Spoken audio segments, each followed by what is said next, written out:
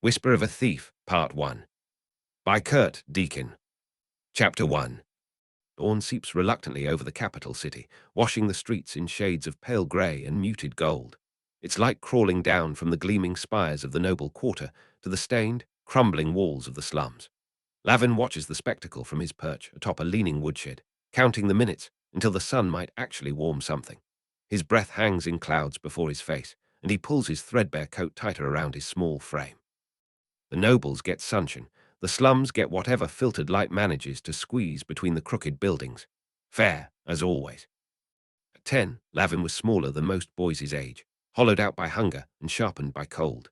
His limbs were wiry, built for slipping through cracks and climbing forgotten rooftops, and his mop of dark, uneven hair often fell in front of eyes the color of storm clouds, quick, watchful, always measuring. His coat was 2 sizes too big and missing most of its buttons, but he wore it like armor, shoulders squared against a world that rarely offered warmth. If rotten cabbage was currency, I'd be a baron, he mutters, jumping down into the frozen mud lane that serves as the main thoroughfare of his particular corner of misery. His landing sends a nearby dog scurrying, a mangy thing with ribs like barrel staves pressing against dull fur. Lavin doesn't blame it for running. In the slums, everything worth eating gets eaten, and a scrawny 10-year-old boy might qualify if things get desperate enough. Mud had frozen into jagged ridges overnight, curling around broken bottles and crusted bones. A rat the size of a cat scurried out of sight as Lavin passed, its tail trailing like a whip. Somewhere behind him, a voice cursed hoarsely, followed by a wet cough that didn't stop. His stomach complains with a gurgle that seems too loud for his narrow chest. He pats it absently, a gesture half comfort, half promise. Easy there, the scraps'll think I'm desperate. He moves with practiced efficiency, eyes sweeping the ground for anything the night might have delivered, a dropped coin, an overlooked crust, even a vegetable too spoiled for merchants, but still edible if you cut away the worst parts. His fingers, red and chapped from cold, probe the spaces between buildings where the wind piles debris. Sometimes there are treasures. He'd once found a whole copper ring buried in this alley, back when he was 6 and still believed in luck. Now he just believed in paying attention. Today there's half an onion, bruised but firm. Lavin pockets it with the reverence of a priest handling a relic. Near the back entrance of a tavern, he finds a heel of bread, only slightly dampened by what he hopes is just ale. He sniffs it, shrugs, and adds it to his collection. In the gutter by the tanner's shop, a place most avoid for the stench, he discovers 3 wizened apples, their skin wrinkled but the flesh inside still sweet enough. Breakfast of kings, Lavin thinks with a bitter smile, carefully tucking his meager haul into the inner pocket of his coat, arranging his findings in the inner pocket of his coat. As he moves, Lavin tests the hiding spots and escape routes he's mapped in his mind. A loose board in a fence here, a gap between buildings there, a low roof accessible by climbing the stack of empty barrels behind the cooper's shop. Knowledge keeps him alive as much as food does. He slides through a narrow passage, confirms the crate he uses as a step is still in place, and leaps to catch the edge of a low awning, pulling himself up to check if his emergency cache, a small pouch containing a knife, flint, and a few copper pieces wrapped in oilcloth, remains undisturbed in its niche beneath a broken roof tile. It does. No one's found it. Small victories. He didn't smile. Smiles were for people with enough left over to risk losing something. Back on the ground, he makes his way toward what passes for the heart of the slum, a muddy square where the buildings lean together as if sharing secrets. The air reeked of smoke and tannin, with an undercurrent of rot that stuck to the back of the throat. A baby wailed from behind a slatted shutter. Down the alley, someone hawked phlegm into the mud and shuffled off without shoes. Morning has properly arrived now, bringing with it the sounds of life. The distant clanging from the market square as merchants set up stalls, the creaking of doors as those with legitimate work venture out, the wailing of an infant somewhere nearby. He spots them huddled near a wall, still holding some of yesterday's heat from an adjacent baker's oven. 3 children, younger than him, their faces smudged with dirt and something that might be hopelessness if they were old enough to name it. The smallest can't be more than 6, her hair a mass of tangles framing a face too thin for her enormous eyes. The other 2, boys perhaps 7 or 8, have the hard look of those learning that the world offers nothing freely. Lavin approaches with deliberate casualness, as if he just happened to be passing by. "Morning," he offers, voice carefully neutral. The children eye him with the wariness of alley cats, gauging whether he represents threat or opportunity. With studied nonchalance, Lavin reaches into his coat and divides his morning's haul. "Sharing is caring, but I'm still hungry," he thinks, setting aside the smallest portion for himself, the bread heel and a piece of the onion. The rest he extends toward them, the fruit balanced on his palm like an offering. Got more than I need, he lies, the words nearly sticking in his dry throat. The oldest boy takes the food, nodding once in acknowledgement, and begins dividing it between himself and the other boy. The girl receives nothing. Lavin watches, unsurprised but still disappointed. This is how things work in the slums. The strong take, the weak hope for scraps. Wait, he says, reaching back into his pocket for his own portion. He breaks the bread in half and offers the larger piece to the girl.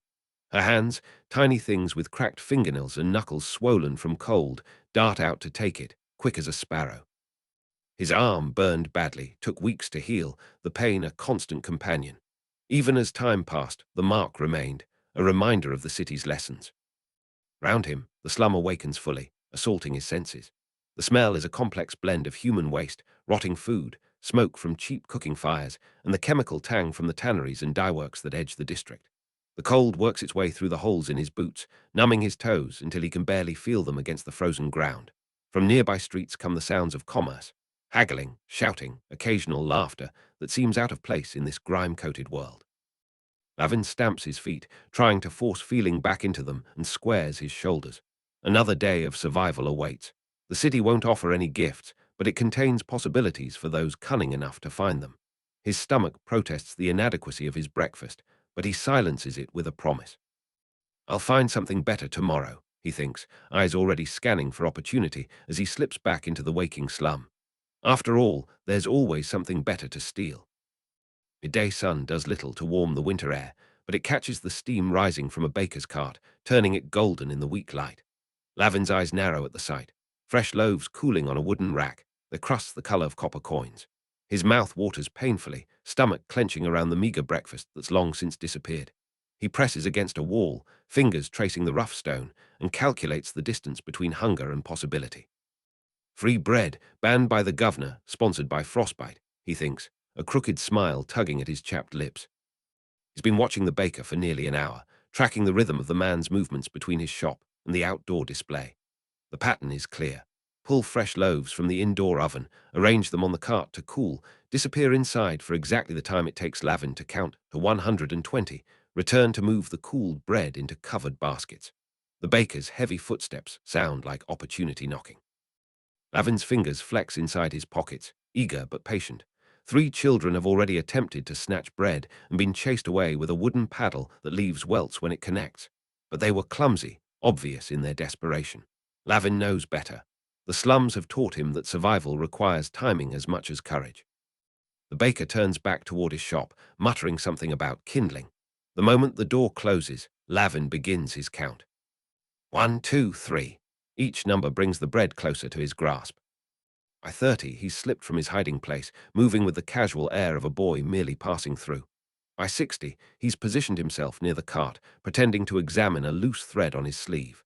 At 90, he glances toward the shop door, still closed. At 110, he edges closer to the wooden rack. Almost there, he urges himself, heart drumming against his ribs. The smell hits him like a fist, yeasty, warm, promising. Real bread, not the stale crusts and mouldery heels he usually scavenges. His mouth fills with saliva, and for a dangerous moment, he considers grabbing more than one loaf. Don't get greedy, he warns himself. Greedy gets caught. 115, 116. He's running out of time. Lavin moves, fingers stretching toward a golden brown loaf positioned at the edge of the rack.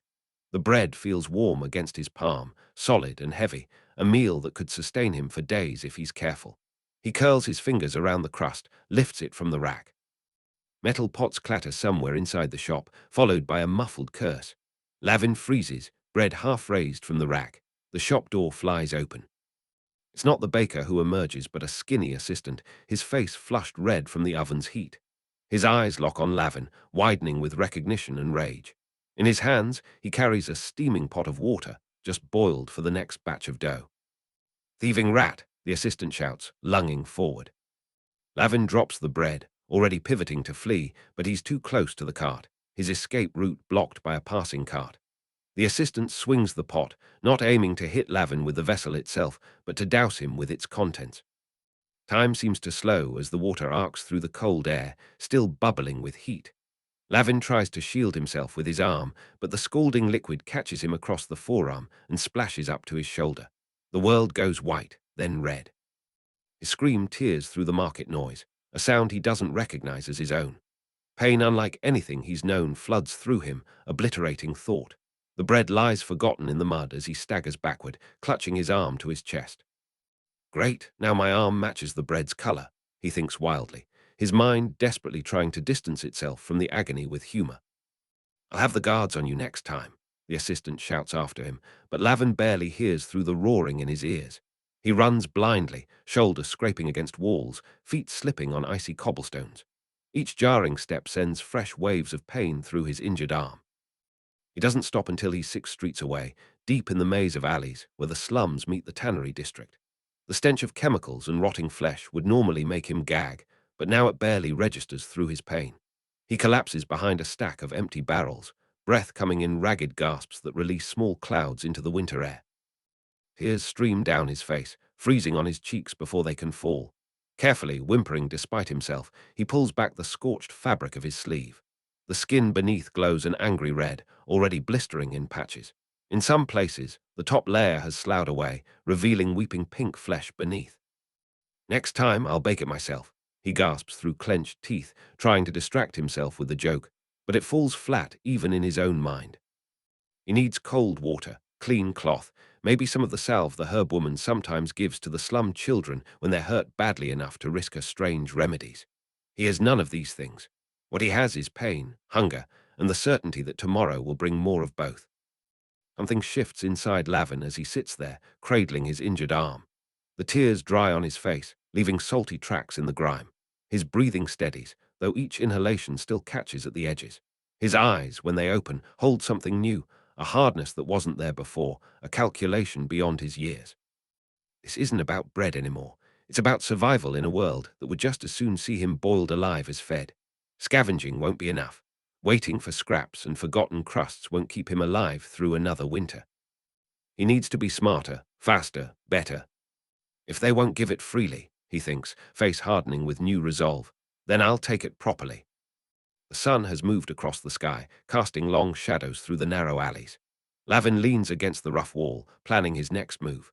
He needs a safe place to tend his wound, and then he needs to learn skills beyond mere scavenging. The thought takes root, growing stronger even as his injured arm weakens. Time to level up, he whispers to himself, and pushes away from the wall.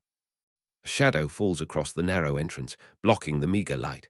Lavin's head snaps up, good arm already reaching for the small knife he keeps strapped to his ankle. Heard you crying like a babe, thought you were smarter than getting caught. The voice belongs to a boy, older, taller, with a frame that speaks of the same hunger Lavin knows, but has endured it longer.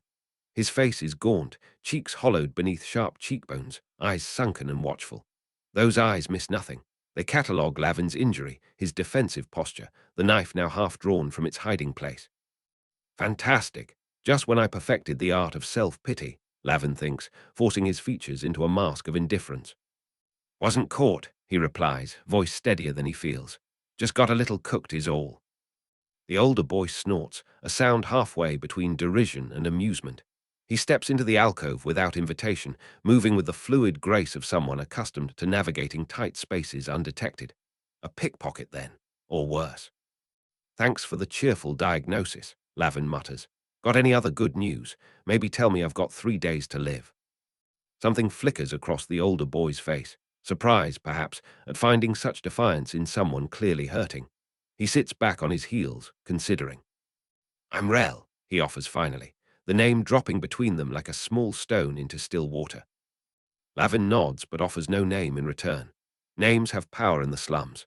They can be traded, sold, used against you. The older boy, Rell, understands this hesitation, acknowledging it with a slight inclination of his head. You want that arm to heal, you need ghost root. Old witch by the east wall trades it for copper or favors. Rell's eyes narrow slightly. But you got no copper, do you? And you're too small for the kind of favors she usually wants. Lavin bristles at small, but can't deny the truth of it. At 10 years old, or thereabouts, no one knows for certain, he stands a head shorter than most boys who claim the same age. A lifetime of poor nutrition has ensured that. I'll manage, he says, the words clipped. Always do. Lavin bites down hard on his lower lip, refusing to cry out. His vision swims with black spots, but he meets Rell's gaze steadily, defiance blazing through the pain. Nerves intact, but I could use a snack, Lavin thinks, fighting to keep his expression neutral. Rell releases his arm and sits back, a new respect visible in his posture. Tough little rat, aren't you? It doesn't sound like an insult the way he says it. Just don't like being touched, Lavin manages, the words slightly breathless. Rell nods, then reaches into his tattered coat, producing a small earthenware pot stoppered with a rag. Ghost root salve, he explains, removing the makeshift cork. Stole it off a merchant last month. Been saving it. The salve inside glows faintly in the dim light, giving off a pungent odor reminiscent of mint and wet earth. Lavin stares at the offering, suspicion warring with desperation. Why would you waste that on me? Rell shrugs, the gesture eloquent in its ambiguity. Maybe I'm fond of street rats. Maybe I see something useful. He extends the pot further. Or maybe I just hate seeing the baker's boy win. Either way, take it or don't, makes no difference to me. Thanks, he says simply, returning the pot. Rell pockets it with a quick, deft movement that speaks of years of practice. You was trying to steal bread in broad daylight, he observes. That's amateur work. Dangerous. As opposed to the professional way of starving, Lavin counters. A ghost of a smile touches Rell's lips. There's always better things to steal than bread. Bread fills your belly once. Coins fill it for a week. He leans forward slightly. You got quick hands. Before you hurt yourself, I mean. Lavin flexes the fingers of his uninjured hand. Quick enough. Guild, Maury like give or get hung, Lavin thinks cynically, but interest sparks despite himself. What's in it for you? He asks instead. Smart question, Rell nods approvingly. I work with the guild sometimes. They're always looking for small fingers, quick feet. You learn proper, maybe I introduce you. You get caught, I never knew you. His gaze hardens slightly. That's the deal. No names, no connections if you mess up. The Thieves Guild. Lavin has heard stories, whispered tales of organized theft, protection rackets, even assassinations for the right price. The guild is both feared and respected in the slums, a shadow authority more present than any city guard.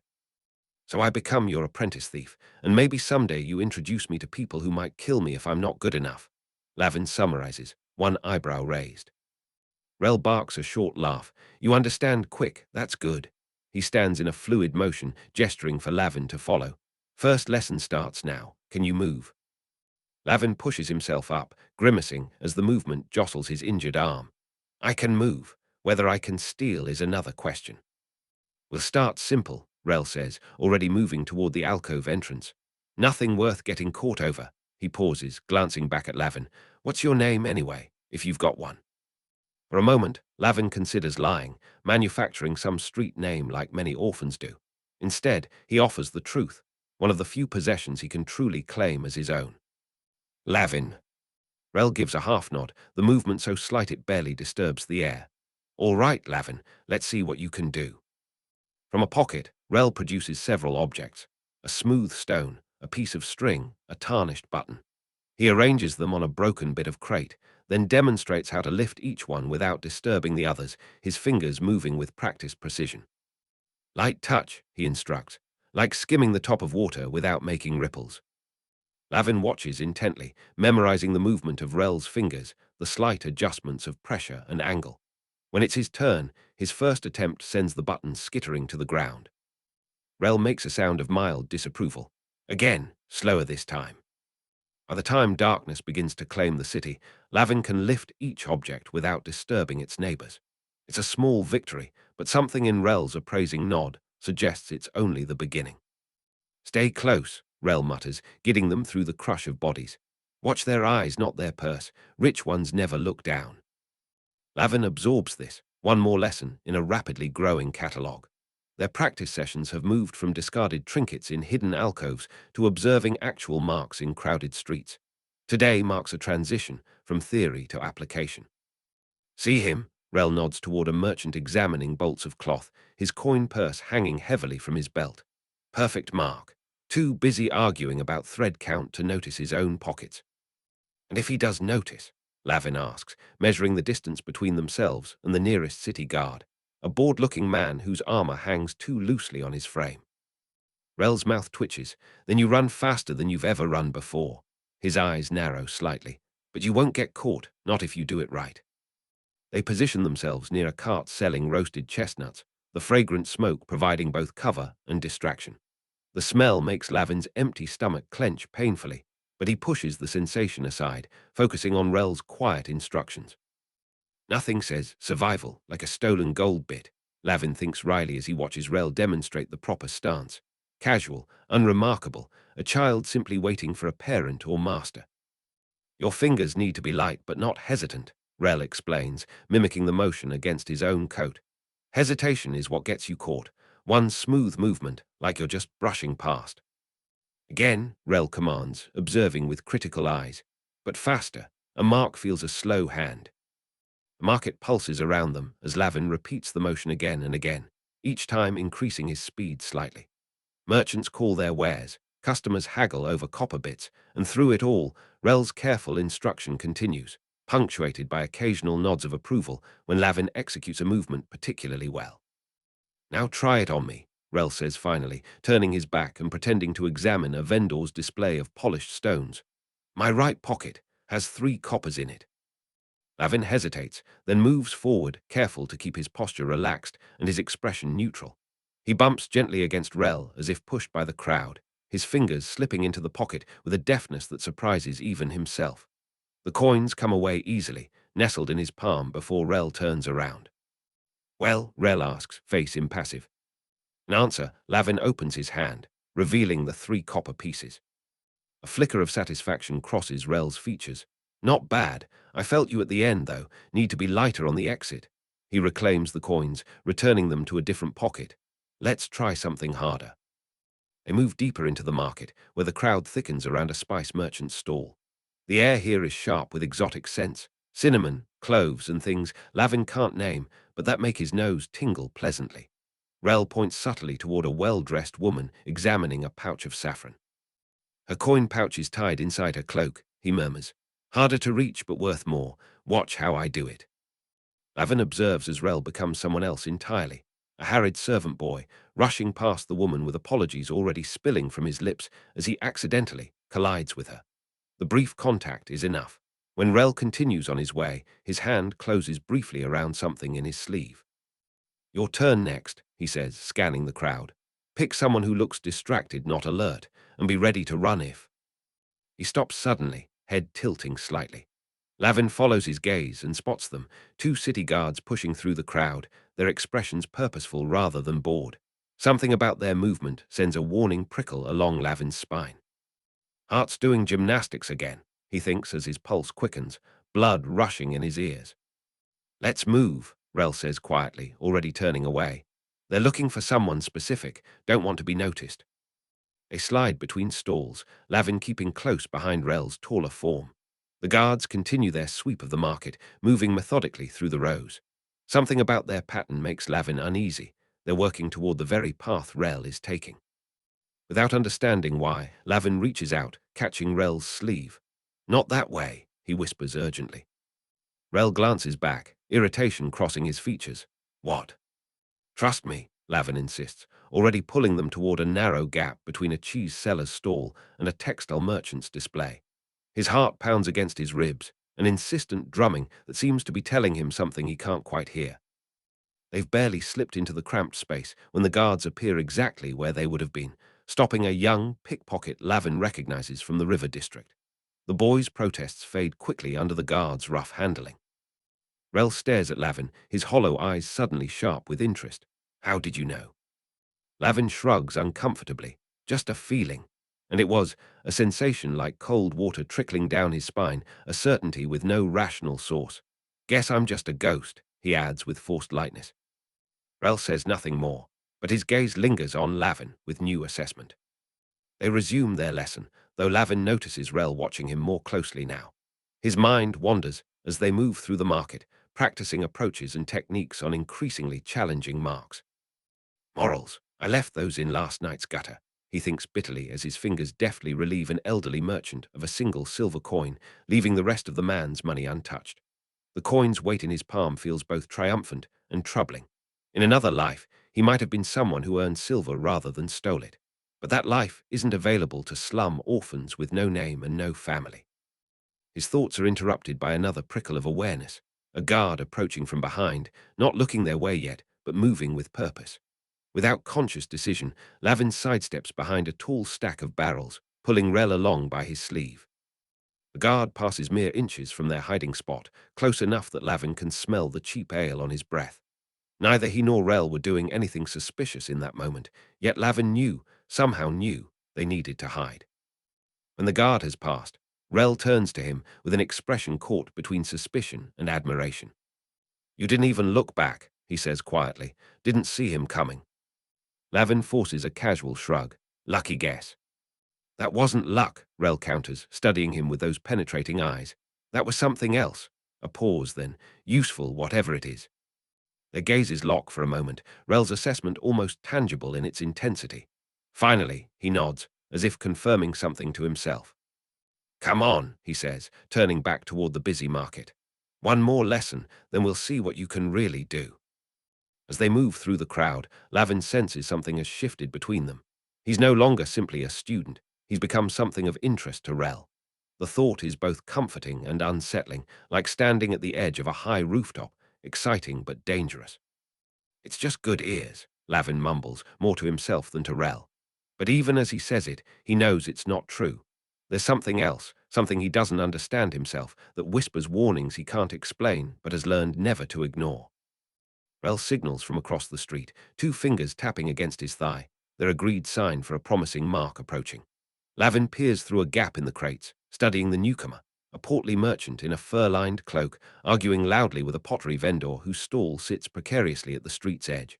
The merchant's coin purse hangs from his belt, fat and inviting.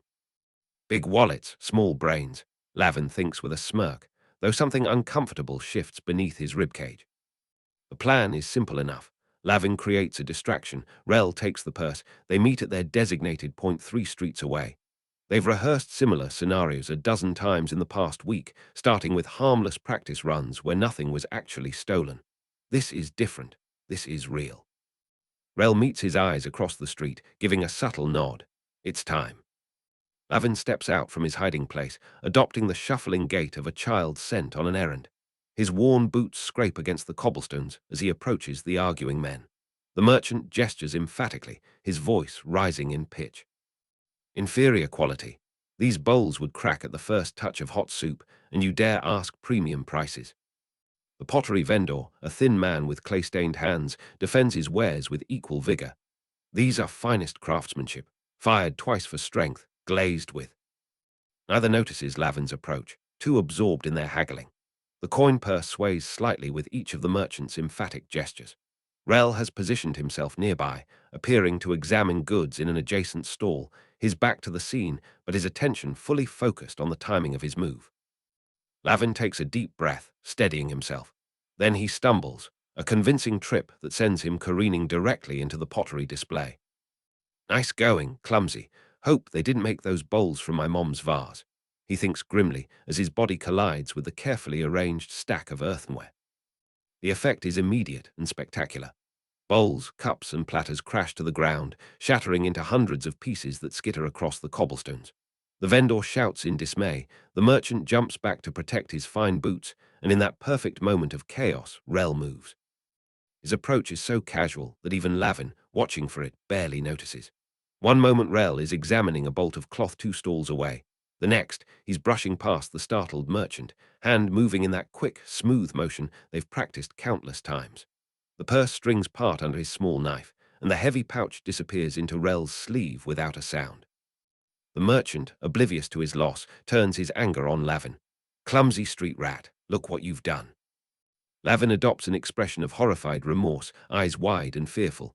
"I'm sorry, sir. I tripped. I didn't mean." "You'll pay for this damage," the pottery vendor interjects, reaching for Lavin's collar. Lavin ducks the grasping hand, stumbling backward in apparent fright. "Please, sir, I have no money. I was just running an errand for my master." The reference to a master gives both men pause. Harming another man's servant, even one as ragged as Lavin, could bring complications neither wants. In that moment of hesitation, Lavin bolts, darting away in the opposite direction from Rell's departure. "Stop that boy," the pottery vendor shouts, but his cry lacks conviction. A few broken pots aren't worth the chase, not when there's still a wealthy merchant to potentially sell undamaged goods to. Lavin runs with practiced precision, following the escape route they had mapped earlier.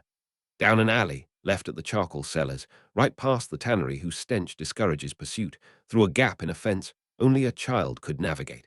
His heart pounds with exertion and exhilaration, each footfall bringing him closer to safety and further from discovery. 3 streets away, in a narrow space between a cooper's workshop and an abandoned storehouse, Rell waits. His expression, usually so guarded, bears the faintest trace of approval as Lavin slips into the hiding place. "Anyone follow?" Rell asks, voice low. Lavin shakes his head, catching his breath. Clean getaway. With swift, economical movements, Rell withdraws the purse from inside his coat. The leather is soft and well-oiled, marked with a merchant guild symbol tooled into its surface. He loosens the drawstring, revealing the glint of silver within, more money than Lavin has ever seen in one place. "Good distraction," Rell comments, counting out the coins with deft fingers. "Convincing." "Wasn't hard to look scared with that man reaching for me," Lavin replies dryly. A rare smile touches Rell's lips, transforming his gaunt face into something almost boyish. "Here," he says, dividing the silver into 2 uneven piles. The larger he returns to the purse, which disappears back into his coat. The smaller pile, still more coin than Lavin has ever possessed, he pushes toward Lavin. "Your share," he explains at Lavin's questioning look. 70-30 split, fair for your first real job." Lavin stares at the coins, their surfaces catching the weak afternoon light that filters into their hiding place. Wealth tastes like cold metal, he thinks, as he scoops them into his palm, feeling their weight and solidity. Strange sensation washes over him, triumph mixed with something less comfortable. The merchant's face flashes in his memory, not angry but confused, the moment when he would discover his loss still in his future. Lavin pushes the thought away. The man had fur on his collar and rings on his fingers. He wouldn't starve without these coins. "Sorry, pal, it's you or the rats," he tells himself, but the knot in his stomach doesn't quite dissolve. "You did good," Rell says, misreading Lavin's hesitation. "Next time will be easier." Next time. Of course there would be a next time. This wasn't just about today's meal or tomorrow's shelter. This was about becoming something new, someone who takes rather than begs, who acts rather than suffers. The thought should be entirely comforting. Lavin pockets the coins carefully, ensuring not a single one can escape through the holes in his clothing. They clink together, a musical sound that promises a full belly and maybe even new boots before the worst of winter arrives. "We should split up," Rell advises, peering cautiously around the edge of their hiding place. "Meet tomorrow at the usual spot. Don't spend it all at once," he adds with a hint of dry humor. Lavin nods, preparing to leave in the opposite direction. He's about to step out when that familiar prickle races down his spine, the warning sense that has saved him before. He freezes, pressing his back against the crumbling wall. Across the narrow space, Rell has felt no such warning. He's already half out of their hiding place when Lavin spots them, a patrol of city guards turning into the alley, their armor catching the afternoon sun in brief flashes of light. Their gazes sweep the area with practiced efficiency, moving closer with each step. Lavin's eyes meet Rell's across the narrow space, a silent warning passing between them. Rell slides back into the shadows, hand moving to the knife at his belt. The stolen coins seem suddenly heavier in Lavin's pocket, each one a potential death sentence if they're discovered. The penalty for theft of this magnitude isn't just a beating, it's the gallows, child or not. "Here comes the party," Lavin thinks grimly, pressing himself deeper into the shadows, the taste of fear metallic in his mouth as he watches the guards advance down the narrow alley toward their hiding place. Chapter 2. Guildmaster Vess paces before them like a half-starved wolf, his silhouette carved against the meager light of sputtering candles. The cellar air hangs thick with mold and desperation, each breath a reminder of how far underground they truly are. Lavin shifts on his haunches, knees aching against the stone floor, and thinks, perfect. Just traded the streets for a hole in the ground. At least the rats here have names. "Steal or starve, work or die in the streets," Vess declares, his voice scraping against the damp walls like a rusty blade. The guild master's eyes, one grey, one milky blind, sweep over the huddle of children. "Those are the only choices this world has given you. But here you have something the streets never offered. Here you have opportunity." Opportunity? Lavin nearly snorts. Is that what they're calling it now? He keeps his face carefully blank, a skill honed through years of avoiding the wrong kind of attention. Around him, 20 or so children sit in various states of malnutrition and dirt, their eyes reflecting nothing but survival's dull sheen. The guild demands loyalty, demands results, Vess continues, running a finger along a scar that splits his cheek like a poorly drawn map. In return, you eat. You sleep with a roof over your head. You become part of something greater than yourselves. Greater than ourselves. Right, because nothing says greatness like sitting in our own filth underground. Lavin's gaze drifts to the cellar's corners, cataloguing exits, weaknesses, possibilities, old habits. Space reveals itself through shifting shadows. Mouldy straw pallets arranged against the far wall, a fire pit ringed with stones that does more for light than warmth, and a table near the stairs where older guild members count their daily take. The walls weep with moisture, and somewhere in the darkness, the constant scuttling of rats provides an unwelcome soundtrack to Vess's speech. A boy beside Lavin coughs, the sound wet and heavy. Nobody looks at him. Nobody offers help. Lavin tucks that information away like a stolen coin. You there, new one? Vess points directly at Lavin. Found you picking pockets in the market square, yes. Not bad technique, but sloppy on the escape. Lavin meets his gaze without flinching. Wasn't expecting your men to grab me instead of the city guard. Something that might be amusement flickers across Vess's face. Bold, that'll either serve you well or get your throat cut. He gestures toward the far side of the cellar. Rell, come meet your new student. A figure detaches from the shadows. An older boy with hollow cheeks and a face that wears its scars like deliberate choices steps forward. His eyes, dark and calculating, take Lavin's measure in quick, dismissive glances. A jagged scar runs from his temple to his jaw, pulling his mouth into a permanent half-sneer. Great, my teacher looks like he'd sell his own mother for a warm meal. Probably has. This one has potential, Vess tells Rell. Teach him our ways, make him useful. Rell's gaze hardens, and if he's unteachable. Vess smiles, revealing teeth filed to points. Then he's Derm's problem. As if summoned by his name, a mountain of a man steps into the feeble light. His hands, massive things with scarred knuckles, crack as he flexes them. Even in the dimness, Lavin can see the dried blood caked beneath his fingernails. Derm doesn't speak, doesn't need to. His presence alone makes several children flinch and curl inward. That's the enforcer, the one who makes examples. Lavin keeps his expression neutral while his mind races through scenarios for staying off the man's attention. Dismissed, Vess announces. Rations will be distributed at sundown. Earn your keep tomorrow. He turns away, climbing the stairs that lead to the tavern above, his footsteps fadding like distant thunder. The moment he's gone, the cellar erupts into motion. Children scramble toward the straw pallets, shoving and hissing as they fight for spots furthest from the dampest walls.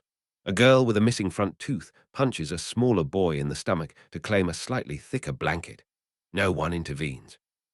Near the dying fire, an older girl dumps a pot of thin gruel into chipped bowls. The smell, barely more appetizing than the cellar's general stench, sends children lunging forward with desperate energy. Back in line, she barks, brandishing a wooden spoon like a weapon. Anyone jumps the order gets nothing. Lavin watches as hierarchy reveals itself through violence and resignation. The strongest eat first, claim the best sleeping spots, wear the least ragged clothes. The weakest huddle in corners, nursing bruises and empty bellies. It's the streets all over again, just with walls and a ceiling. Rell appears at his side, silent as a shadow. You get one bowl, one blanket, one chance, he says, voice low and flat. Tomorrow we start early. If you slow me down, I'll leave you for the guards. Touching welcome, Lavin replies, earning a sharp look from Rell. Does the speech about family come before or after I get my first beating? Rell's expression doesn't change, but something shifts in his eyes, a flicker of something that might be surprise or might be warning.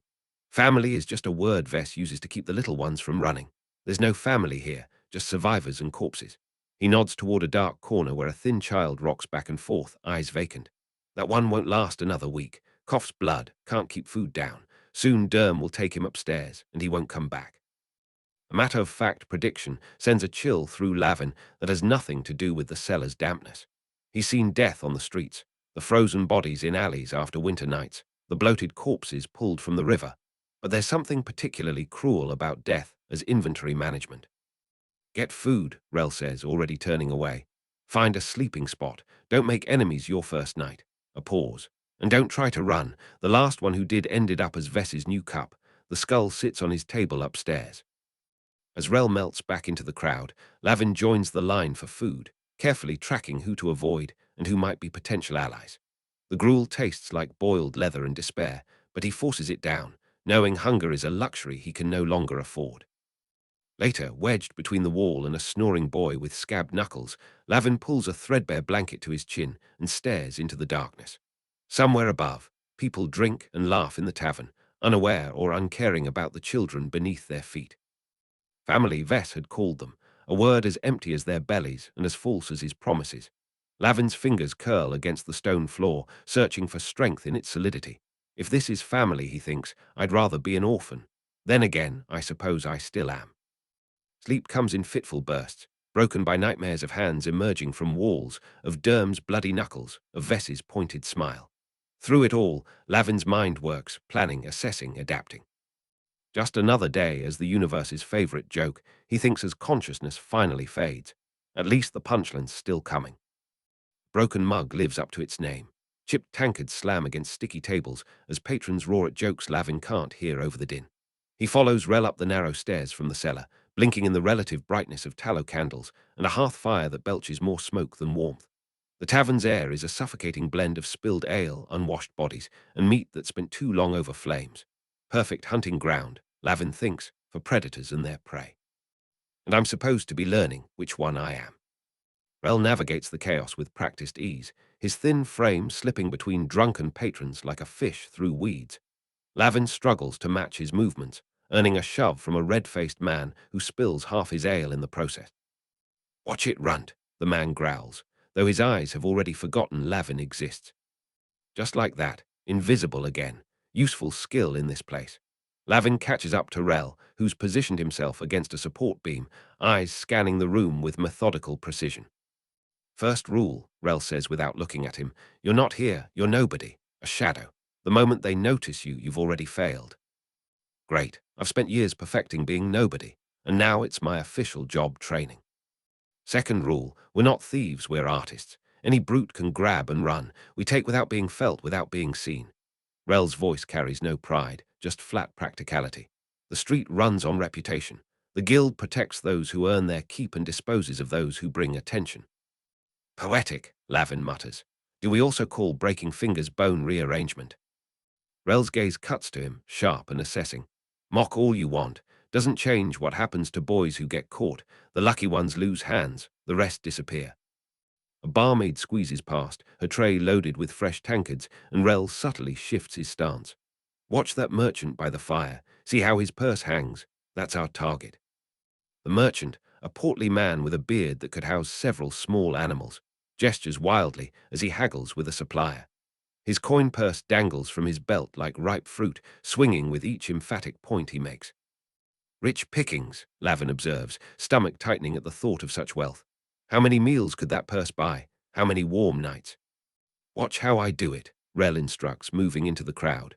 "Watch the eyes, not the hands. They'll hang you for this if you're caught." Rell drifts toward the fireplace, seemingly aimless, another young servant navigating the crowded room. He pauses to pick up a discarded mug, clean a spill with a rag produced from his pocket. Each movement brings him closer to the merchant, who remains engrossed in his negotiation. Lavin narrows his eyes, trying to track Rell's hands as instructed, but finds it nearly impossible. One moment the boy is wiping a table near the merchant, the next he's moving away, nothing in his posture suggesting he's done anything but clean. Only the slightest bulge in his sleeve betrays him. Rell returns to Lavin's side, discreetly showing 3 copper coins in his palm before they vanish into his pocket. "Never take the whole purse unless you're leaving town. Take what won't be missed immediately." "How did you?" Lavin begins. "I didn't," Rell cuts him off. "That's the point. Now you try. Remember, you're just a shadow passing through." Lavin's mouth goes dry. Despite years of scrounging and surviving on the streets, he's never directly stolen from a person, only taken what was unattended, unwatched. This is different. This is reaching into someone's pocket, brushing against their body, risking their rage if caught. His stomach growls, a pointed reminder of the meager gruel from the night before. Necessity makes thieves of us all, apparently, though I was hoping to at least work my way up to actual criminal gradually. "Stop thinking so loud," Rell hisses. See that sailor by the bar, the one so drunk he's practically horizontal. Start with him.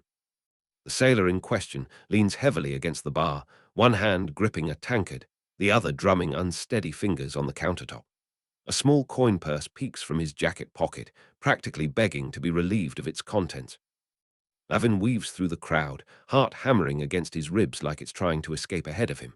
He pretends to be searching for someone, scanning faces while gradually approaching the bar.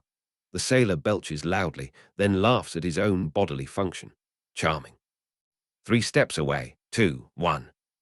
Lavin's fingers tremble as he reaches out, pretending to steady himself against the bar while his other hand moves toward the exposed pocket.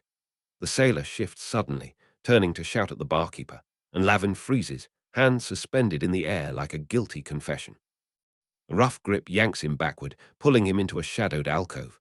Rell's face is tight with anger and something that might be fear. "What was that?" he whispers furiously. "Your hand was shaking like a leaf in a storm. You were practically announcing your intentions to the entire room." "He moved," Lavin protests weakly. "They always move. That's why you need to be ready to move with them or abort completely." Rell runs a hand through his lank hair. "People always move, always change their minds, always turn when you least expect it. Your job is to anticipate, to be the ghost that was never there." Rell studies him for a long moment. "If you get caught, I don't know you. Understood. The guild doesn't tolerate failure, and I'm not going down for a new recruit who can't keep his hands steady." The words sting, but Lavin recognizes the practical truth in them. He nods once. "Different target this time," Rell instructs. "The woman in the blue dress. She's too busy flirting with that guard to notice much else. Just 1 coin, nothing more." The woman laughs too loudly at something the off-duty guard says, her hand lingering on his arm. Her purse sits forgotten on the table beside her wine cup. Lavin takes a deep breath, pushing away thoughts of consequences, of punishment, of Derm's bloody knuckles waiting in the cellar below. He moves through the room with deliberate casualness, his path indirect but purposeful. As he passes their table, the guard stands to fetch more drinks. The woman turns to watch him leave, her back now to her belongings. Lavin's fingers brush the edge of the purse as he passes, a single coin extracted with a touch so light it might have been a breath of air. The small copper piece feels impossibly heavy in his palm. He curls his fingers around it, the metal warming against his skin as he makes his way back to Rell. His heart still pounds, but now with something adjacent to excitement. "I did that. I actually did that."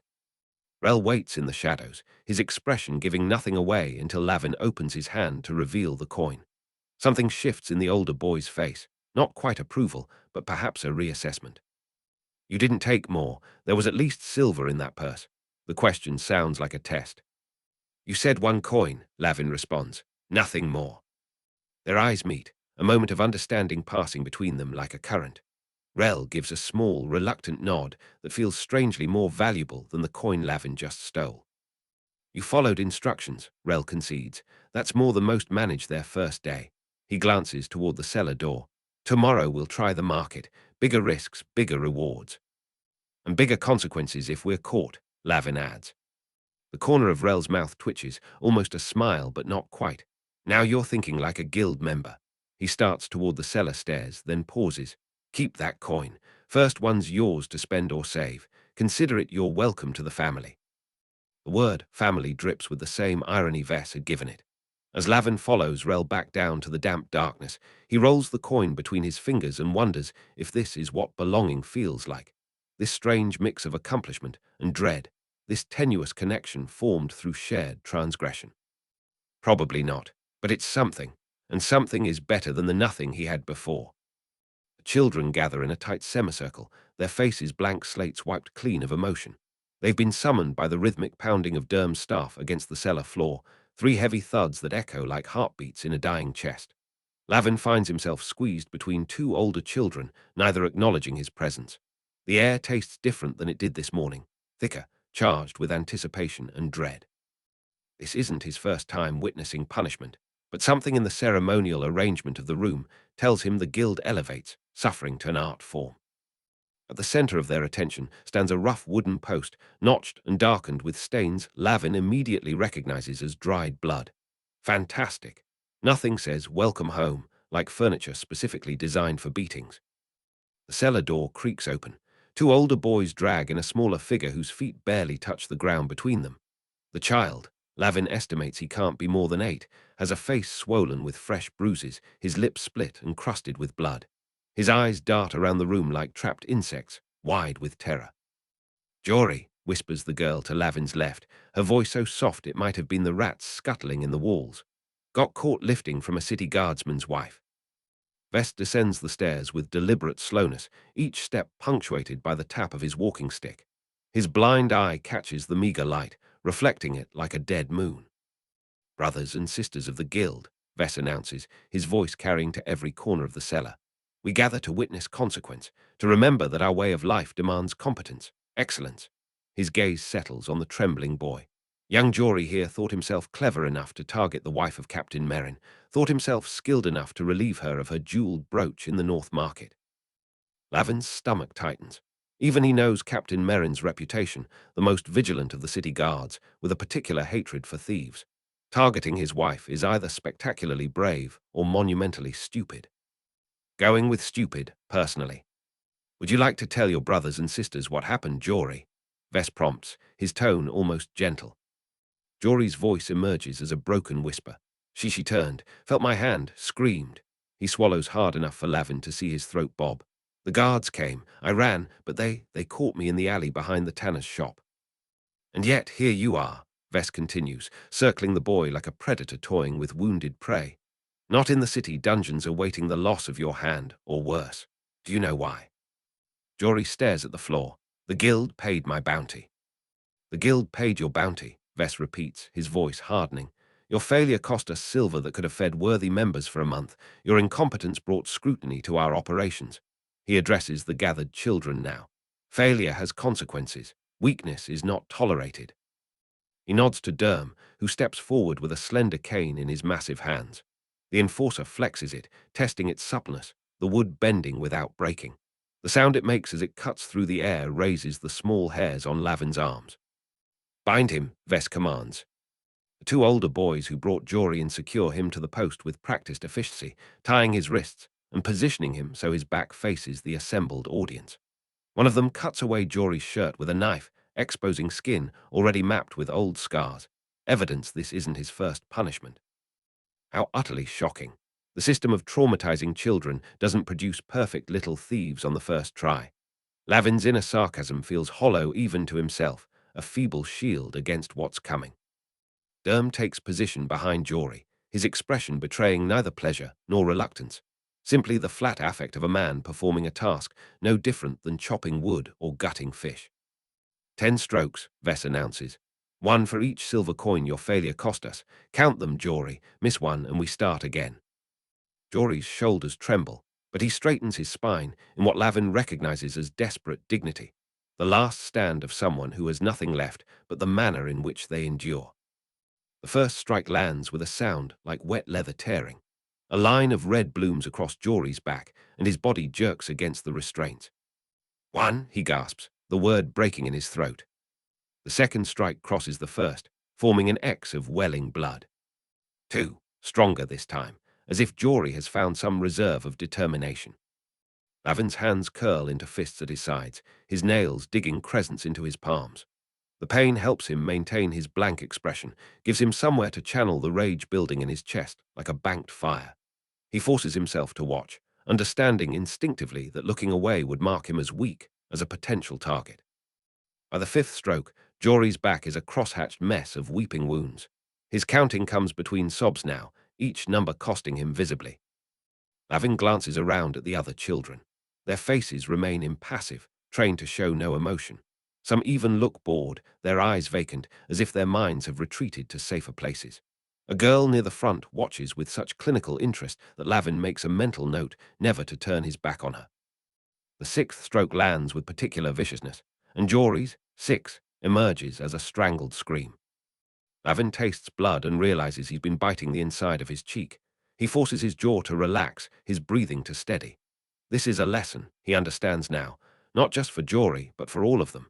This is Vess showing them the cost of failure, the price of weakness. This is the Guild writing its rules in blood and pain. When the 10th stroke finally falls, Jory hangs limp against the post, held upright only by his bound wrists.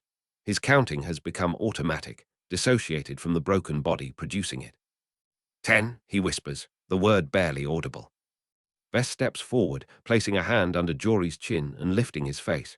The guild forgives your debt, he says, his voice carrying to every corner of the cellar.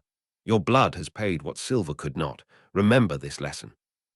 He nods to the boys who bound Jory, and they cut him free, catching his collapsing form. They carry him to a pallet in the corner, depositing him face-down on the mouldy straw. Jory's breathing comes in shallow, ragged gasps, his back rising and falling in stuttering motions. Return to your duties, Vess commands the assembled children. Tomorrow brings opportunity for those strong enough to seize it. As the circle breaks, Lavin remains rooted in place, his legs unexpectedly weak. Across the room, he catches Rell's eye. The older boy's face maintains its carefully crafted blankness, but something flickers in his gaze, a momentary crack in the facade, a glimpse of something raw and honest. Their silent exchange speaks volumes about the reality of their situation. No words pass between them, but Lavin understands with perfect clarity. This is what awaits failure. This is what awaits weakness. This is the true face of their family. Rell gives an almost imperceptible nod before turning away, the moment of connection severed but not forgotten. Lavin watches him go, understanding something fundamental has shifted between them, a recognition of shared witness, of mutual understanding. The cellar gradually returns to its normal rhythm, children scraping together meals, securing sleeping spots, practicing sleight of hand with stolen trinkets. Jory's wounds are left untreated, his lesson incomplete until infection and fever have their say. No one approaches the injured boy. No one offers comfort or aid. That, too, is part of the lesson. Lavin uncurls his fists, examining the crescent marks his nails have left in his palms. Tiny half-moons of pain, insignificant compared to what he's just witnessed. He flexes his fingers, feeling blood return to the tips. I won't be the one tied to that post, he promises himself. Whatever it takes, whatever I have to do, I won't end up like Jory. But even as the thought forms, another follows, unbidden and uncomfortable. And what will I become instead? Leap eludes Lavin. The memory of Jory's punishment plays behind his closed eyelids like a gruesome puppet show. He lies on his thin pallet, listening to the symphony of misery around him, snores, whimpers, the occasional sob quickly muffled. A cough catches his attention, different from the others. It comes from the farthest corner of the cellar, beyond the circle of sleeping children, a sound like someone trying to expel their own lungs one painful piece at a time. Curiosity, always his most dangerous quality, pulls him from the relative warmth of his blanket. Sometimes, in the deepest dark, a prickle crawled up his spine, a whisper, maybe, or just his nerves, but it never failed to keep him alive. He moves silently, stepping over sleeping forms with practiced care. The cough comes again, followed by a rattling intake of breath that reminds him of winter on the streets, of the sounds people make before they don't wake up. Wonderful. I've found the guild's dying corner. Probably should have mentioned that in the welcome speech. The cellar narrows toward the back, forming a recessed alcove where the stone walls weep constant moisture. Huddled against this damp embrace is a girl, perhaps a year younger than himself. Her face is a collage of sharp angles, cheekbones like knife edges, jaw too pronounced for a child's face. A thin blanket, more holes than fabric, covers her shivering form. She looks up at his approach, eyes huge and fever-bright in her gaunt face. She doesn't speak, just watches him with the wary resignation of the chronically ill, someone who expects neither kindness nor cruelty, just indifference. Despite the near darkness, Lavin can see how the guild has abandoned her. While all their provisions are meager, hers are practically non-existent. No proper pallet, just a thin layer of damp straw. The single splintered bowl beside her is empty, licked clean of whatever insufficient nourishment it once held. Another cough racks her body, and she curls tighter into herself, trying to contain the sound. Her hands, when they emerge to cover her mouth, are like bird claws, all bone and tendon beneath nearly translucent skin. What does it say about this place, that this is somehow worse than what I've seen on the streets? You should go back, the girl whispers between coughs. They don't like anyone talking to me, say I'll make others sick. Lavin crouches beside her, keeping a careful distance, not from fear of contagion, but to avoid startling her. And will you, he asks, make me sick? A ghost of a smile touches her cracked lips. Probably not. Had this cough since winter. If it was catching, half the guild would be hacking by now. Then why are you back here alone? Can't work, can't steal. She shrugs, the movement rippling beneath her threadbare shirt like stones skipping across water. Useless mouths don't get fed, Vess says. I'm just waiting for them to decide I'm more trouble than I'm worth. A matter-of-fact acceptance in her voice unsettles Lavin more than fear would have. He glances toward the main area of the cellar, where the other children sleep in their marginally better conditions. None seem to be watching, but he knows better than to assume privacy in a den of thieves. I'm Lavin, he offers. Near, another cough, this one stifled against her arm. New, aren't you? Still got some meat on your bones. Before he can reconsider, Lavin reaches into his pocket and withdraws half a roll he'd squirreled away from dinner. He extends it toward her, careful to keep the movement shielded from potential observers. Nia stares at the offering like it might bite her. Why? The question contains multitudes. Why help? Why risk? Why care? Because I'm still new enough to be stupid, Lavin replies with a half-smile. Take it before I come to my senses. Her fingers close around the bread with surprising quickness. She doesn't devour it immediately as he expects, instead breaking it into careful pieces that disappear into her pocket. Saving it? He asks. Eat too fast and it comes back up. She studies him with unexpected intensity. You shouldn't have done that. You'll need it yourself soon enough. I'll steal more, Lavin says with a confidence he doesn't entirely feel. That's what we're here for, isn't it? To take what isn't ours. Nia's laughter turns into another coughing fit. When she recovers, she wipes blood from her lips with a casual gesture that suggests this is routine. You're different, she decides. Most new ones try to prove themselves by being crueler than the rest, pointing out the weak so no one notices their own fear. Nia's breaths were shallow, and the cough never left her. Lavin slid an apple into her palm. She squeezed it but didn't eat. I don't want to die here, she whispered, voice so thin he almost missed it. You won't, Lavin lied gently. Vess'll put you on easy jobs soon. She gave him a look that cut through the dark.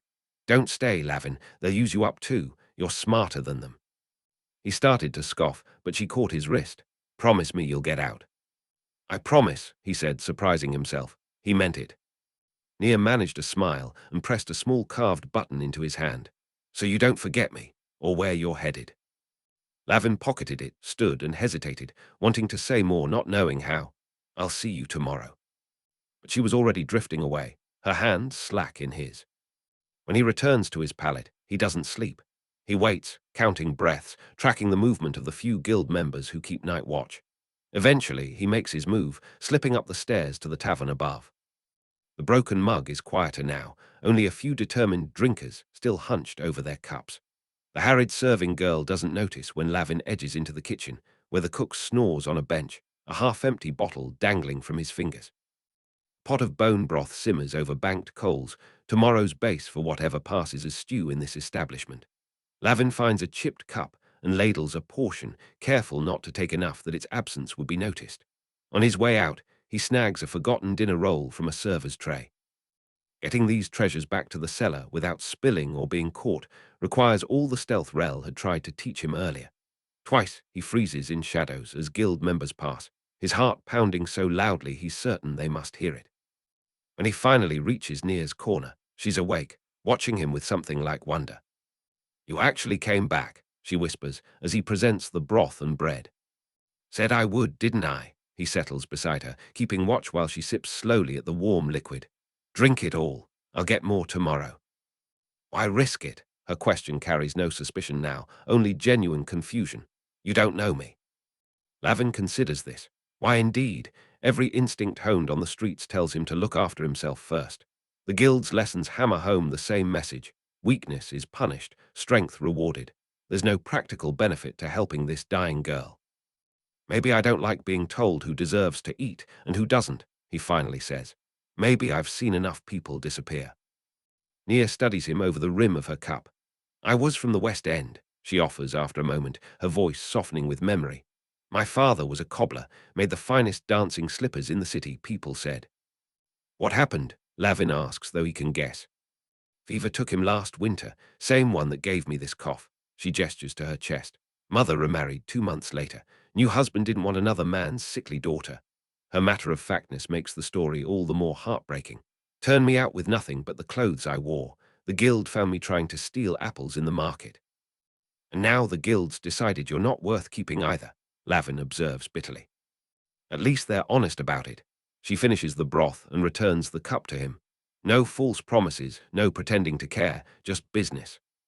They sit in silence for a moment, the damp chill of the cellar settling around them. Finally, Lavin rises. "I need to get back before someone notices I'm gone," he says, "but I'll come again tomorrow night." Nia nods, already curling back into her inadequate blanket. "If I'm still here," she adds with that same terrible acceptance. The next night, Lavin brings not only food, but an extra blanket he's managed to pilfer from a storage chest. The night after, it's a small jar of honey from the kitchen to soothe her throat. Each visit is a risk, each stolen item a potential discovery, but something in him refuses to abandon this girl to the guild's cold calculation of worth. Their whispered conversations become a strange comfort in the harsh reality of guild life.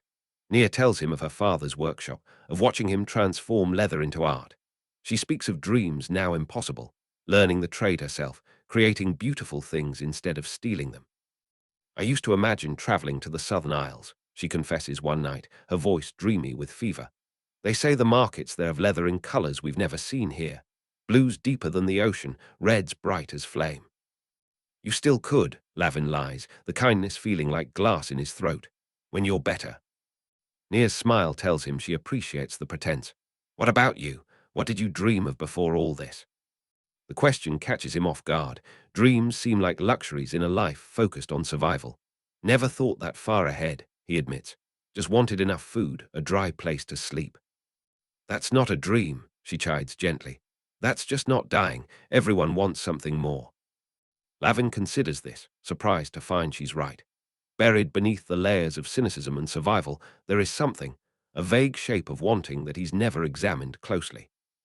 "I guess I wanted," he hesitates, feeling foolish. "To matter, to be seen, not just as another street rat or guild thief, but as," he trails off, unable to articulate the formless longing. "As Lavin," Nia finishes for him. "Just Lavin, enough on his own." Her understanding pierces something in him, a recognition that leaves him briefly speechless. This doomed girl in her damp corner sees him more clearly than anyone has before. A noise from the main cellar startles them both. Lavin quickly tucks the evidence of his visit away, squeezing Nia's cold hand once before slipping back to his pallet. As he lies awake afterward, he contemplates the growing war within himself, survival instincts honed to razor sharpness against this unexpected, dangerous compassion. The guild teaches that attachment is weakness, that sentiment is vulnerability. Yet in helping Nia, in those quiet moments of genuine connection, he feels more human than he has since arriving in this place. And that humanity, he realizes with uncomfortable clarity, might be the very thing the guild is trying to steal from him, more valuable than any purse or trinket he'll ever take. Market day brings the East Quarter to life, a flood of color and noise that makes Lavin's senses sharpen like knives against stone. He crouches in the shadow of a vendor's cart, watching the flow of people with predatory focus. 3 days of Rell's instruction echo in his mind, rules, warnings, techniques, but today he stands alone. His first solo theft, his chance to prove his value to the guild or join jury in the ranks of the punished. No pressure at all, really. Just my skin, and possibly several fingers on the line. Rell had brought him here at dawn, pointing out potential targets before disappearing into the crowd with a final instruction. "Don't come back empty-handed. Better to not come back at all." Such heartwarming encouragement. The guild really should print inspirational slogans. Lavin's stomach growls, reminding him of more immediate concerns than Rell's questionable mentorship. He's been sharing half his rations with Nia, leaving him perpetually hungry. The hollowness in his belly sharpens his focus, clears his thoughts. Hunger, at least, is a familiar companion. He shifts position, scanning the marketplace for the right opportunity. Children rush past with wooden swords, merchants hawk their wares with practice calls, guards patrol in pairs with hands resting on sword hilts. Every detail registers, categorized by risk and opportunity. And he spots him, a merchant at a spice stall, middle-aged with a prosperous paunch and fingers adorned with silver rings. The man counts coins from a leather purse, lips moving silently as he tallies the morning's profits. Careless, displaying his wealth so openly. The purse is substantial, its weight causing the merchant's belt to sag slightly on one side. Perfect target, too perfect, could be a trap. Lavin studies the area around the stall, looking for signs of watchful guards or suspicious loiterers. Nothing obvious, but caution keeps his muscles tense, ready to flee at the first sign of danger. He moves into the stream of market-goers, adopting the purposeful walk of a servant on an errand. His borrowed clothes, still too large but cleaner than his street attire, help him blend with the working children running messages and deliveries throughout the quarter. Heart hammering against his ribs, Lavin circles the market once, memorizing escape routes and knotting the positions of city guards. Then he begins his approach, angling toward the spice merchant's stall as if drawn by the pyramid of saffron displayed prominently in front. Time seems to slow as he nears his target. Sounds fade to a distant murmur, and his vision tunnels until all he sees is the merchant, the coins, the purse. Rell's lessons play in his mind: watch the eyes, move with purpose, be the shadow, not the thief. But something else rises alongside the practiced instructions, a feeling, an instinct that seems to hum in his blood. When the merchant shifts his weight to reach for more coins, Lavin knows, somehow, exactly how he'll move before he does it. The knowledge feels strange, almost uncomfortable in its clarity. 15 paces away, 10, 5. The merchant turns to greet a customer, the purse momentarily accessible at his side. Lavin's fingers tingle with anticipation, his path carrying him naturally past the edge of the stall. Just as Rell taught him, his face shows only bland disinterest while his senses catalogue every detail. The merchant's breathing, the jingle of coins, the exact distance to his target. 3 steps away, 2, 1. In that moment, something shifts. The merchant begins to turn unexpectedly, his body pivoting toward where Lavin approaches. Alarm bells ring in Lavin's mind. He's going to be seen, caught, dragged before the guards. But instead of freezing, his body seems to know what to do before his mind can catch up. Lavin's hand darts out with unusual quickness, fingers slipping beneath the loose fold of the merchant's tunic to grasp the purse. A practiced twist severs the leather cord attaching it to the belt. The weight of coins falls into his palm just as the merchant completes his turn. Their eyes meet for a fraction of a second, the merchant's brown and unsuspecting, Lavin's wide with a mix of fear and exhilaration. Then Lavin is past him, the purse already tucked into his sleeve, his pace unchanged as he continues through the market.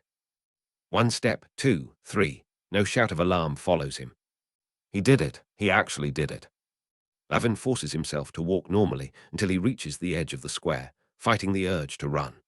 Only when he turns into a narrow alley does he allow his trembling legs to carry him faster, deeper into the maze of back passages that honeycomb the east quarter. The weight of the coin purse against his arm feels impossible, miraculous. Larger than any theft he's attempted, worth far more than the copper pieces Rell had him practice on.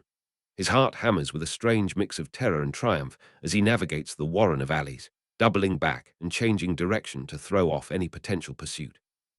The exhilaration of success floods his system like wine, making him light-headed and slightly reckless. Part of him wants to whoop with joy, to celebrate this victory over circumstance. Another part, quieter but persistent, whispers of the merchant's loss, of the consequences his theft might bring to someone who perhaps has a family to feed, responsibilities to meet. He pushes the thought away. Can't afford conscience in this life. That's a luxury for people with full bellies and safe beds. By the time Lavin reaches the broken mug, his breathing has steadied, and his face has resumed its careful mask of indifference. He slips through the tavern, invisible among the early afternoon drinkers, and descends the stairs to the guild's cellar. The underground space is relatively empty at this hour, most children out working their assigned territories. Only Vess remains, seated at his table near the stairs, sorting through reports delivered by his adult operatives. The Guildmaster looks up as Lavin approaches, his mismatched eyes narrowing with interest. Back already, new blood. Vess's tone carries the edge of anticipated disappointment. Did you even try, or did you lose your nerve at the first guard you saw? Lavin says nothing, simply withdraws the purse from his sleeve and places it on the table between them. The soft clink of coins speaks volumes in the quiet cellar. Vess's eyebrows rise slightly, the closest thing to surprise Lavin has seen on his face. The guild master picks up the purse, weighing it in his palm before loosening the drawstring to peer inside. His fingers sift through the coins, counting with practiced efficiency. Silver, he remarks almost to himself, and 2 gold crowns. His gaze flicks up to Lavin's face, assessing, calculating. Where? Spice merchant in the East Quarter market, Lavin answers, keeping his voice level despite the pride threatening to seep through. The one with the saffron display. Baden Voss, Vess identifies, his lips curving into what might almost be approval. A cautious man, usually, not an easy target. He studies Lavin with renewed interest. Tell me how you did it.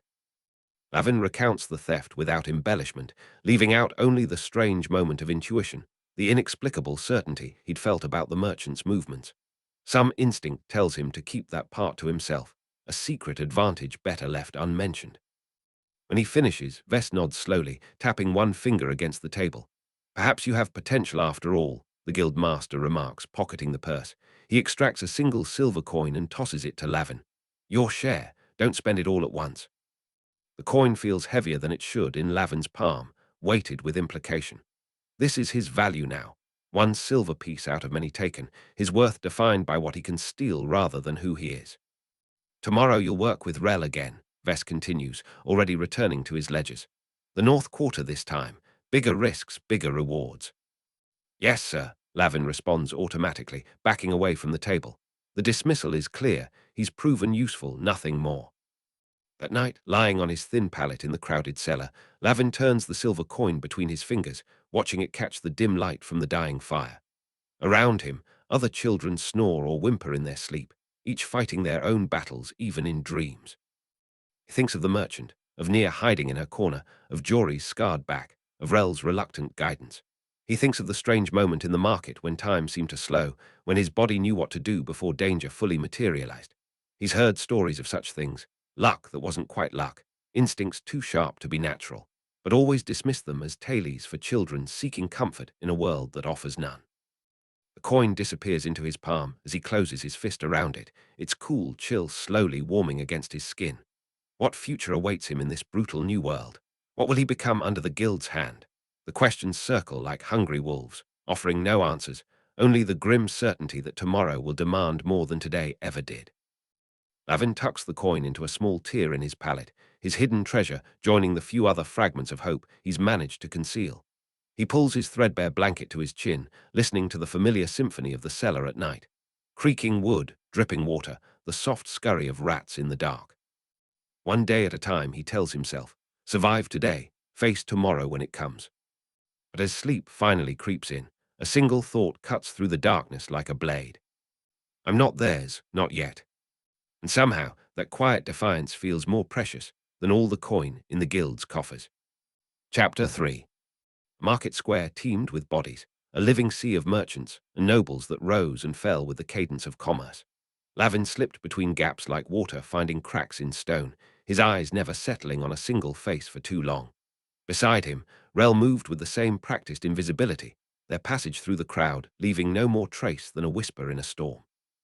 They'd done this 100 times before, little ghosts haunting the pockets of the wealthy, but today, something felt different in the air between them. Sunlight glinted off brass scales as vendors weighed spices in precise portions.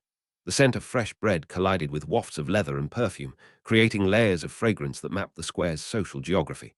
Noble ladies drifted by with silks that whispered against their skin, while laborers bartered loudly, their calloused hands gesturing emphatically. To Lavin, it was all a canvas of opportunity, each distracted shopper a potential mark. 3 stalls down, Rell muttered, his hollow eyes flickering toward a cluster of merchants. Fat one with the red coat. Lavin tracked the target without turning his head, a skill honed by years of necessity. The merchant's coin purse hung beneath his belt, straining against its seams with what promised to be a good day's haul. His laugh boomed across the square as he haggled, completely unaware of the 2 shadows assessing his wealth. Wait for the crowd shift, Lavin whispered, noting the pattern of movement as a grain cart rumbled through a narrow passage, forcing people to compress into tighter clusters. Rell nodded almost imperceptibly. His gaunt face remained impassive, but Lavin caught the familiar flicker in his eyes, not just hunger, but something else. Tiredness, maybe, or fear. He wouldn't say it, of course. Rell never did. 4 fingers flicked at his side, their private signal to approach from opposite angles. Lavin veered left, matching pace with a pair of fishmongers. Rell broke right toward a row of spice barrels. The space between them tightened with each step, a pincer drawing shut around their mark. Lavin drifted through the crowd, letting its natural flow carry him toward the merchant. He kept his shoulders relaxed, his gait casual, tension would make him visible. The noise of the market pressed against his eardrums, a perfect cover for what would come next. He could feel the familiar quickening of his pulse, that strange excitement that felt almost like a whisper urging him forward, telling him exactly when to move. Rell timed his approach perfectly, stumbling against a woman's basket and creating a small ripple of chaos. As heads turned toward the commotion, Lavin's path aligned with the merchant just as Rell, accidentally, bumped into the man's broad back. "Watch it, you little rat," the merchant barked, half turning in outrage. In that single heartbeat of distraction, Lavin's hand darted beneath the man's coat. His fingers found the purse strings, and with a motion as natural as breathing, he sliced through them with the small blade concealed in his palm. The weight of coins dropped into his waiting hand, the sensation sending a jolt of triumph up his arm. He was 3 steps away before the merchant had finished berating Rell. The purse vanished into the inner pocket Lavin had sewn into his threadbare shirt, resting against his ribs like a secret heart. He didn't run, running drew eyes. Instead, he melted into a group of apprentices, becoming just another unremarkable child in the square. Rell materialized beside him moments later, their paths converging with practiced precision near a fruit vendor's stall. In one fluid motion, Rell's hand swept over a display of apples, one disappearing into his sleeve without so much as a rustle. "Nice lift," Rell murmured, falling into step beside Lavin. "Let's count somewhere quiet." They wove through the thinning edge of the market, heading toward an alley where shadows would shield their treasure from prying eyes. Lavin felt the familiar weight of the coin purse against his side, but something else nagged at his attention. Rell's right hand kept dipping into his pocket, fingering something that clinked softly against other metal. As they ducked into the alley's mouth, Lavin caught a glimpse of gold disappearing into Rell's fist. Something wasn't right. Their arrangement had always been clear, everything shared, split evenly after the guild's cut. "That one's extra, isn't it?" Lavin asked, his voice carefully neutral despite the sudden tightness in his chest. Rell's smile flickered like a candle in a draught. "What one?" "The one you just pocketed. Gold, looks like, wasn't in our purse." Rell pulled out the apple instead, offering half with a practiced grin that didn't quite reach his eyes. "Just insurance. You know how Derm gets when the take is light." He bit into the fruit, juice running down his chin. "Want some?" Lavin accepted the apple half, though the fruit tasted sour in his mouth. He'd seen that look before, Rell hiding something behind casual deflection. They'd been a team for 3 years, ever since Rell had found him half-starved in an abandoned cellar and brought him to the guild. He owed Rell his life, but that didn't explain the growing collection of insurance, coins that never seemed to make it to their shared tally. "We should head back," Lavin said, swallowing his suspicion along with a bite of apple. "Derm'll be counting already." They continued through back alleys that branched like veins away from the market's heart. Twice more, Lavin caught Rell's fingers slipping into his pocket, counting something separate from their shared prize. Each time, a shadow of doubt grew longer across their friendship. "Good day's work," Rell said, as they approached the tavern that concealed the guild's entrance. His voice carried the forced cheer of someone smoothing over cracks. "Might even be enough for Derm to let us keep a decent cut." The coin purse felt suddenly heavier against his side, weighted not just with metal, but with questions he wasn't sure he wanted answered. Cellar beneath the broken mug, tavern swallowed light like a starving thing. What little illumination filtered through the grated windows near the ceiling cut weak rectangles on the dirt floor, barely enough to navigate the maze of ragged children huddled on straw pallets. The air hung thick with the smell of unwashed bodies, stale beer seeping through the floorboards, and the peculiar staleness that came from too many lungs breathing the same recycled draft. This was home, if such a word could stretch to contain a place where children learned to be invisible even to each other. Lavin ducked beneath a low beam, his eyes adjusting to the dimness. A chorus of coughs punctuated the usual background noise of children whispering, playing knucklebones, or simply staring at nothing with hollow eyes that had seen too much. Some nodded at their return, others turned away, knowing that acknowledgement sometimes invited unwanted attention. "Over here," Rell murmured, leading them toward their usual corner where a stub of candle waited on an overturned crate. The flame sputtered to life under Rell's practiced touch, casting their shadows huge against the damp stone wall. Lavin retrieved the purse from inside his shirt, the weight of it satisfying in his palm. He glanced around, confirming nobody watched too closely, before emptying the contents onto the threadbare blanket between them. Silver and copper coins spilled out, along with a single gold piece that caught the light with particular hunger. Rell's eyes widened slightly at the sight. "Not bad," he whispered, arranging the coins into neat stacks with nimble fingers. His hands moved with mechanical precision, sorting by denomination. "Best take in weeks." Lavin nodded, watching as Rell's hands performed their familiar dance across the makeshift counting table. 3 copper pieces to the left for the guild's cut, 2 silver for their share. But as Rell's fingers brushed over a particularly shiny silver coin, Lavin noticed the subtle hesitation, the almost imperceptible sleight of hand, as the coin disappeared into Rell's sleeve rather than joining their communal pile. "That's the 3rd one today," Lavin said quietly, eyes fixed on Rell's suddenly still hands. "What?" "You know what?" Lavin kept his voice low, mindful of the ears that always seemed to materialize in the guild whenever conflict arose. "That silver piece, and the gold one at the market, and something else before that." Rell's face tightened for an instant before relaxing into a practiced mask of innocence. He pulled the silver coin from his sleeve with a flourish, as if performing a magic trick. "Just checking if you were paying attention." He dropped it onto their pile with exaggerated care. "Good eyes." Something in Rell's smile didn't reach his eyes, a disconnect that Lavin had been noticing more frequently these past weeks. They'd survived 3 years together, sharing everything from bread crusts to hiding spots, teaching each other the tricks that kept them alive. Now, something was changing, a hairline fracture in the foundation of their partnership.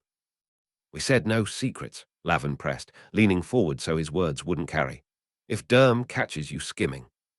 "Skimming," Rell's voice took on an edge. "That's a strong word from someone who'd still be picking pockets in the lower market if I hadn't shown him the good marks." He pulled out the stolen apple, its skin bruised from rough handling.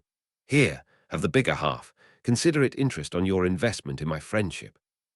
The attempt at humor fell flat between them. Lavin stared at the offered fruit, aware that it was both a peace offering and a distraction. He'd seen Rell work this same technique on marks, give them something obvious to focus on while the real deception happened elsewhere. "What are you saving for?" Lavin asked, accepting the apple but not biting into it. "You can tell me. Whatever it is, maybe I can help." Something flickered across Rell's face. Vulnerability, perhaps, or simply calculation. For a moment, Lavin glimpsed the frightened boy beneath the hardened street thief, the one who still woke shaking from nightmares he refused to describe. "Remember that cottage we talked about?" Rell's voice dropped even lower. "The one by the sea where the guards never patrol. I'm close, Lavin. 2 more months of good takes, and I might have enough to buy our way out." His fingers drummed against his thigh, a nervous tick he'd never quite conquered. "But the guild cut gets bigger every month. Derm's getting greedy." Sad smile tugged at Lavin's mouth. The cottage by the sea was their shared fantasy, spun on countless cold nights when the cellar walls pressed too close. A place where they answered to no one, where food didn't come with bruises attached. He'd thought it was just a story they told themselves, like the tales of golden cities beyond the mountains that the older children whispered. Yet here was Rell, claiming to make it real. "You should have told me," Lavin said, finally taking a bite of the apple. The tartness made his eyes water, or perhaps it was something else entirely. "We're supposed to be a team." Rell's response was a quiet laugh that contained equal parts bitterness and hope. "Teams are for guild games. This is survival." He took his own bite of apple, juice running down his chin in a gleaming trail. "Besides, you've got that uncanny luck of yours. I need my own edges." Despite everything, Lavin found himself laughing too, the tension between them temporarily bridged by the familiar rhythms of their friendship. They finished dividing the coins, setting aside Derm's substantial cut with practiced resignation. Their laughter died abruptly when a shadow fell across their counting blanket. The cellar had gone silent, the way a forest quiets before a storm breaks. Lavin looked up to see Derm filling the narrow doorway, his massive frame seeming to absorb what little light the room contained. The Guildmaster's face was a geography of scars and poorly healed breaks, his eyes moving over the children with the calculating gaze of a farmer assessing livestock. "A good day, I hear," Derm said, his voice deceptively soft for a man of his size. He stepped into the cellar, and children shrank back from his path as if repelled by an invisible force. "Show me." Rell's hand trembled slightly as he gestured to their sorted piles. "All accounted for. Your cut's the largest, as always." Derm's gaze slid from the coins to the half-eaten apple in Lavin's hand, then to the matching piece in Rell's. His eyes narrowed, cat-like pupils contracting in the dim light. "Interesting," he said, plucking the fruit from Lavin's grasp with unexpected gentleness. "I don't recall apples being part of today's assigned takes." He turned it slowly, examining the bite mark. "And yet here you are, enjoying such unexpected bounty." Something cold settled in Lavin's stomach, spreading outward like frost on glass. He recognized the deliberate tone, the false calm that preceded Derm's worst moments. It was extra, Rell said quickly, his earlier bravado evaporating. Just a small thing, nothing that would affect. Where there's one unreported item, Derm cut in, his voice now hard as the stone beneath their feet, there's usually another. His massive hand shot out, gripping Rell's jaw with enough force to bruise. Empty your pockets, now. Derm's hand closed around Rell's thin wrist like a manacle, dragging him toward the center of the cellar, where the dirt floor was packed hard from countless similar scenes. The Guildmaster moved with the unhurried confidence of someone who knew his authority was absolute, each deliberate step punctuated by the dull thud of his boots against the earth. Rell's feet barely kept pace as he was pulled forward into the hollow space that formed as children scrambled backward against the walls. Circle, Derm commanded, his voice carrying the inevitability of winter. The word rippled through the cellar. Children rose from their pallets with the mechanical obedience of puppets, forming a ring around the open space. Their faces were uniformly blank, a gallery of practiced indifference crafted through years of similar spectacles. Some of the youngest ones trembled visibly, their training in emotional concealment still incomplete. Rell stood alone in the circle's center, his thin shoulders squared despite the fear evident in his eyes. The bruise forming on his jaw where Derm had gripped him bloomed like a dark flower against his pale skin. The rules are simple, Derm addressed the assembled children, his voice carrying the cadence of a familiar recitation. The take is reported in full, nothing is kept back. He held up the apple core, now brown at the edges. Thieves who steal from thieves become examples. Lavin pushed forward before rational thought could stop him, breaking the circle's perfect symmetry. It was my idea, he said, his voice cracking on the final word. I took the apple. Rell tried to stop me. A ripple of whispers broke out among the children, their surprise at this disruption to the familiar ritual overcoming their trained silence. Derm turned slowly to face Lavin, his expression almost curious, as if examining an insect that had done something unexpectedly interesting. Touching, Derm said, amusement softening his voice to something more dangerous than anger. Such loyalty, he gestured with two fingers, and immediately two older boys moved from the circle, grasping Lavin's arms with practiced efficiency. Bring him closer. He should have a good view of what happens to those who break my rules. Lavin struggled against the hands that held him, his feet scrabbling for purchase on the dirt floor as he was dragged forward. The boys who held him were 15 or 16, their grips strengthened by years of survival and the knowledge that disobedience would place them in the circle's center. It was me, Lavin insisted, fear making his voice thin. Punish me instead. Something like pity flashed across Rell's face, gone so quickly it might have been imagined. He shook his head slightly, a silent plea for Lavin to stop making things worse. Derm circled Rell slowly, assessing him like merchandise. Empty your pockets, he repeated, voice deceptively gentle. Rell's hands trembled as he turned out his pockets. Coins spilled onto the packed earth, far more than should have been there, glinting dully in the dim light. Gold and silver pieces that had never been counted on their blanket scattered at his feet like fallen stars. Derm nodded, satisfaction hardening his features. As I thought. The first blow came without warning, a backhand that sent Rell staggering sideways. He caught himself before falling, years of instinct keeping him upright. Blood beaded at the corner of his mouth, bright against his pale skin. No, Lavin's scream echoed against the stone walls. He lunged forward only to be yanked back, his shoulders threatening to disconnect from their sockets. Derm didn't acknowledge the outburst. He removed his heavy ring with deliberate care, handing it to a nearby child who accepted it with downcast eyes. Then he methodically rolled up his sleeves, revealing forearms mapped with old scars. The second blow caught Rell in the stomach, driving the air from his lungs in a painful whoosh. He doubled over, gasping, only to receive a knee to his face that straightened him with terrible force. Blood sprayed in a fine mist, catching the feeble candlelight like red dust motes. Round the circle, reactions varied like a study in graduated horror. The youngest children turned their faces away, shoulders hunched as if to make themselves smaller targets. The middle ones watched with the vacant stares of those who had seen too much, their eyes focused somewhere beyond the scene before them. The oldest maintained carefully neutral expressions, their survival instincts overriding any empathy that might endanger them. Lavin screamed until his voice shredded, the sound tearing from his throat like something alive. He thrashed against his captors, heedless of the bruises forming on his arms where their fingers dug into flesh.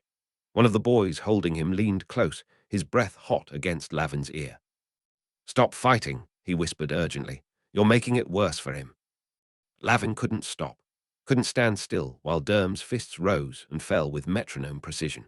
Couldn't bear the wet sounds of impact or the way Rell's legs gave out after the fifth blow, leaving him kneeling on the dirt. Couldn't endure how Derm simply waited for Rell to struggle back to his feet before continuing, as if this were some grotesque lesson in persistence. Please, Lavin begged, the word catching on the rawness in his throat. He's had enough. Please stop. Derm didn't even glance his way.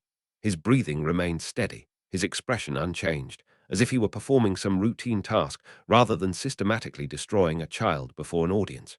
His knuckles were split now, leaving smears of his own blood mixed with Rell's across the younger boy's face. Rell stopped getting up after the ninth blow. He lay curled on his side, blood pooling beneath his head, one arm raised in a feeble attempt to ward off further attacks. His eyes sought Lavin's across the circle, something like an apology in their glazed depths. Derm crouched beside him, gripping Rell's hair to lift his face. "The coin you steal is the guild's coin," he said, voice pitched to carry to every corner of the silent cellar. "The food you take is the guild's food. The air you breathe," he looked around the circle, meeting each child's eyes in turn, "is mine to grant or deny." He let Rell's head drop back to the dirt with a dull thud. "Remember his face," Derm instructed the watching children. "Remember what happens to thieves who think they're clever."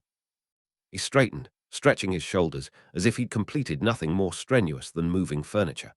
With casual indifference, he wiped his bloodied hands on Rell's shirt before stepping away. "Clean this up," he ordered no one in particular, and then, to the boys holding Lavin, "Release him." The circle of children dissolved like mist, each one slipping back to their pallets, their eyes averted from both the broken boy on the floor and Lavin kneeling nearby. No one offered help. No one dared. Derm paused at the cellar door, his massive form blotting out what little light filtered down from the tavern above. "Next time," he said to Lavin, his voice almost gentle, "I won't stop until there's nothing left to bury." Then he was gone, leaving only silence and the sound of Rell's shallow, wet breathing in the darkness. Silence claimed the cellar like an additional presence, heavy and expectant. The other children remained frozen in their places, as though movement might draw Derm back like a predator sensitive to motion. Only Rell's labored breathing punctuated the stillness, each inhale a wet, rattling sound that seemed to echo against the stone walls. Blood pooled beneath his head, spreading outward in a dark halo that caught the guttering candlelight like black glass. Lavin crawled toward his friend, his knees scraping against the packed earth. The distance between them, no more than a few feet, stretched like an endless expanse. When he finally reached Rell's side, the reality of what he saw stole the breath from his lungs. Rell's face was barely recognizable, swollen tissue distorting his features into an alien landscape. One eye had disappeared completely beneath purpling flesh. Blood bubbled from his nostrils with each struggling breath, and his lips were split in multiple places, revealing teeth stained red. His chest rose and fell in an uneven rhythm, each movement visibly causing pain that radiated through his broken body. "Rell," Lavin whispered, his voice a ghost of itself. "I'm here." With trembling hands, Lavin gathered his friend into his arms, cradling Rell's head against his chest. The body in his arms felt different, heavier yet somehow less substantial, as if Rell were already partially absent. Blood seeped into Lavin's shirt, warm against his skin in stark contrast to the cellar's perpetual chill. "Someone get water," Lavin called, his gaze sweeping the shadowy corners where children had retreated. No one moved, no one met his eyes. "Please," he added, the word cracking on his tongue. A small girl, no more than 6, darted forward, leaving a chipped cup of water near his knee before scurrying back to the safety of anonymity.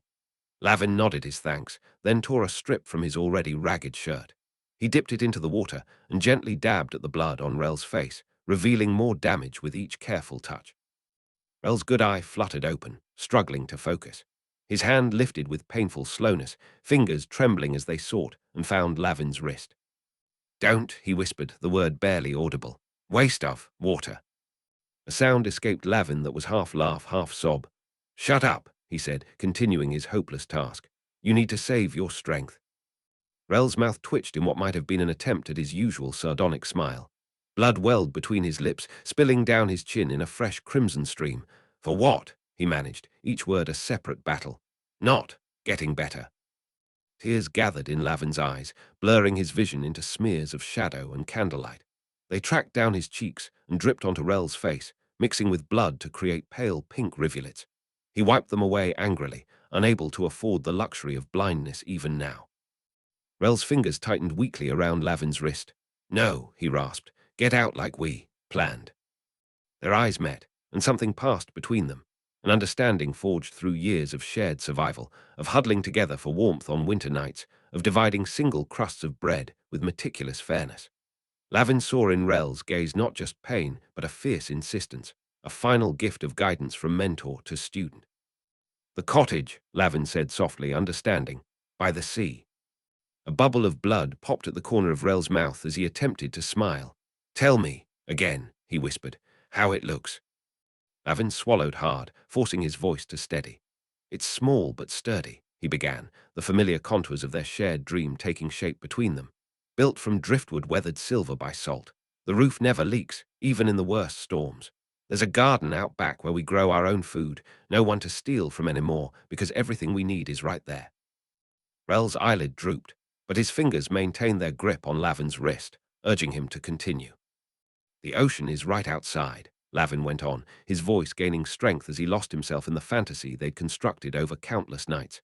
"We can hear the waves from our beds. In the morning, we collect shells and interesting stones from the beach.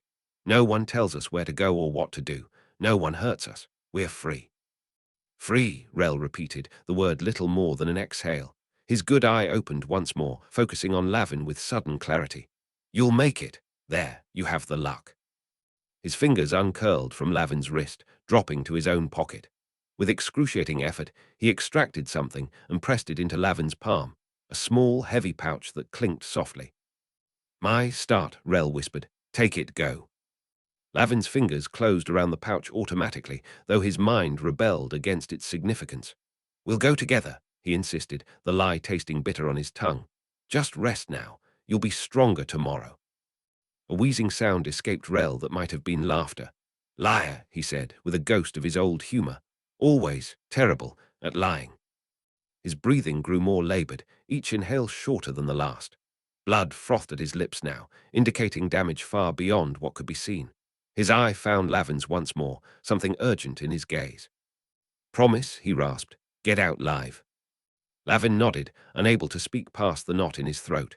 He pressed his forehead against Rell's, their tears mingling on skin that was growing cooler by the moment. "I promise," he whispered. Their fingers intertwined, and Lavin felt a tremor pass through Rell's hand, a final pulse of life before stillness claimed him. The rattling breath ceased. The tension drained from Rell's body, leaving behind a terrible limpness that couldn't be mistaken for sleep. Lavin didn't move, couldn't move. He remained frozen in that moment of transition, as if his stillness might somehow preserve the last fragments of Rell's presence. Around him, the other children began to withdraw, drifting back to their pallets or slipping up the stairs to the tavern above. They moved like shadows, their departure a silent acknowledgement of death's arrival in their midst. One by one they left until Lavin was alone with what remained of his friend. The lone candle guttered in a draught, its light diminishing until shadows claimed most of the cellar. In that fading illumination, Lavin finally allowed himself to look directly at what he held, not Rell anymore, but merely the vessel that had contained him. Gently, with a reverence he'd never been taught, but somehow understood, Lavin laid the body down on the packed earth. He closed Rell's eye with trembling fingers, then sat back on his heels, the pouch of coins heavy in his hand. His tears had dried, leaving tracks on his dirt-smudged face like rivers on a map to somewhere he'd never been. Something shifted inside him, a tectonic movement of self that changed the landscape of his soul. The grief remained, but it crystallized into something harder, something with edges sharp enough to cut. He'd been a child when the day began. That child had died somewhere between Derm's first blow and Rell's last breath. Lavin rose to his feet, pocketing the coins that represented Rell's dreams and sacrifice. His shoulders straightened not with the defiance of youth, but with the cold calculation of survival. In the dim light of the dying candle, his shadow stretched across the cellar floor, reaching toward something beyond this underground grave. He would keep his promise. He would escape. But first, he would learn everything the Guild could teach him, everything he would need to ensure that he never found himself kneeling in blood again. The candle sputtered once more and went out, leaving him standing alone in darkness that no longer frightened him. Chapter 5. Night folds around Lavin like a familiar blanket as he guides his small band of thieves through the warren of back alleys.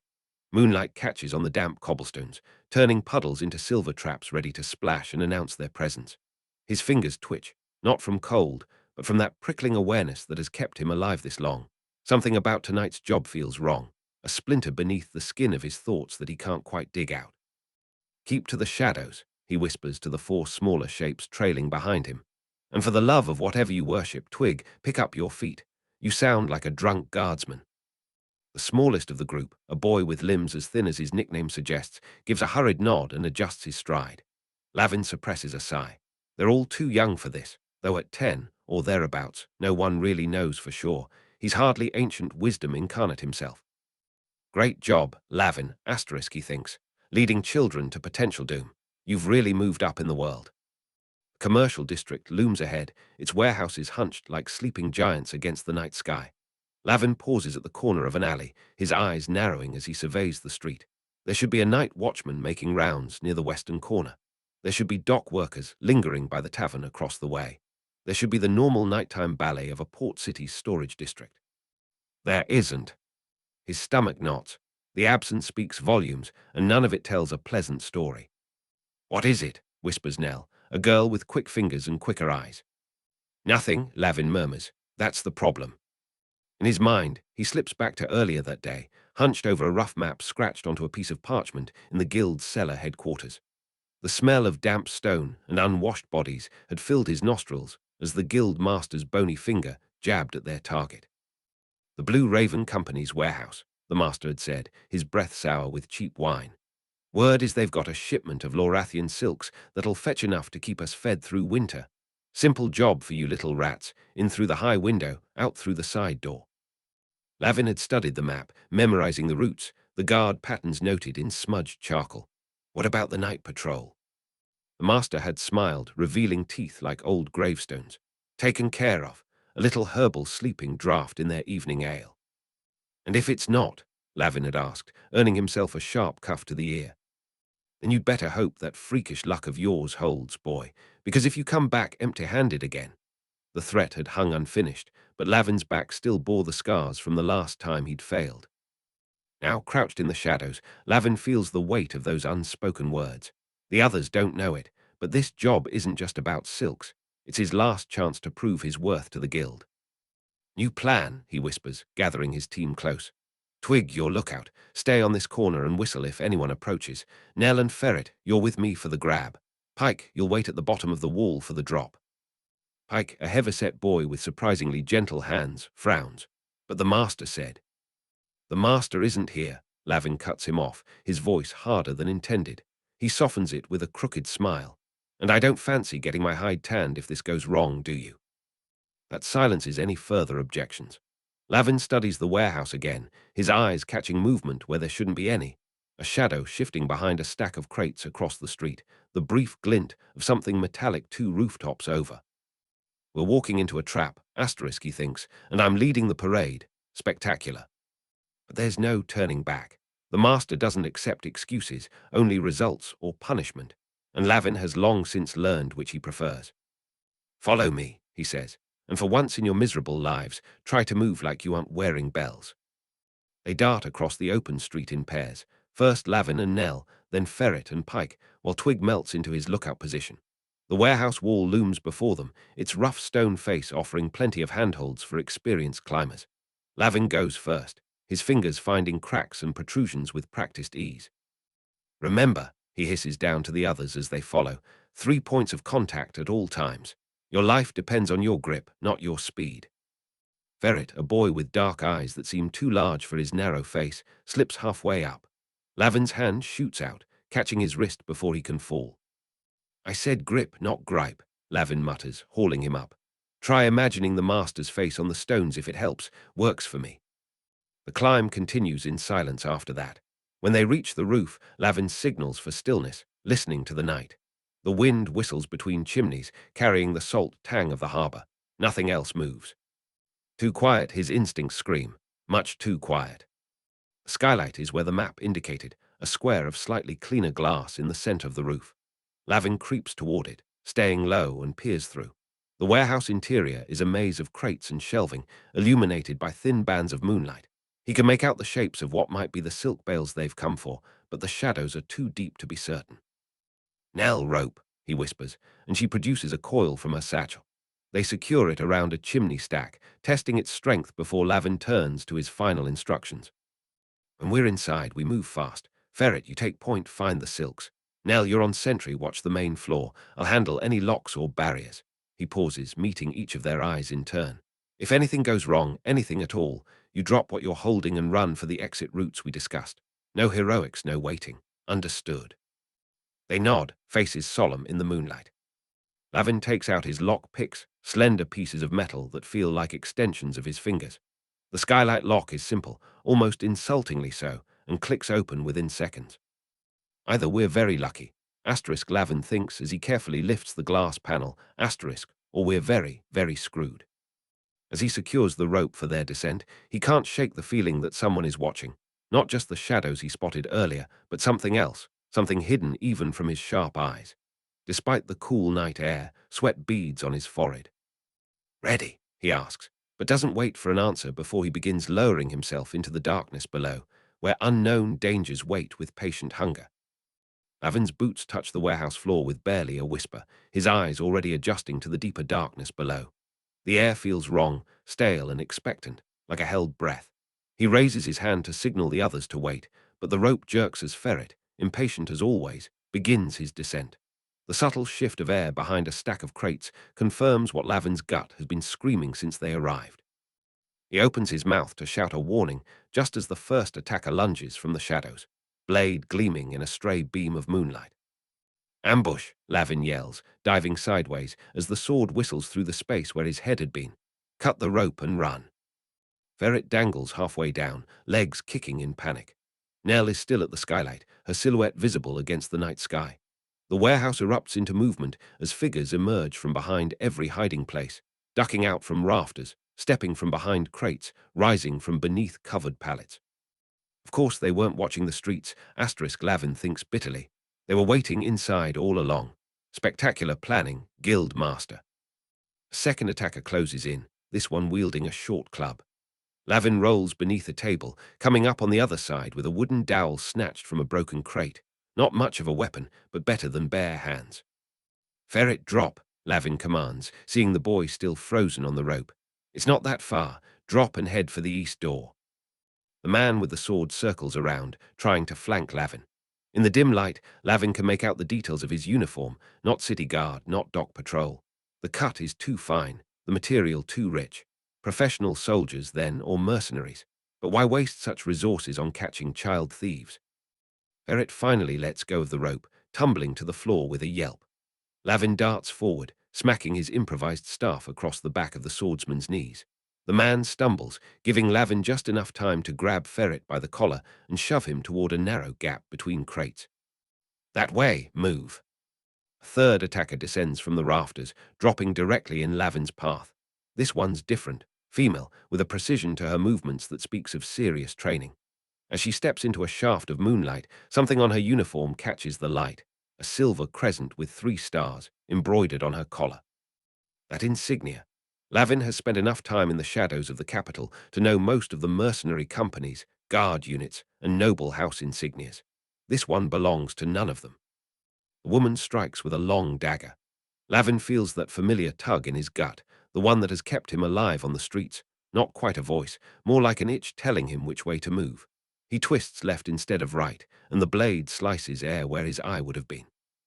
"Fast little rat," she hisses, circling for another strike. "Better a rat than whatever you are," Lavin retorts, backing slowly toward a stack of barrels. What kind of pathetic soldier hunts children in the dark? A smile is cold, the kind that follows orders, and you're no ordinary child, are you? That confirms it. This isn't about catching thieves or protecting merchandise. They're here for something specific, or someone. The realization sends ice down Lavin's spine. A crash from the far side of the warehouse tells him Nell has made it down and is making her escape. Good. Pike should still be outside. That leaves Lavin, Ferret, and possibly Twig if the lookout has come searching for them. The swordsman has regained his footing, joining the woman in a careful approach. 4 more figures close in from different angles. 6 against 1. No, 7, as another drops from above. Wonderful odds, asterisk Lavin thinks, just how I like to spend my evenings. The hair on the back of his neck prickles, and he ducks without thinking. A throwing knife embeds itself in the crate behind him. That's strange luck again, except Lavin knows better than to call it luck. It's something else, something that whispers warnings just before danger strikes, that nudges his feet in the right direction when running blind. Lavin! Ferret's desperate call comes from somewhere to his right. The boy has reached the gap, but hasn't gone through, waiting instead like the loyal fool he is. I said run, Lavin shouts, then mutters under his breath. Is everyone in this crew deaf as well as stupid? The woman lunges again, this time feinting left before striking right. It almost works. Lavin feels the blade slice through his sleeve, drawing a thin line of fire across his forearm. He retaliates by kicking a small crate into her shins, buying himself precious seconds. The insignia nags at him, 3 stars on a silver crescent. Where has he seen that before? Not on the streets, not among the guilds. Somewhere else, somewhere unexpected. No time to dwell on it. The net is closing around him, and Ferret is still visible, his eyes wide with fear. Lavin glances up, knotting the precarious stack of crates directly between him and his opponents. One good push might bring the whole lot down. It would create chaos, possibly injury, but definitely the diversion they need. When I say now, he calls to Ferret, you run and don't look back. But that wasn't a request. The swordsman and woman exchange a look, clearly recognizing that Lavin is planning something. They speed up their approach, trying to cut off his options. Lavin waits until they're perfectly positioned, then rams his shoulder against the bottom crate with all his strength. For a terrifying moment, nothing happens. Then, with a groan of shifting weight, the tower begins to sway. Now, Lavin shouts, already sprinting toward Ferret. The crash behind them is magnificent, crates splitting open, contents spilling across the floor, attackers diving for cover. A cloud of what smells like pepper fills the air, making everyone cough and their eyes water. Lucky coincidence, that, or perhaps that strange intuition guided his choice of which stack to topple. Lavin grabs Ferret and shoves him through the gap, following close behind. They emerge into a narrow corridor between rows of shelving. Ahead, a side entrance stands partly open, a sliver of night visible beyond. Go, Lavin urges, pushing Ferret toward freedom. Find Pike and Nell, head for the fallback point. What about you? I'm right behind you. The lie comes easily to his lips. Someone needs to watch our backs. Ferret hesitates only a moment before nodding and slipping through the door. Lavin turns back to face the pursuit, knowing he needs to buy more time. The sounds of coughing and angry shouts suggest his diversion won't hold them long. He grabs a length of chain from a nearby hook, used for securing crates during transport, now repurposed as a makeshift weapon. The first attacker rounds the corner and Lavin strikes, whipping the chain across the man's face. He goes down with a howl. 2 more appear, moving more cautiously now. Lavin backs up, swinging the chain in a threatening arc. Behind him, the sound of running feet tells him more are circling around to cut off his escape. 7 against 1, he thinks. Now it's almost fair. A throwing knife grazes his cheek, leaving a hot streak of pain. That whisper of danger sends him ducking behind a pillar just as an arrow thunks into the wood. This isn't thieves' justice. They're fighting to incapacitate or kill, not capture. Lavin spots a barrel of lamp oil, the kind used to fill the hanging lanterns throughout the warehouse. With a grunt, he tips it over, sending the slick liquid spreading across the floor between him and his pursuers. Come on, then, he taunts, backing toward another exit while keeping his eyes on the woman with the silver crescent insignia. Let's see how well you dance. Only the woman makes it through, leaping the flames with practiced grace. She lands in a fighting stance, dagger held low and ready. Impressive, she says, genuine appreciation in her voice. The reports weren't exaggerated. Reports, Lavin echoes, circling slowly toward the back exit where he hopes Ferret has already escaped. What reports? Who sent you? She smiles, a predator's expression. Someone who's been watching you for a very long time, Lavin of the Thieves Guild. Someone very interested in that uncanny luck of yours. The way she says his name sends chills through him. This was never about silk or simple theft. They were waiting specifically for him. Before she can elaborate, a crash from above signals that more of her companions have found another route to flank him. Lavin throws the chain at her face, forcing her to dodge, and sprints for the exit. The door is locked, but a well-placed kick near the hinges, a trick learned from years of forced entries, pops it open. Fresh night air hits his face as he bursts outside, already planning his route to the rooftops where the real escape will begin.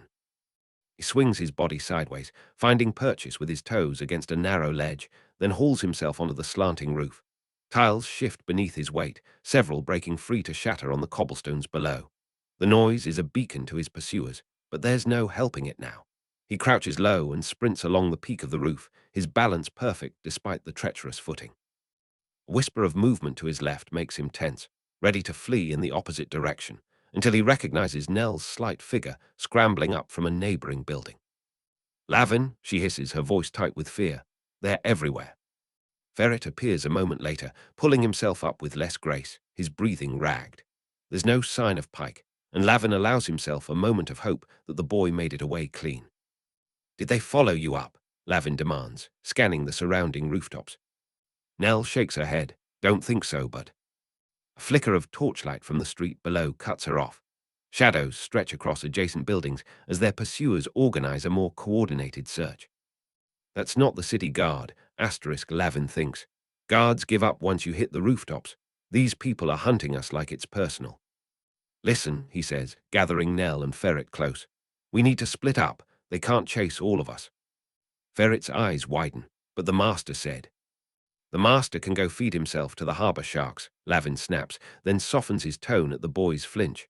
"Look, this isn't about the job anymore. These people were waiting for us. They knew we were coming." "How?" Nell asks, always the quicker one. "I don't know," Lavin admits, though a sick suspicion is forming in his gut. "But they're not city guards, and they're not after Silk. They're after us, or one of us." The sudden flash of silver on a rooftop 2 buildings away confirms they've been spotted. Lavin points north, toward the tangled maze of the old quarter. "Nell, take Ferret and go that way. Cross at the Cooper's Bridge, then down through the Temple District. Circle back to the nest only when you're sure you're clear." He turns to indicate the western route. "I'll go this way and draw them off." Nell's eyes sharpen. "That's the hard way. Those roofs are falling apart." Lavin offers a smile that doesn't reach his eyes. "Then it's a good thing I'm so lucky, isn't it?" "Lavin," she begins, but he cuts her off. "Go now." He doesn't wait to see if they obey, already sprinting west across the peaked roof. A shout confirms his pursuers have spotted his movement, exactly as he intended. The gap to the next building looms before him, wider than comfortable but not impossible. Lavin doesn't break stride, pushing off from the edge with all the strength in his skinny legs, sailing through open air in a moment of suspended time before landing hard on the opposite side, rolling to absorb the impact. Pain flares in his cut arm, but he's up and running again before it can register properly. Behind him, he hears the thud of pursuit, at least 2, maybe 3 people making the same jump. They're good, these hunters with their silver crescents, too good for comfort. Next roof is steep-pitched and slick with moss. Lavin drops to all 4s, scrambling up like the vermin they've named him. At the peak, he pauses just long enough to get his bearings. The western district spreads before him, a jumble of uneven rooftops and precarious chimney stacks. To the south, he spots a familiar tall building, the abandoned bell tower of a forgotten shrine, its stone face offering plenty of handholds. Perfect asterisk, he thinks. If I can reach that, I can lose them in the passages beneath. Crossbow bolt strikes the roof beside him, sending splinters of tile into his face. Lavin doesn't look back, just slides down the far side of the roof on his heels, arms outstretched for balance. At the edge, he grabs a protruding beam and swings himself down to a lower roof, landing in a crouch. The impact jars through his bones. He's tiring, and the cut on his arm throbs with every heartbeat, a warm trickle of blood running down to his fingertips. 3 more rooftops to the bell tower. He can make it. He has to. Lavin forces himself forward, leaping a narrow alley to the next building. This one is flat-topped, covered in loose gravel that crunches beneath his feet, making stealth impossible. He abandons subtlety for speed, sprinting directly across the open space. Figure rises from behind a chimney stacked directly in his path, silhouetted against the night sky. One of the hunters has anticipated his route. Lavin doesn't slow. Instead, he accelerates, dropping at the last moment to slide between the man's legs like a tavern dog going for scraps. Before his opponent can turn, Lavin is up and running again, leaving curses in his wake. Let them think they're clever, he tells himself. The bell tower is still open. The next gap is tricky, not wide, but with a significant drop between buildings. Lavin gathers himself and jumps, clearing the distance but landing awkwardly. His ankle twists, sending a spike of pain up his leg. He stumbles, nearly losing his balance at the roof's edge, arms pinwheeling frantically before he regains control. Not my most elegant moment, he thinks, testing the ankle with a wince. Not broken, but definitely sprained. Just one more piece of fantastic luck to add to his evening. The bell tower is tantalizingly close now, its weathered stone face pale in the moonlight. But the final approach is the most dangerous, a gap too wide to jump, spanned only by a narrow wooden beam, probably placed by other roof runners in better days. Lavin limps to the edge, eyeing the makeshift bridge with suspicion. The wood looks old, with suspicious dark patches that might be rot. Under normal circumstances, he'd find another route. But with pursuers closing in from 3 directions, normal circumstances are a luxury he doesn't have. Nothing for it, he mutters, stepping onto the beam. Just a quick stroll over certain death, perfectly reasonable evening activity. He moves cautiously, arms extended for balance, testing each step before committing his weight. The beam creaks ominously. From the corner of his eye, he sees shadows converging, 3 hunters reaching the roof behind him, others appearing on adjacent buildings, cutting off any retreat. Halfway across, a sound like dry twigs snapping freezes his blood. The beam shifts beneath him, dropping a terrifying half-inch before holding. Lavin goes absolutely still, not even daring to breathe. Don't look down, he commands himself. Looking down never helped anyone in the history of high places. Naturally, he looks down. The alley below is lost in shadow, but he knows it's at least a 40-foot drop to unforgiving cobblestones. His peculiar luck has saved him from many things, but he doubts it extends to falling from fatal heights. "Careful step now, boy," calls a mocking voice from behind. The woman with the silver crescent insignia stands at the edge, making no move to follow him onto the beam. "Wouldn't want you to fall before we have our little chat." "Funny," Lavin calls back, forcing bravado into his voice. "I was just thinking how much I didn't want to chat with you at all." He inches forward, wincing at every subtle movement of the beam. 10 more feet to safety, then 5. The crack of splintering wood grows louder. 3 feet from the opposite edge, the beam gives way. Time slows. Lavin feels his stomach lurch as support vanishes beneath his feet. His body pitches forward, arms outstretched in desperate hope. For once, his strange luck works cleanly in his favor. His hands catch the edge of the rooftop as the beam tumbles away into darkness. Now he hangs suspended, fingers white-knuckled on rough stone, legs dangling over empty space. The strain is immediate and intense. Despite years of climbing, Lavin's arms shake with the effort of supporting his body weight. His injured arm screams in protest, the wound reopening, blood making his grip slippery and treacherous. "Impressive," calls the woman, sounding genuinely appreciative. "But now what, little rat?" Lavin doesn't waste breath responding. Every ounce of his concentration focuses on holding on finding some way to pull himself up before his strength fails. His toes scrabble against the vertical wall, seeking any purchase, however slight. Through the haze of exertion, something catches his attention, a presence distinct from the hunters behind him. Lavin turns his head, cheek pressed against cold stone, and sees a figure watching from the shadows of the bell tower itself. The observer stands perfectly still, face hidden within the depths of a hood. Not one of the hunters. The posture is all wrong, and there's no silver crescent visible. Not one of the thieves either, the silhouette too tall, too solid. Someone else entirely, watching his desperate struggle with unsettling focus. Their gazes lock across the distance.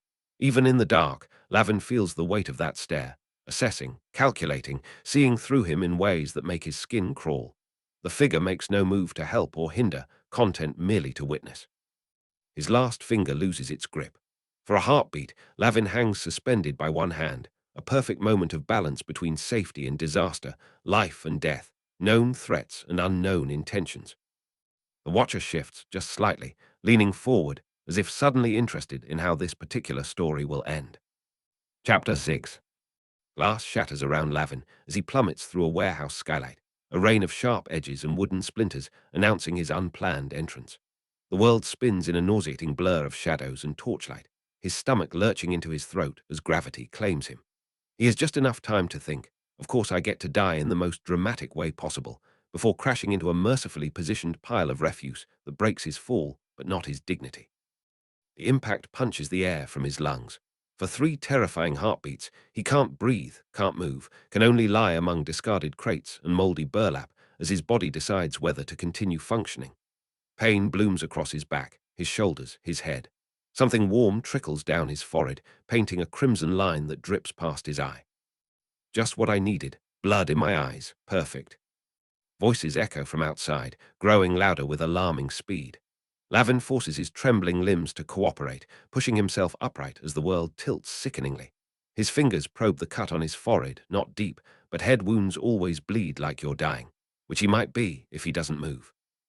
In there, seal all exits. The command rings with authority, not the typical disorganized shouting of city guards responding to a typical theft. Lavin staggers behind a stack of crates just as the main doors crash open. Torchlight floods the warehouse floor, illuminating dust motes that dance through the air like golden snow. He presses his back against splintered wood, controlling his breathing despite the hammering of his heart. The guards pour in with a precision that makes his stomach knot. They move in tight formation, not the usual bumbling chaos of the city watch. These men carry themselves like soldiers, spreading out in coordinated patterns, torches held high to banish shadows. Check the upper walkways. 2 men on each exit. He can't have gone far. Well, aren't they just wonderfully prepared? Lavin thinks, eyeing the nearest shadow. 3 steps to cover, then a dash behind those barrels then. He freezes, eyes narrowing as he studies the warehouse interior. Something's wrong. The support beams have been reinforced with fresh timber, strategically placed to limit movement across the upper platforms. The exit doors, all of them, even the maintenance access he'd planned to use, have guards positioned as if they'd known exactly where to wait. This isn't just bad luck, this is a trap. The realization sends ice through his veins, even as sweat trickles down his back. The guild's information had been perfect yesterday. He'd staked out this warehouse himself. These changes are new, deliberate. Motion above catches his eye, more guards filing onto the upper walkways, carrying crossbows. Time to move. Lavin darts from his hiding place, keeping low. 3 quick steps, silent as a cat, before diving behind a stack of barrels.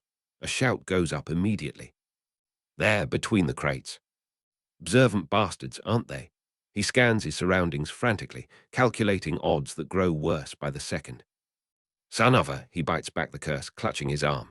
Blood seeps between his fingers, warm and sticky. Not deep, but it hurts like hell, the wound screaming with every movement. The guards converge from multiple directions, their boots thundering against the wooden floor. Lavin spots an oil lamp hanging from a nearby post, and the beginnings of a desperate plan form in his mind. Got you now, boy. A guard lunges around the corner, pike extended. Lavin drops and rolls, coming up beside the post. His fingers close around the lamp's chain. Not quite, he mutters, yanking the lamp free and hurling it toward a stack of empty crates. Glass shatters, oil sprays, and flames erupt with hungry eagerness. Smoke billows instantly, thick and choking. Guards shouting confusion as visibility plummets. That should keep them occupied for approximately, not long enough. The little rat's heading for the rafters, someone shouts from behind. Arrows slice through smoke, striking wood all around him. Lavin's limbs feel unnaturally heavy as he hauls himself up onto the first platform. The reinforced beams have created gaps between sections, spaces too wide to simply step across. Whoever set this up knew exactly what they were doing. From his new vantage point, he spots more guards entering through a side door, a door that shouldn't exist according to the guild's information. Their movements are too precise, too coordinated. This isn't random bad luck, this is orchestrated. An arrow thuds into the platform inches from his foot. No time to dwell on betrayal now. Lavin eyes a series of ropes hanging from the ceiling, remnants of pulley systems used to move heavy merchandise. His arm screams in protest as he leaps, catching the nearest rope with both hands. The momentum swings him over the gap between platforms, his body arcing through smoke-filled air. He releases at the perfect moment, tumbling onto the next platform with a grunt of pain. Blood from his forehead has now smeared across one eye, half blinding him. He wipes it away with a filthy sleeve, leaving a streak of dirt and crimson across his face. Cut off the far exit. He's trying to reach the maintenance corridor. Am I really that predictable? Lavin thinks, changing direction immediately. He spots another rope, this one hanging near a narrow support beam that leads to a different section of the upper walkway. Guards are climbing onto the platforms now, spreading out to trap him. The smoke provides some cover, but it's thinning as it rises toward the broken skylight. Lavin's breathing comes in harsh gasps, each inhale tasting of ash and fear. He jumps for the rope, swinging wildly across an open space where torchlight cuts through smoke. For one terrifying moment, he's fully exposed, a perfect target silhouetted against the rafters. An arrow zips past, close enough that he feels the disturbance in the air. Another follows, missing his foot by inches. The rope sways dangerously as he pushes off with his legs, propelling himself toward the narrow beam. He lands with the precise balance of someone who has spent a lifetime navigating rooftops and narrow ledges. 3 quick steps along the beam, then he jumps again, catching a horizontal support strut and using it to swing himself onto a higher platform. Just like the rooftops back home, he thinks grimly, except for all the people trying to kill me. Well, more people than usual anyway. From this new position, he spots what he's looking for, a maintenance door set into the wall, partially hidden behind stacked crates. It should lead to a service corridor, and from there to the roof. Lavin moves quickly, jumping from his perch to land beside the door. He throws a glance over his shoulder, seeing shadows of guards moving through the thinning smoke below. Their shouts echo through the warehouse as they realize where he's headed. His fingers close around the door handle, and for a terrible moment, he thinks it might be locked. Then it gives, swinging open to reveal darkness beyond. Lavin slips through, the taste of temporary victory bitter on his tongue.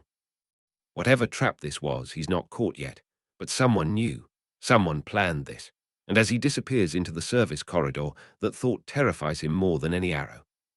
Service corridor swallows Lavin whole, darkness pressing against his eyes like a physical weight. His breathing comes in ragged bursts, each inhale scraping against his raw throat like he's swallowing broken glass.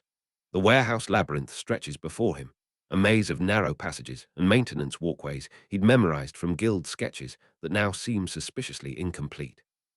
Blood continues its lazy path from his forehead to his chin, dripping occasionally to mark his trail like some macabre breadcrumb path. Perfect, as if they needed more help finding me. His pulse pounds in his temples, each beat a painful reminder that he's still alive, temporarily. The cut on his arm throbs in time with his heart, the sleeve around it stiffening with drying blood. Lavin forces himself forward, ears straining for sounds of pursuit that he knows will come. A door slams open behind him. The voices are still distant, but approaching with that same unnerving coordination.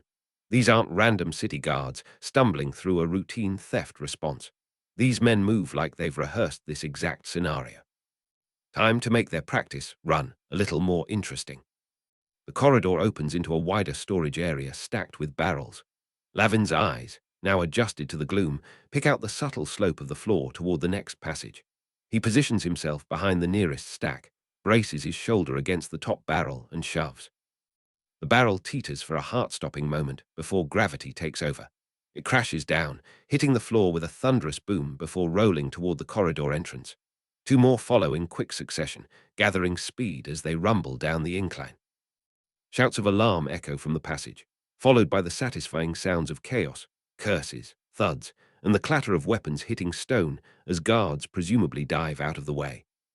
That should slow them down for, about 15 seconds. Lavin scans the area, already planning his next move. A broken crate in the corner catches his eye, its contents scattered across the floor, glass bottles now shattered. Perfect.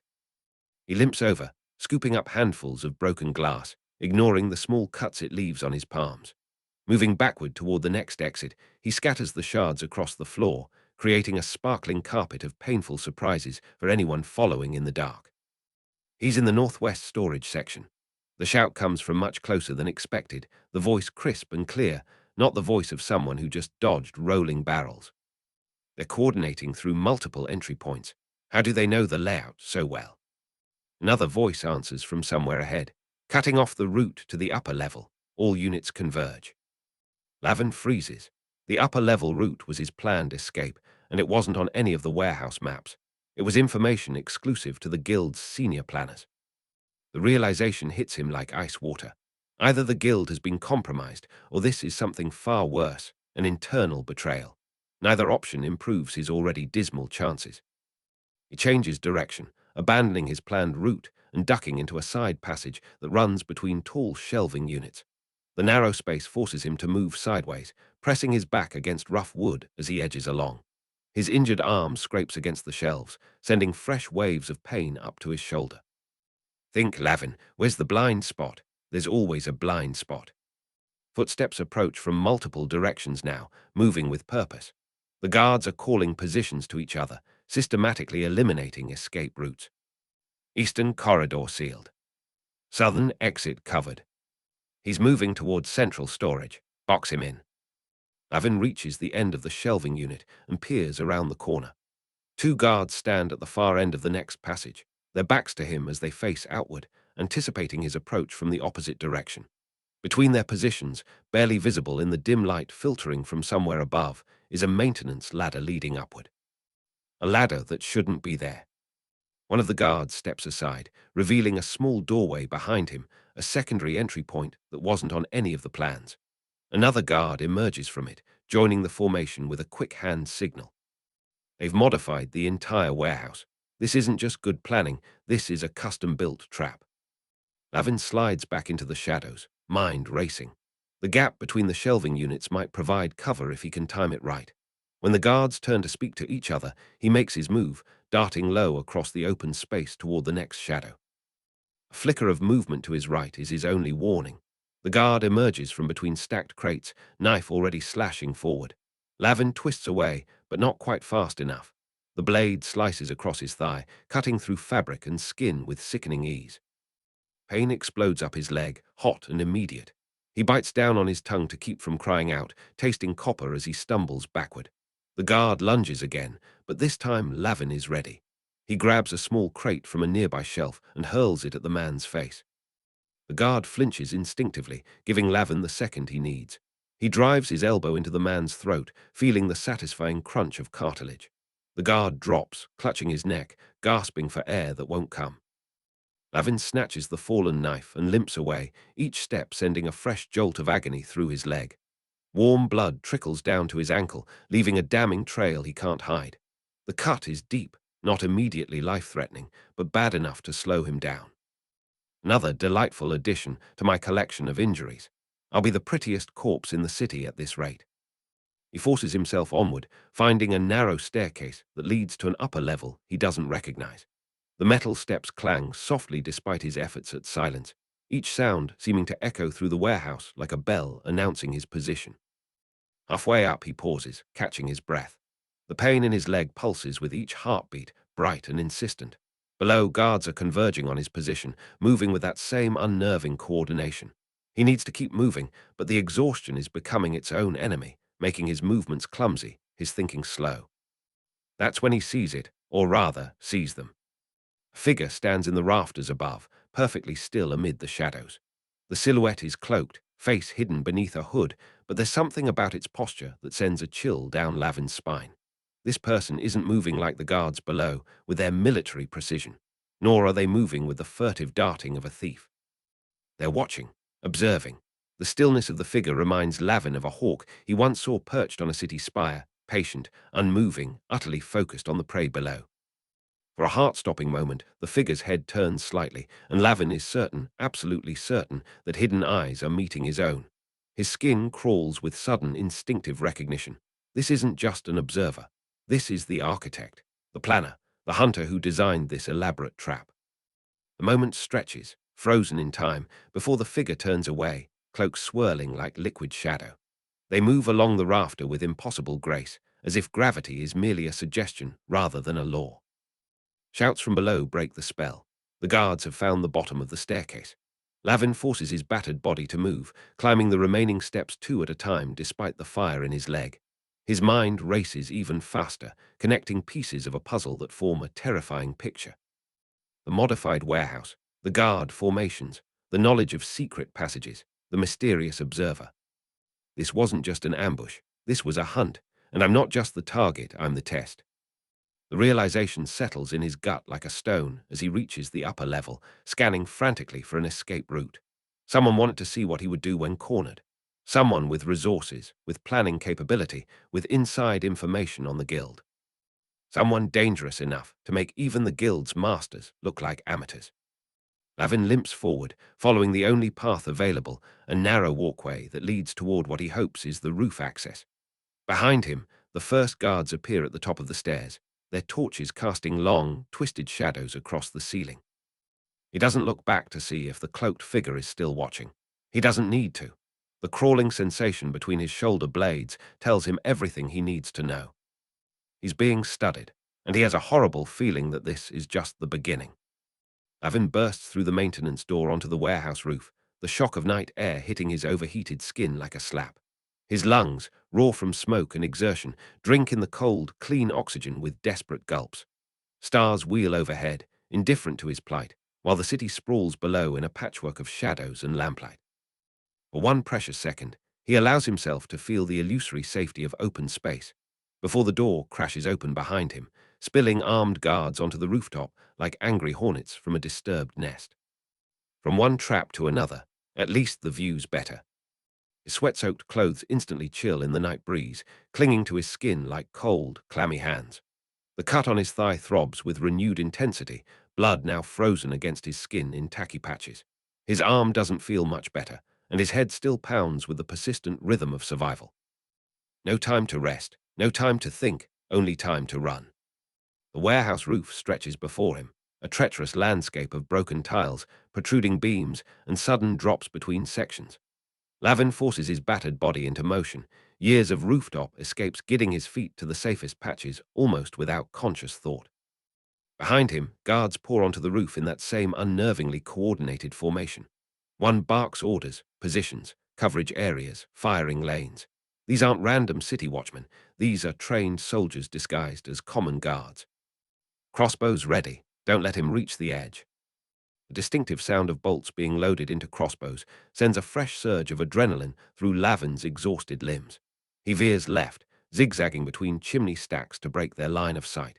His boots slide on loose tiles, sending several clattering down the steep incline to shatter on the street below. Crossbow bolt whistles past his ear, close enough that he feels the displaced air against his cheek. Another thuds into a wooden beam inches from his hand as he vaults over a ventilation hood. So much for diplomacy. Killing me seems to be the priority now. Lavin races across a flat section of roofing, pushing his wounded leg as hard as he dares. Each step sends shooting pain up his thigh, but stopping means death, or worse, capture by whoever orchestrated this elaborate trap. The warehouse district spreads before him, a maze of buildings of varying heights. His goal is to reach the lower structures to the east, which will eventually connect to the residential district where guild-safe houses are scattered throughout. A guard appears suddenly from behind a chimney stack, pike leveled at Lavin's chest. He drops into a slide without breaking stride, passing beneath the weapon and delivering a vicious kick to the guard's knee as he goes by. The man crumples with a howl of pain. 3 more guards are closing in from behind, their boots heavy on the rooftop. Lavin scrambles up a steep section, fingers finding purchase on rough tiles, ignoring the way they scrape his skin raw. At the peak, he pauses for a fraction of a second, surveying the path ahead. His weight shifts to his right foot as he prepares to run along the rooftop ridge. The tile beneath his boot feels solid, and then, in that disorienting way that's happened throughout his life, he feels a prickling sensation at the base of his skull. Something urging him forward now asterisk. Lavin lunges forward, his foot leaving the tile just as it cracks and gives way. Behind him, a guard not blessed with the same instinct plants his boot firmly on the weakened section. The tile shatters with a brittle crack. The guard's confident expression transforms into shock as he plummets backward, arms windmilling uselessly before he disappears from view. A distant crash and scream confirm his landing was far less fortunate than Lavin's earlier descent into trash. There's that famous luck again. Saves me just enough to keep me in trouble. The remaining guards hesitate, suddenly wary of the seemingly unstable rooftop. It buys Lavin precious seconds to increase his lead, racing along the ridge toward the next building. And then he sees it, the gap. Much wider than anticipated, a yawning expanse of empty air separating the warehouse from the adjacent structure. 15 feet at least, with a drop to the street that would shatter every bone in his body. You've got to be joking. Lavin skids to a halt at the edge, stones and broken tiles skittering over the lip to fall into the darkness below. Behind him, the guards have regained their courage, advancing in a spread formation that eliminates any chance of doubling back. Crossbows are raised, bolts ready to fly. "End of the line, boy," calls one guard, his voice carrying a note of satisfaction that makes Lavin's teeth grind. "No, we're left to run." Lavin surveys the gap again, eyes measuring distance, calculating angles, weighing odds that look increasingly terrible. The adjacent building's roof sits slightly lower than his current position, which might help with the jump, but the gap remains dauntingly wide. Stay and die, or jump and probably die. What excellent options. A crossbow bolt slams into the rooftop inches from his foot, a warning shot. The next won't miss. Last chance, calls the guard. Surrender now. Lavin looks down at the street far below, then at the approaching guards, then at the gap. His leg throbs, his arm aches, his head pounds. Every instinct screams that the jump is impossible. And yet, that same strange, prickling at the base of his skull whispers otherwise. If I'm going to die anywhere. He backs up 3 paces, ignoring the guard's shouts, takes a deep breath, focuses on the opposite edge, and runs. The last tile gives way slightly under his launching foot, nearly ruining his jump before it begins. His injured leg protests violently as he pushes off, but momentum carries him forward, out into empty space. For one eternal moment, he's suspended between buildings, neither here nor there, the wind rushing past his face as gravity prepares to claim him. Time seems to slow. He can see the doubt in his trajectory, can feel the shortfall coming. His arms stretch forward, reaching desperately for the opposite ledge that seems to be sliding away from him. The impact comes harder than expected. His chest slams against the edge of the building, knocking the air from his lungs in a painful whoosh. His fingers scrabble frantically, catching on the rough stonework of the ledge by the thinnest margin. For a terrible moment, he hangs suspended by his fingertips, legs dangling over the fatal drop, lungs unable to draw breath. Not like this. Lavin drags himself upward by raw strength and desperation alone, muscles screaming in protest. One elbow hooks over the edge, then a knee, then finally he rolls onto the safety of the rooftop, gasping like a landed fish. Crossbow bolts clatter against the wall below him, the guards firing in frustrated rage. But the angle is wrong now. He's out of their reach. As he lies there, trembling with exhaustion and fadding adrenaline, something compels him to look back. Across the gap, the guards are already retreating, likely to pursue via street level. But higher up, on a distant rooftop that offers a perfect view of the entire chase, stands a solitary figure. Even at this distance, Lavin can make out the distinctive silhouette, the cloaked observer, still watching, still studying. For a moment, it seems the figure nods slightly, as if acknowledging Lavin's escape with some private satisfaction. Then the observer turns and melts into the shadows, leaving only questions in their wake. Who are you? What was this all about? Lavin forces himself to his feet, wincing as his injured leg threatens to buckle. He needs to move before the guards find a way around. More importantly, he needs to reach the guild. Someone set him up tonight. Someone with connections, resources, and knowledge that should have been impossible to obtain. He limps across the rooftop, finding a drain pipe that will allow him to descend to street level. As he begins his careful climb down, his mind races with possibilities, each more troubling than the last. The guild has enemies, certainly, but none with this level of precision. None who would orchestrate such an elaborate trap just to test him rather than kill him outright. None who would watch from the shadows with such clinical interest. This wasn't about theft or territory or any of the usual guild business. This was something else entirely. And as Lavin disappears into the familiar shadows of the city's back alleys, heading toward what he hopes is still a safe haven, he can't shake the feeling that tonight's events were merely the opening move in a much larger game. A game where he doesn't even know the rules yet, but someone is already counting his moves. Chapter 7. The guild's cellar reeks of damp stone and unwashed bodies as Lavin descends the narrow stairs. Torchlight flickers across the cramped corridors, casting long shadows that seem to reach for him with accusing fingers. He feels the weight of eyes tracking his movement, hostile and calculating, but keeps his chin up despite the uncomfortable knot forming in his gut. Not guilt. He's long past feeling that particular emotion, but the instinctive warning of a street rat who's just realized he's walked into a trap. Conversations die mid-sentence as he passes. A pair of pickpockets freeze, their hands suspended over a pile of stolen jewelry.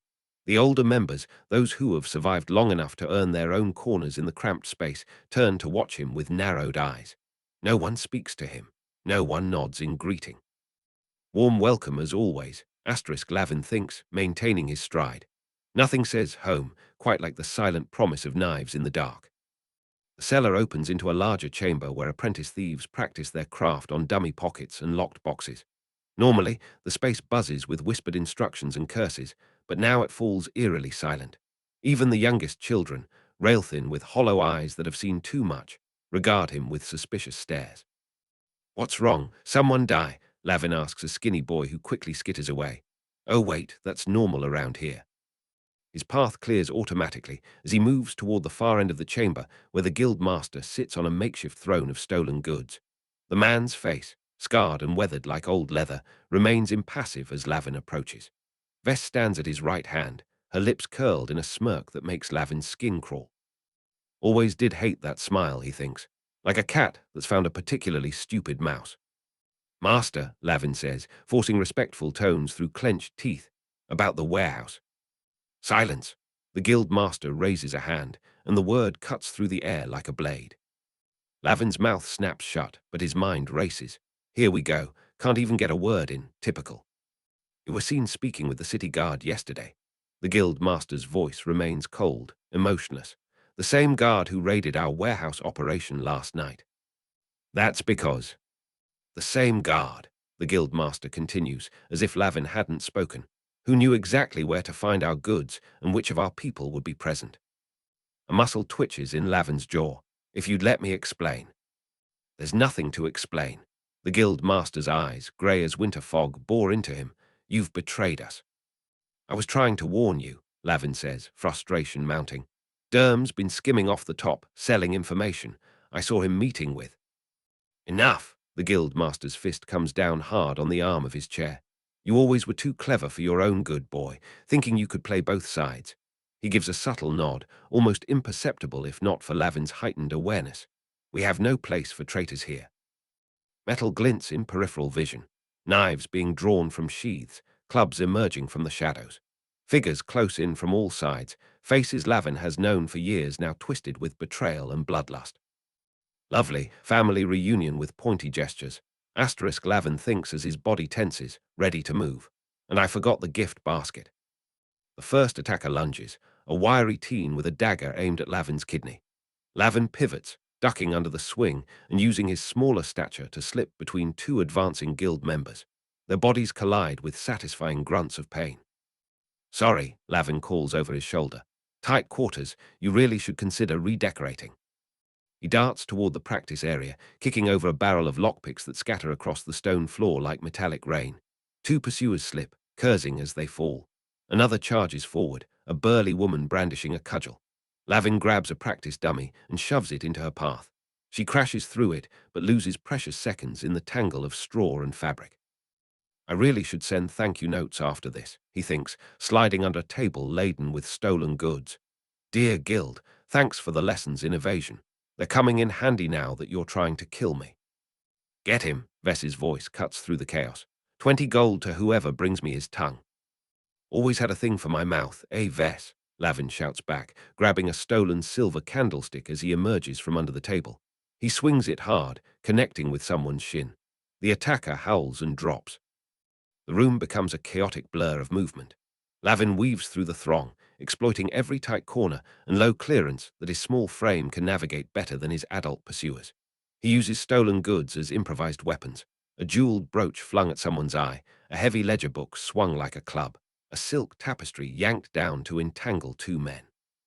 "Is this how you treat all your successful recruits?" Lavin pants, sliding between a woman's legs and coming up on the other side. "Or am I just special?" A knife grazes his arm, slicing through his thin shirt and drawing a line of fire across his skin. Lavin hisses but keeps moving, adrenaline masking the pain. He spots a stack of crates near one wall, a potential route to the rafters where the older thieves sometimes hide contraband. 3 quick steps, and he's scrambling up the wooden boxes, fingers finding purchase in the rough wood. A hand grabs his ankle. Lavin kicks back hard, feels the satisfying crunch of cartilage as his heel connects with a nose. The grip loosens. "Sorry about that," he calls, not sorry at all.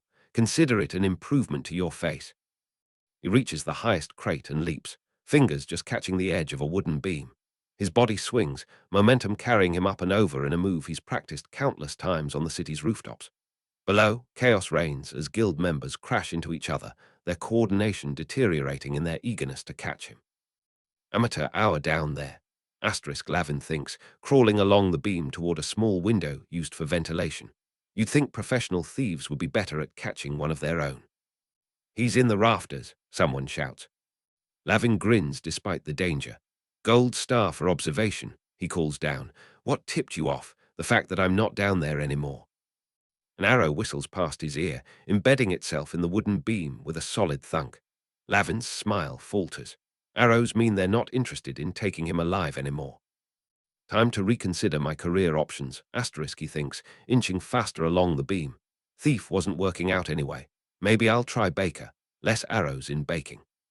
The ventilation window is close now, a small square opening to the alley outside. Too small for most adults, but perfect for a boy of his size.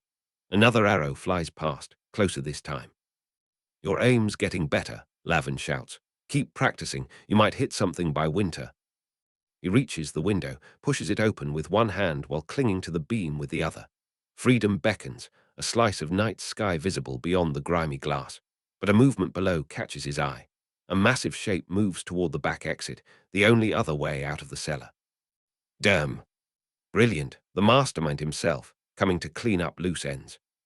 Lavin hesitates just a moment, then slips through the window and drops into the alley below. His legs absorb the impact with practiced ease. Behind him, shouts and curses filter through the open window. Ahead, the alley leads to the main street. And to the right, the narrow passage that connects to the back exit where Derm will emerge. Options, asterisk, Lavin thinks, already moving toward the passage. Run for safety or confront the brute who framed me. He knows which is smarter. He also knows which he's going to choose. The narrow passage stinks of rotting vegetables and yesterday's rain, the perfect complement to the evening's festivities. Lavin presses his back against the cold stone wall, breath coming in shallow puffs that cloud in the night air. Blood pumps in his ears, drowning out the distant shouts still echoing from the guild's cellar. He tastes copper, whether from split lip or pure fear, he can't tell. The back door will open any second now, and with it will come Derm, the man who's made Lavin's life a special kind of misery since day one. Smart move, waiting for the giant who wants to turn you into paste, asterisk, Lavin chides himself. Next brilliant plan, poke a sleeping bear with a short stick. The door bursts open with enough force to tear one hinge loose. It hangs drunkenly as Derm's massive frame fills the opening, his shoulders nearly scraping both sides of the door frame. In the dim light from the single wall-mounted torch, his face is all angles and shadows, like something carved from stone by a sculptor who favored nightmares.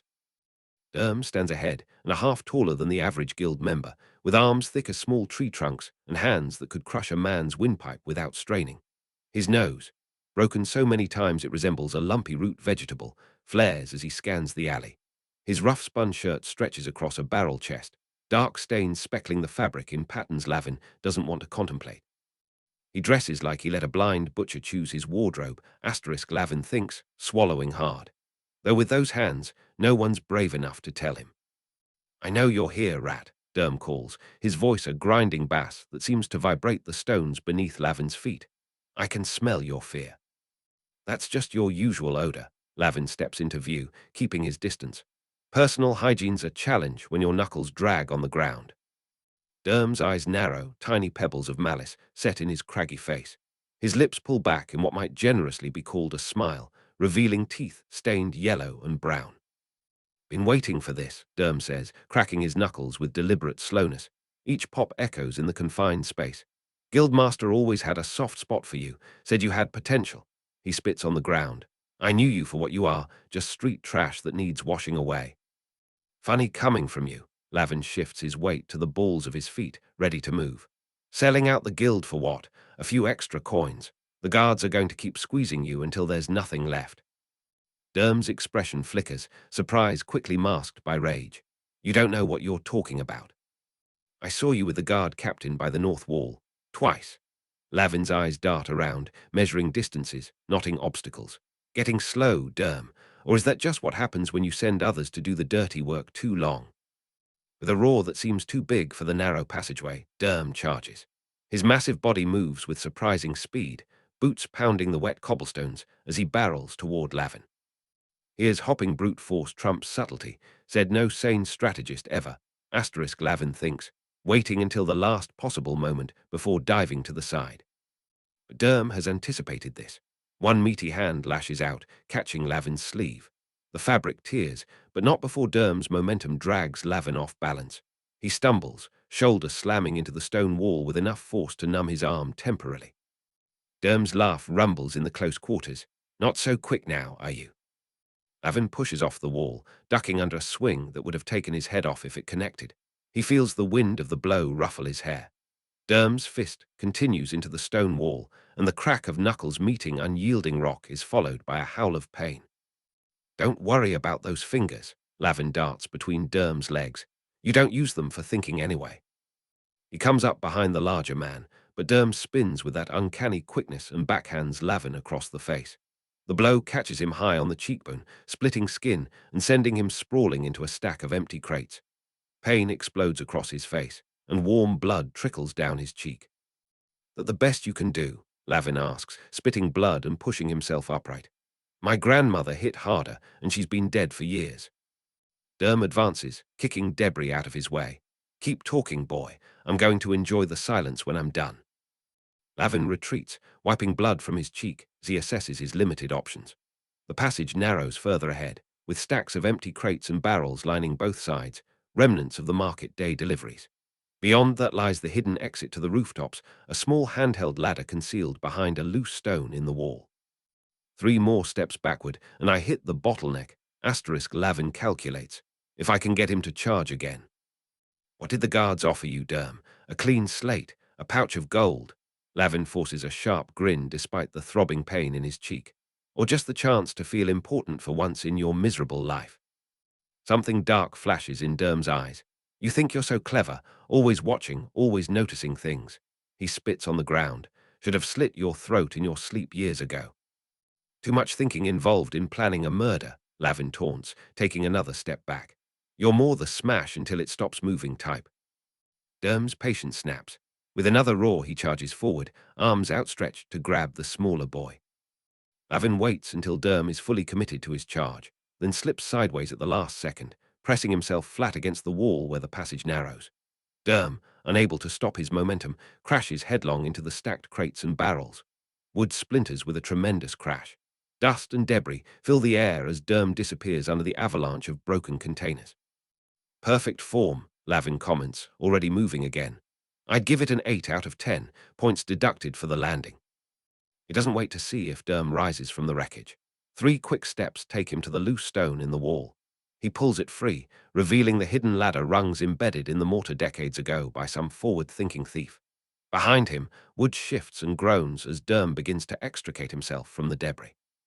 "Catch you later, Derm," Lavin calls, already scaling the hidden ladder.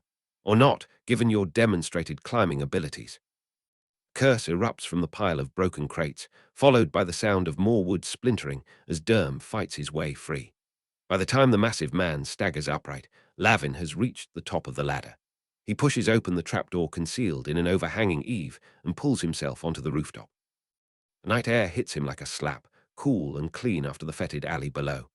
Moonlight bathes the city's uneven skyline in silver, illuminating a maze of chimneys, gables, and sloped rooftops stretching in all directions. Behind him, Derm's enraged shouts rise from the alley, joined now by other voices as guild members spill out in pursuit. Lavin doesn't hesitate. He takes off across the rooftop, his feet finding purchase on the familiar terrain. The cut on his cheek stings in the night air, but freedom beckons with each stride. He leaps to the next building, already plotting his escape route through the city's elevated landscape. "Let's see how they fare up here," he thinks, allowing himself a grim smile as he runs. "My territory now." City unfolds beneath Lavin like a moonlit dream, silver-washed tiles and chimney, stacks rising and falling in stone waves. The cool night air fills his lungs, clean and sweet compared to the cellar's stifling stench of unwashed bodies and damp stone. His feet find their rhythm on the familiar terrain, each step precise despite the blood still trickling from his cheek. Behind him, angry voices rise into the night as the first of his pursuers spill onto the rooftops. Fresh air, 10-10, would almost recommend the view, he thinks, vaulting over a chimney stack. The murderous audience somewhat dampens the experience. Lavin sprints across the slanted roof of a cooper's shop, feet silent on the weathered shingles. This high above the streets, the city sleeps in patches, some windows glowing with candlelight, others dark as closed eyes. The moon hangs fat and indifferent overhead, casting everything in silver contrast that makes the world seem painted in light and shadow. First of his pursuers lands on the rooftop behind him, one of the guild's faster members, a wiry woman with a reputation for knife work. She calls his name, the sound half swallowed by the night. Lavin doesn't look back. He reaches the edge of the cooper's roof and leaps, arms outstretched, body suspended momentarily over the dizzying drop to the alley below. He lands on the adjacent tannery roof, rolling to absorb the impact. The tarred surface is sticky beneath his palms, but he's up in an instant, already moving toward the next gap. Behind him, 3 more guild members make the jump with varying degrees of grace. One lands badly, his ankle turning with an audible pop followed by a stream of curses. One down, just a dozen or so to go, Lavin thinks, allowing himself the faintest smile. Tannery roof connects to a series of lower buildings clustered around a small courtyard. Lavin slides down the steep incline, controlling his descent with the heels of his hands against the rough surface. At the edge, he grabs a protruding beam, a remnant of some long-abandoned construction, and swings beneath it, using his momentum to launch himself onto a balcony below. The wooden railing creaks under his sudden weight. Inside, someone stirs at the noise. Lavin is already moving, scaling the decorative trellis on the building's side and pulling himself back onto a higher rooftop. He went left, someone shouts from behind. No, right, around the chimney. The confusion buys him precious seconds. Lavin darts between 2 towering chimney stacks, their brick surfaces still warm from the day's fires. He emerges on the other side and immediately drops flat against the roof tiles as an arrow whistles through the space where his head had been. Now they're just showing off, he thinks, heart hammering against his ribs. If I survive, I'll bill Derm for demolition services. Familiar roar rises from the direction of the original pursuit. Derm has made it to the rooftops. Despite his size, Lavin knows Derm is surprisingly adept at roof running, having caught many would-be escapees over the years. What Derm lacks in agility, he makes up for in raw strength and the ability to power through obstacles that would stop others. Lavin pushes himself up and runs in a low crouch along the spine of the roof. Ahead, the buildings of the merchant quarter rise in uneven tiers, offering countless routes for someone who knows them well. And Lavin knows them better than most, having spent years mapping escape routes across the city's skyline, while most guild members stuck to the safer streets below. He reaches a gap between buildings too wide for a straightforward jump. Below, a clothesline spans the distance, strung with sheets that flutter like pale ghosts in the night breeze. Without hesitation, Lavin drops over the edge, hanging by his fingertips for a heart-stopping moment before letting go and landing directly on the taut rope. The clothesline sags alarmingly under his weight. Lavin crouches, arms extended for balance, and picks his way across the swaying makeshift bridge. Halfway across, he glances back to see Derm reach the edge of the roof, his massive silhouette black against the night sky. Nowhere to run, rat, Derm bellows, his voice carrying across the gap. And yet here I am, running, Lavin calls back. Proving you wrong never gets old. Derm tests the clothesline with one hand, but the rope, already straining under Lavin's smaller weight, clearly won't support the man's bulk. With a growl of frustration, Derm disappears from view, presumably to find another way across. The next few minutes blur into a desperate obstacle course. Lavin leaps between buildings, slides down sloped roofs, swings from a broken weather vane, and squeezes through a gap in a stone parapet too narrow for his adult pursuers. His body moves on instinct, years of practice guiding each step and handhold. Getting sloppy, he chides himself. One mistake up here is all it takes. The sounds of pursuit grow more distant, but Lavin knows better than to slow down. The guild has eyes throughout the city. If he's spotted, the chase will resume just as quickly. He needs to put real distance between himself and his former family. As he crests the roof of a wealthy merchant's home, Lavin spots the market district ahead. The buildings there are more widely spaced, with broader streets between them to accommodate the daily flow of goods and customers. Most importantly, they're separated by gaps too wide for all but the most daring jumpers. Perfect. He sprints toward the edge, gathering speed as he goes. Behind him, the pursuing footsteps grow louder again. Derm has found a way to close the distance, his heavy tread unmistakable even against the backdrop of the night. End of the line, boy. Derm's voice is closer than expected. The gap looms ahead, a dizzying drop to the alley that separates the residential area from the market district. The distance is significant, at least 12 feet across, with nothing but hard cobblestones waiting below for anyone who misjudges. If I die doing this, I'm going to be really annoyed, Lavin thinks, measuring the distance with experienced eyes. He reaches the edge and pushes off with every ounce of strength remaining in his legs. For a moment, he's airborne, suspended in the moonlight with nothing beneath him but empty space and certain death. The world narrows to the approaching rooftop edge and the howl of wind in his ears. Then his feet hit the opposite roof, momentum carrying him forward into a roll that saves him from breaking both ankles. He comes up in a crouch, breathing hard, and turns to look back across the gap. Derm stands at the edge of the other roof, his face twisted in fury. Even in the moonlight, Lavin can see he's considering the jump. For a tense moment, their eyes lock across the divide. "Maybe next time," Lavin calls, forcing bravado into his voice despite his exhaustion. "Bring a rope or wings." Derm spits a curse, but even he isn't fool enough to attempt the leap. Behind him, other guild members gather, their expressions ranging from frustrated to impressed as they realize their quarry has escaped. Lavin raises a mock salute, then turns and disappears into the shadows of the market district rooftops. He finds a secluded corner between a chimney and a peaked gable, hidden from view on all sides, and finally allows himself to collapse, his back against the cool stone. His chest heaves as he gulps the night air. Every muscle in his body screams for rest. The reality of his situation settles over him like a heavy cloak. He's alone now, truly alone, with the guild's enmity ensuring he can never return to the only home he's known. Alone at last, freedom never tasted so ironic, he thinks, looking up at the indifferent stars. The city stretches vast and unknown below him, full of dangers but also possibilities. No guild to answer to, no derm to dodge, no rules to follow but his own. A strange, unexpected smile tugs at his lips despite everything. Maybe, just maybe, this is exactly the push he needed. Chapter 8. The city didn't sleep, not really. Even at this hour, Valdamar's capital pulsed with low light and lower voices, taverns still alive with drink and dice, alleyways whispering the same secrets they always had. But to Lavin, the streets felt hollow. Not silent, just empty in a way that gnawed at the ribs. His hood was up, his steps quiet, but not hiding. Not tonight.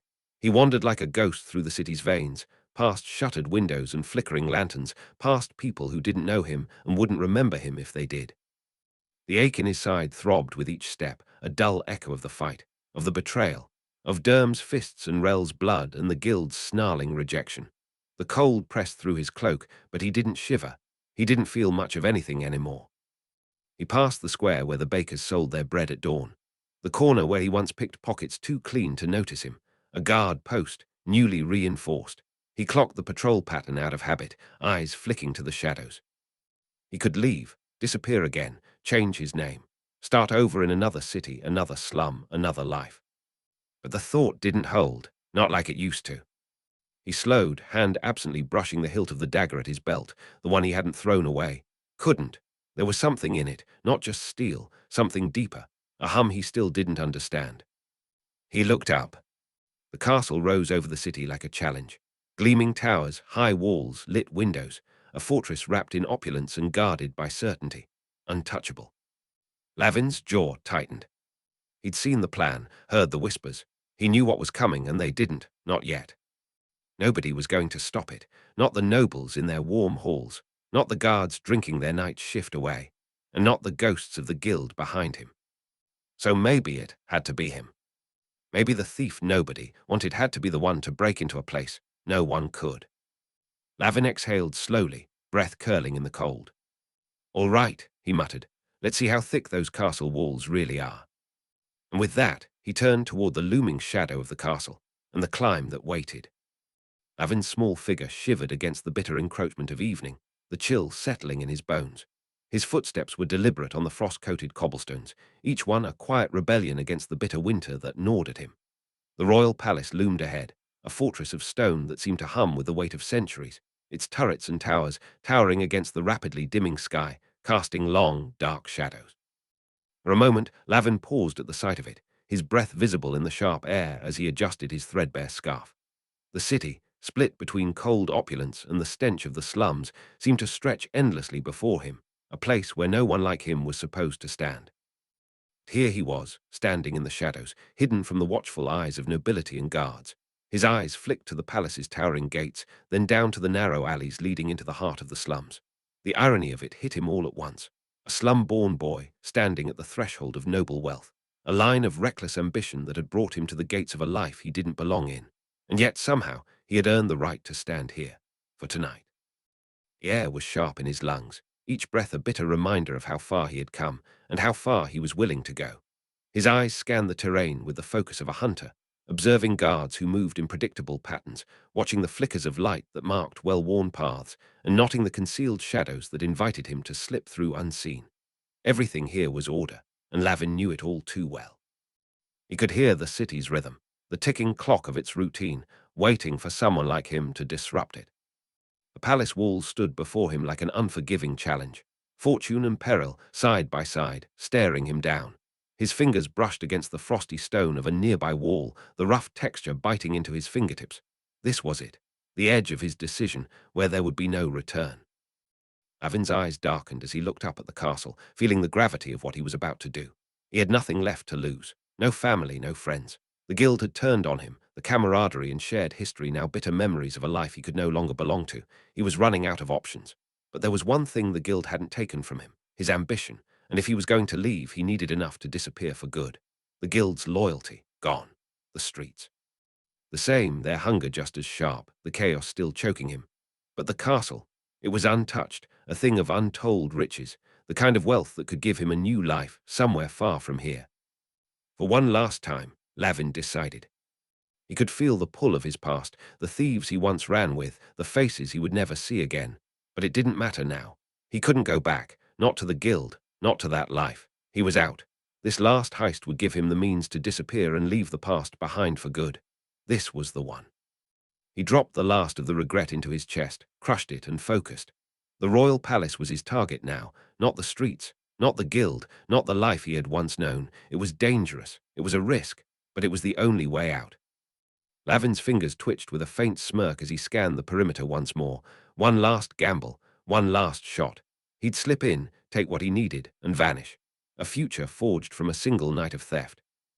He breathed out slowly, taking the weight of the decision with a shrug, as if he'd already lived 1,000 lives, and this was the only one left to live.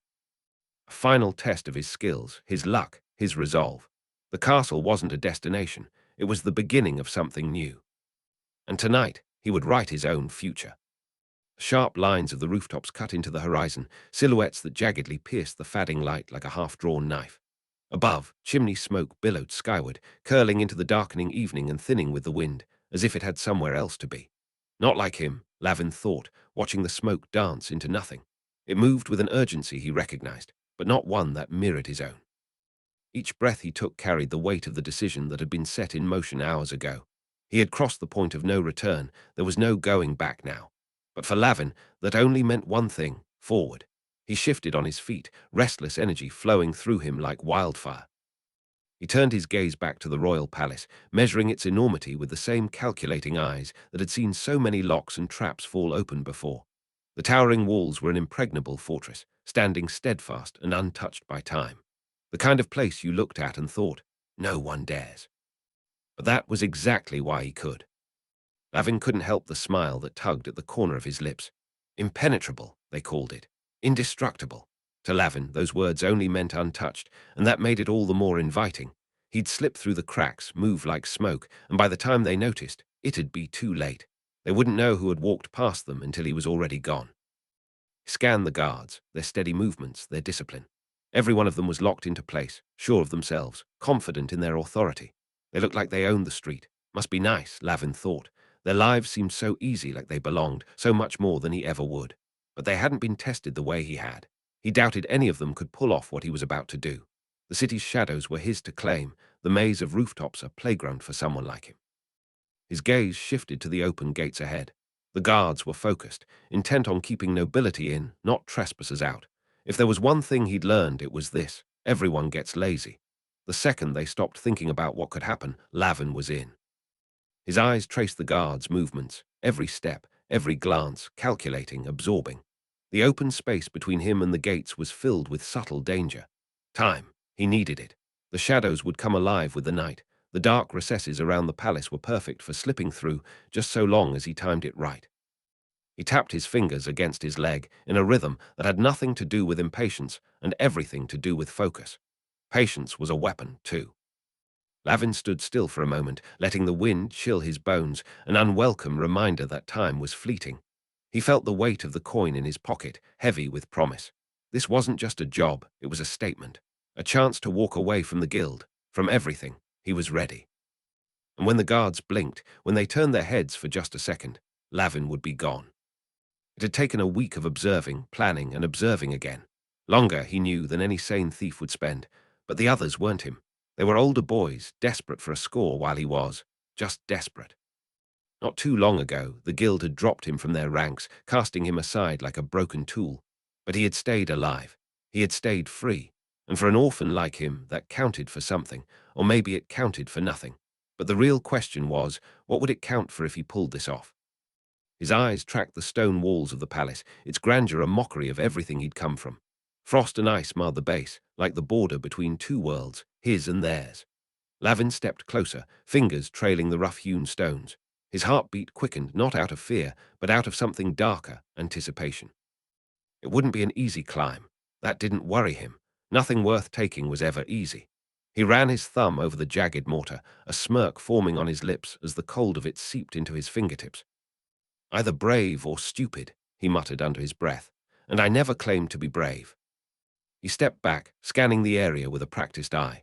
The guards, rotations were predictable, though the night's stillness made it feel like a trap, as if everything was waiting for the right moment to spring. Street behind him was empty now, the rich and warm-blooded having retreated indoors, leaving behind a chill in the air and a silence that pressed down on him. He savored the last moments of dying light, the way it made everything seem sharper, clearer, like a picture forming just out of reach. For a moment, he imagined what a noble might feel like standing on the edge of a slum. The alien thrill of looking down at something beneath them, something they controlled, something they owned. He could almost laugh. If someone told him a year ago he'd be here, standing alone on the edge of a royal palace, eyes set on its treasures, he'd have laughed too. But now, with the cold in his bones and the world stretching wide before him, he felt a strange kind of calm settle in. To anyone watching, he must have seemed mad. A small boy, cold and hungry, setting his sights on the most dangerous prize in the kingdom. A week ago, maybe he would have agreed with them. But now he felt the pressure building inside, a tightness in his chest that told him he had no choice. This was it. He wasn't just fighting for survival anymore. He was fighting for freedom, for something bigger than what the city had to offer. For the chance to leave it all behind, the guild, the streets, the life of a shadow. There was a window. High above, a way in, and behind it was everything he was willing to risk. A breathless moment when his mind flashed to the coin in his hand, spinning in firelight, the heads or tails of his fate. Fortune or ruin. The outcome would be the same whether he tried or not, so why not try? He pulled the scarf tighter around his neck, a small gesture of resolution that echoed louder than it seemed. The cold cut at his skin, the night pressing against his back like a reminder, but he stood tall, even if he was barely 5 feet of skin and bone, his feet planted firmly on the cobblestones. No turning back. With one final look at the palace, his future, his gamble, he stepped toward the wall, fingers brushing the stone again. Cold, unforgiving, just like the world. His past, his future, all tangled together in that moment. What choice did he have but to climb? The first handhold was a confession, cold and brittle against Lavin's calloused fingers. The second was a promise. He would not fall tonight. His breath came in shallow, quick bursts, every exhale a reminder of the risk he was taking, the height beneath him and the palace above. It wasn't a choice anymore. This was the only way. He gritted his teeth, fingers curling tightly around the stone. His body tensed as he stretched upward, the rough wall scraping against his palms, the sharp sting of ice biting into his skin. The climb wasn't just physical. It was every scar he carried with him, the betrayals, the failures, the lessons learned on the streets and in the shadows. It was a reminder that he didn't belong here on this path, but he was taking it anyway. The city had never been kind to him. But the palace had promised him something he hadn't dared to dream of. Just a little further, Lavin whispered to himself. One more step. He glanced down, the ground too far below to see clearly. But the feeling of being above it all, for once, kept him grounded in his resolve. The city's noise was muffled by distance, but the faintest echo of shouting reached him. A distant reminder that someone, somewhere, might be watching. Lavin pushed the thought aside. It wasn't important. What mattered was the wall before him, the next handhold, the next foothold, and getting to the top. A gust of wind whipped across the rooftops, biting into his face. He narrowed his eyes and climbed harder, faster. One more step. The stones beneath his hands were slick, unforgiving. His breath came in ragged bursts and sweat strung his eyes, but he refused to stop. The only way to go was up, and that was exactly what he would do. Each movement felt more desperate, more determined than the last. Every inch of his body screamed for rest, but he ignored it, focusing only on the goal ahead. "I'm not falling tonight," he muttered to himself again, the words a mantra. The climb was a test, one that pushed him to the edge, a challenge he couldn't afford to fail. The handhold came next, slippery but strong enough to support him. The second promise. Lavin grinned, grim and tight. He wasn't done yet. He stretched for the next handhold, and for a moment everything stopped. His breath, his heartbeat, the whole world holding its breath with him. His pulse thudded in his chest, slow-motion anticipation flooding his veins. In that moment, he realized how much he really wanted to live, how much he'd been running from the alternative. Then he caught it, drew himself up, and let his breath and heart race again. The danger felt different up here, more immediate, more personal. But that was the thrill, wasn't it? That was the game. "Just a little higher, Lavin. No big deal, right?" he muttered under his breath, giving his own reckless pursuit a sarcastic nod. Of course, climbing a palace wall in the dead of night sounds like a perfectly rational plan. A gust of wind caught him, pulling his clothes tight against his thin frame. The cold tried to betray him, stiffening his limbs, turning them into frozen metal. He cursed the biting chill and pushed onward. Still he climbed. His feet searched for purchase with blind faith, the kind only a street rat like him could have. Every few moves his grip would slip, just a moment of terror, a sharp fuck, before he clung to the wall even harder, as if by sheer will he could will himself to survive this idiotic stunt. "Gods, I must be out of my mind. But hey, what else is new?" he muttered, half laughing at himself. The slums had taught him a lot. Stealth, sure, but more than that, survival. How to move faster than the problem, how to outrun your past, and never, ever stop. If you stopped, you'd be swallowed whole. And Lavin had learned that lesson too well. Lavin rolled his eyes at his own internal voice. "Don't remind me," he muttered, voice barely above a whisper. He worked his way higher, one stone at a time, Lavin the ghost, Lavin the defier, pressing forward where no sane thief dared to tread. Near the midpoint he stopped. There, beneath the shadow of a carved gargoyle, he found a narrow niche, a perfect little nook for him to catch his breath.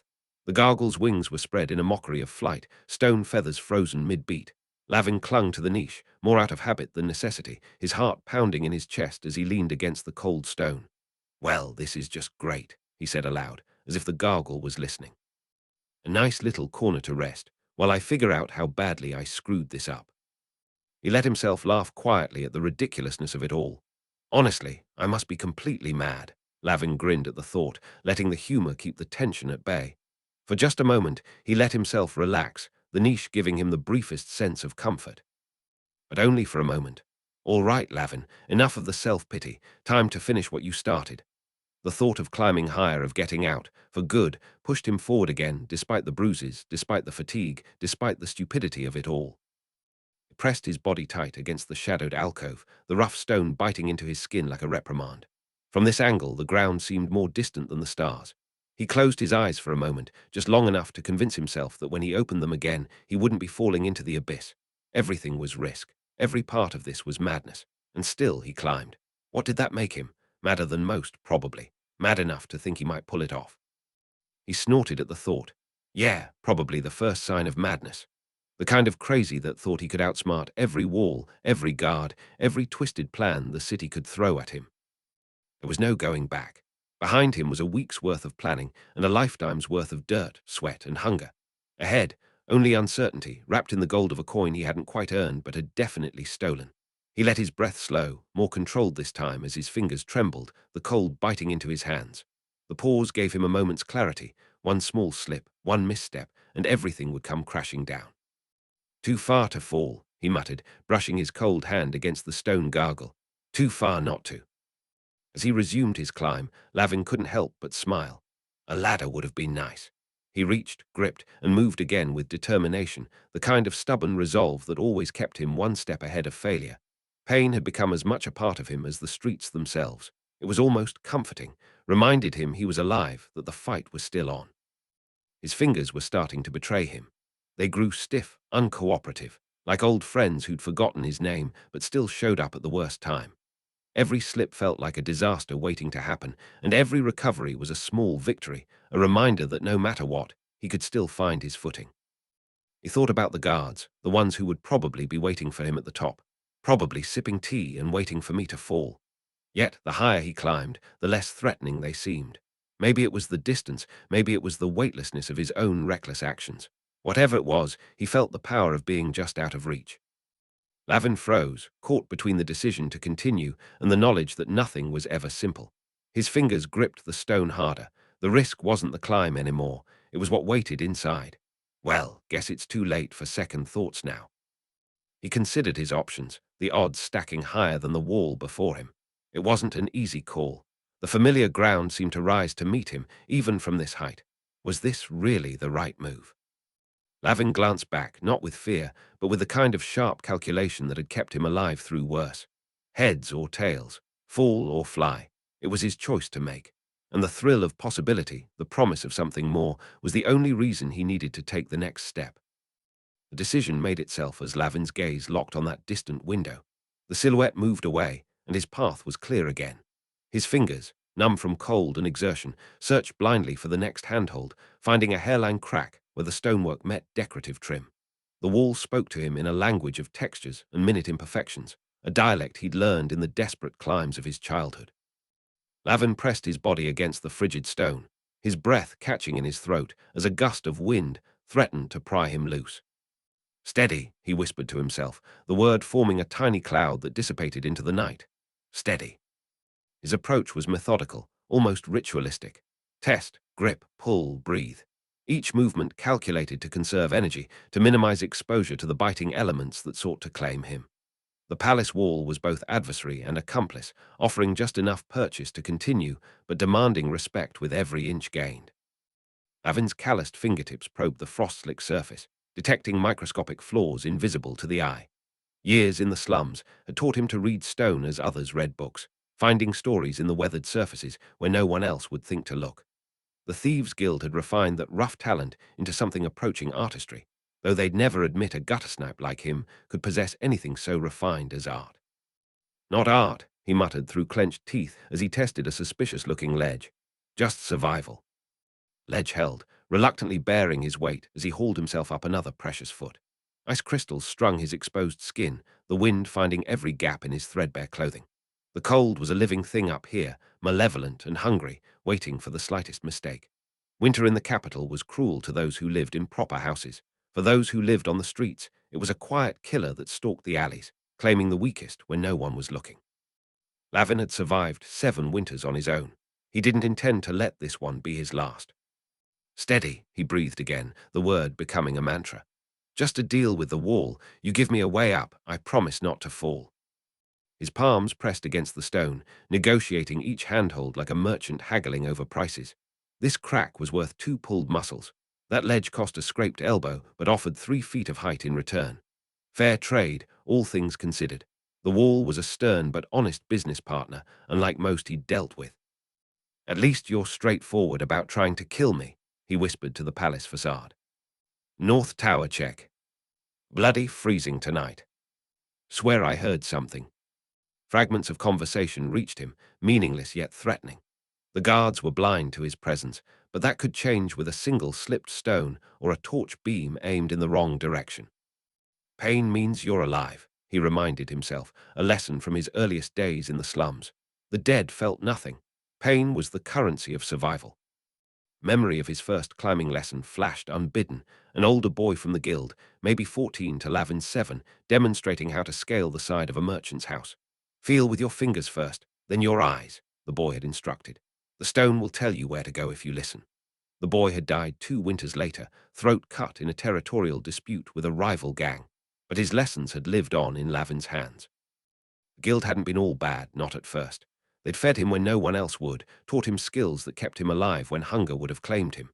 It was only later, when the cost of those meals became clear, that Lavin understood the true nature of the bargain he'd struck. By then, it was too late. The guild owned him, body and soul. until they didn't, until they cast him aside like broken merchandise. Sudden shift in the wind pattern made him pause, flattening himself against the wall. His instincts, honed by countless near-escapes, screamed a warning. He held his breath, becoming as still as the stone that supported him. Above, a guard passed by on a walkway, lanterns swinging in a lazy arc, illuminating patches of the wall mere feet from Lavin's position. He didn't move, didn't breathe, counted heartbeats until the light receded. 1, 2, 3. The light shifted away, the guard continuing his rounds, oblivious to the boy clinging to the wall beneath him. 20, 21, 22. Only when Lavin reached 50 did he allow himself to breathe again, a slow, controlled exhale that wouldn't create a visible cloud in the frigid air. His body protested as he resumed climbing, muscles trembling with fatigue and cold. Most would have given up by now, accepting defeat in the face of such overwhelming odds. But street rats didn't have the luxury of surrender. The slums bred a particular kind of determination, stubborn, ugly, practical. You kept going because stopping meant death. Simple as that. The decorative stonework became more pronounced as he ascended, offering better handholds, but also creating unpredictable wind patterns that threatened to tear him from his perch. Lavin adjusted his technique, using the deeper shadows created by elaborate carvings for both concealment and protection from the elements. His fingertips, despite their calluses, had begun to bleed from the constant abrasion against rough stone. The blood made his grip treacherous, each new handhold a gamble. Yet he pressed on, leaving behind microscopic traces of himself on the palace wall, a signature in blood that would be washed away by the next rainfall, as ephemeral as his existence in the grand scheme of the kingdom. Steady, he reminded himself as a particularly strong gust buffeted him, just a little higher. The night deepened around him, the stars cold and distant observers of his struggle. Lavin imagined them placing bets on his survival, celestial gamblers wagering on whether the small, insignificant creature clinging to the palace wall would live to see morning. He'd bet on himself, if given the chance, not out of confidence, but because he'd learned long ago that no one else would. Stonework changed beneath Lavin's fingers, the transition so subtle he might have missed it had his life not depended on such details. Gone were the uniform blocks of the lower wall, replaced by more elaborate carvings, delicate whirls and flourishes that spoke of artisans' pride and noble vanity. Beautiful, certainly, but beauty was rarely stable, as Lavin had learned in both stonework and people. These ornate sections offered more handholds, but promised less security, each decorative element a potential traitor waiting to break away under his weight. "Oh, getting fancy now, are we?" he murmured to the wall, his breath visible in short, staccato clouds. "Trying to impress me before you kill me." Then it happened. His right index finger, slick with blood and frost, slipped from its hold. For one terrible, stretched moment, Lavin felt himself beginning to peel backward into open air, his center of gravity shifting past the point of recovery. The world slowed, his perception narrowing to the pinpoint awareness of imminent death. Something in him, not thought, something deeper, took control. His body reacted before his mind could process what was happening. His left hand clamped down with crushing force on the stone leaf. His right, already falling, shot outward and found purchase in a crack he hadn't known existed. His feet scrambled against the wall, toes digging into minute imperfections in the stone. He caught himself, suspended in a position that defied both gravity and probability. For several heartbeats, Lavin didn't move, didn't breathe. His body trembled with the strain of the awkward pose and the surge of fear that flooded his system. When he finally exhaled, it came with a soft, borderline hysterical laugh. "That was a close one," he whispered, his voice shaky. His dialogue with the wall took on a new edge, less negotiation now and more accusation. "Trying to be rid of me already? We've barely gotten to know each other." The ornate stonework grew more elaborate as he climbed higher. What had begun as simple decorative borders evolved into complex scenes, hunting parties, mythological beasts, and elaborate floral motifs. The noble obsession with documenting their importance in stone gave Lavin more options for his ascent, but each carved figure was a gamble. Had the stonemason secured this boar's tusk properly? Was that hunter's bow strong enough to bear his weight, or would it snap off in his hand? "Your arrogance might just save my life," he told the palace wall, finding irony in how the nobility's vanity had inadvertently created a ladder for him. "Though I don't think that was the intention when you commissioned these pretty pictures." The shield crumbled, disintegrating into gravel that showered into the darkness below. Lavin's stomach lurched as his foot swung free over nothing. His hands, already overtaxed, suddenly bore his full weight. A jolt of pain shot through his shoulders as tendons stretched to their limits. For the second time in minutes, death reached for him with eager fingers. Again, that uncanny reflex took over. His left foot kicked outward, finding an adjacent carving, a horse's head, while his right twisted upward and hooked into a narrow groove. The position was excruciating, muscles straining in ways they were never meant to, but it kept him from falling. "That's two," he gasped, sweat despite the cold beading on his forehead. His heart hammered against his ribs like a caged animal. The wall seemed to be developing a personality in Lavin's mind, a capricious, sadistic entity that offered hope with one hand while preparing to push him to his death with the other. "I'm starting to take this personally," he muttered, readjusting his position with painstaking care. "If you wanted me dead, you could have just collapsed on me in the slums. No need for this elaborate game." The third disaster came without warning. A sudden gust of wind, channeled between two palace towers, slammed into him with physical force. It caught him mid-movement, when his balance was most precarious, fingers just reaching for a new hold. The wind pried at him like invisible hands, peeling him from the wall with terrifying efficiency. Time slowed again. Lavin felt himself being pulled backward, his fingers losing their grip one by one. He was falling, the inevitability of it washing over him with cold certainty. Then his left hand struck out, guided by that same inexplicable instinct. His fingers closed around a narrow stone protrusion, an archer's arrow, part of another decorative scene. His body swung like a pendulum, slamming back into the wall with bruising force, but he held on. "That's three," he wheezed, his voice barely audible even to himself. "3 tries to kill me. Do I get a prize?" The pain was becoming difficult to ignore, a screaming chorus from every muscle and joint. Lavin knew he couldn't continue much longer without rest. His uncanny luck, if that's what it was, wouldn't save him if his fingers simply refused to grip anymore. That's when he saw it, an unexpected mercy in the otherwise hostile vertical landscape. Beneath the spread wing of a leering gargoyle, a small niche had been carved into the wall, perhaps for a statue that was never placed. The hollow was just large enough for a small boy to wedge himself into. "Don't mind if I do," Lavin murmured, changing his trajectory with painful deliberateness. Reaching the niche required one final push, his arms trembling visibly as he pulled himself the last few feet. Then he was there, wedging his body into the sheltered space, pressing his back against the rear wall and drawing his knees to his chest. The gargoyle's wing extended above him like a misshapen umbrella, blocking the worst of the wind. For the first time in what felt like hours, Lavin allowed himself to breathe properly. The shelter wasn't warm, but the absence of wind made it feel almost comfortable by comparison. He flexed his fingers, grimacing as pain shot through them. The blood on his fingertips had frozen in places, creating a macabre glaze over his skin. He pressed his hands under his armpits, trying to restore some circulation. From this vantage point, the palace grounds spread below him like a miniature kingdom. Guards' torches created a constellation of moving lights, their patterns revealing the security rotations with perfect clarity. Tiny figures crossed courtyards, servants or late-working officials going about their business, unaware of the small observer perched high above. Lavin leaned his head back against the cold stone, allowing himself a moment of stillness. The desperate circumstances that had driven him to this insane climb pressed in upon him. Cast out by the guild, marked for death if he remained in familiar territory, with winter tightening its grip on the city, he'd had no choice but to attempt something no sane thief would consider.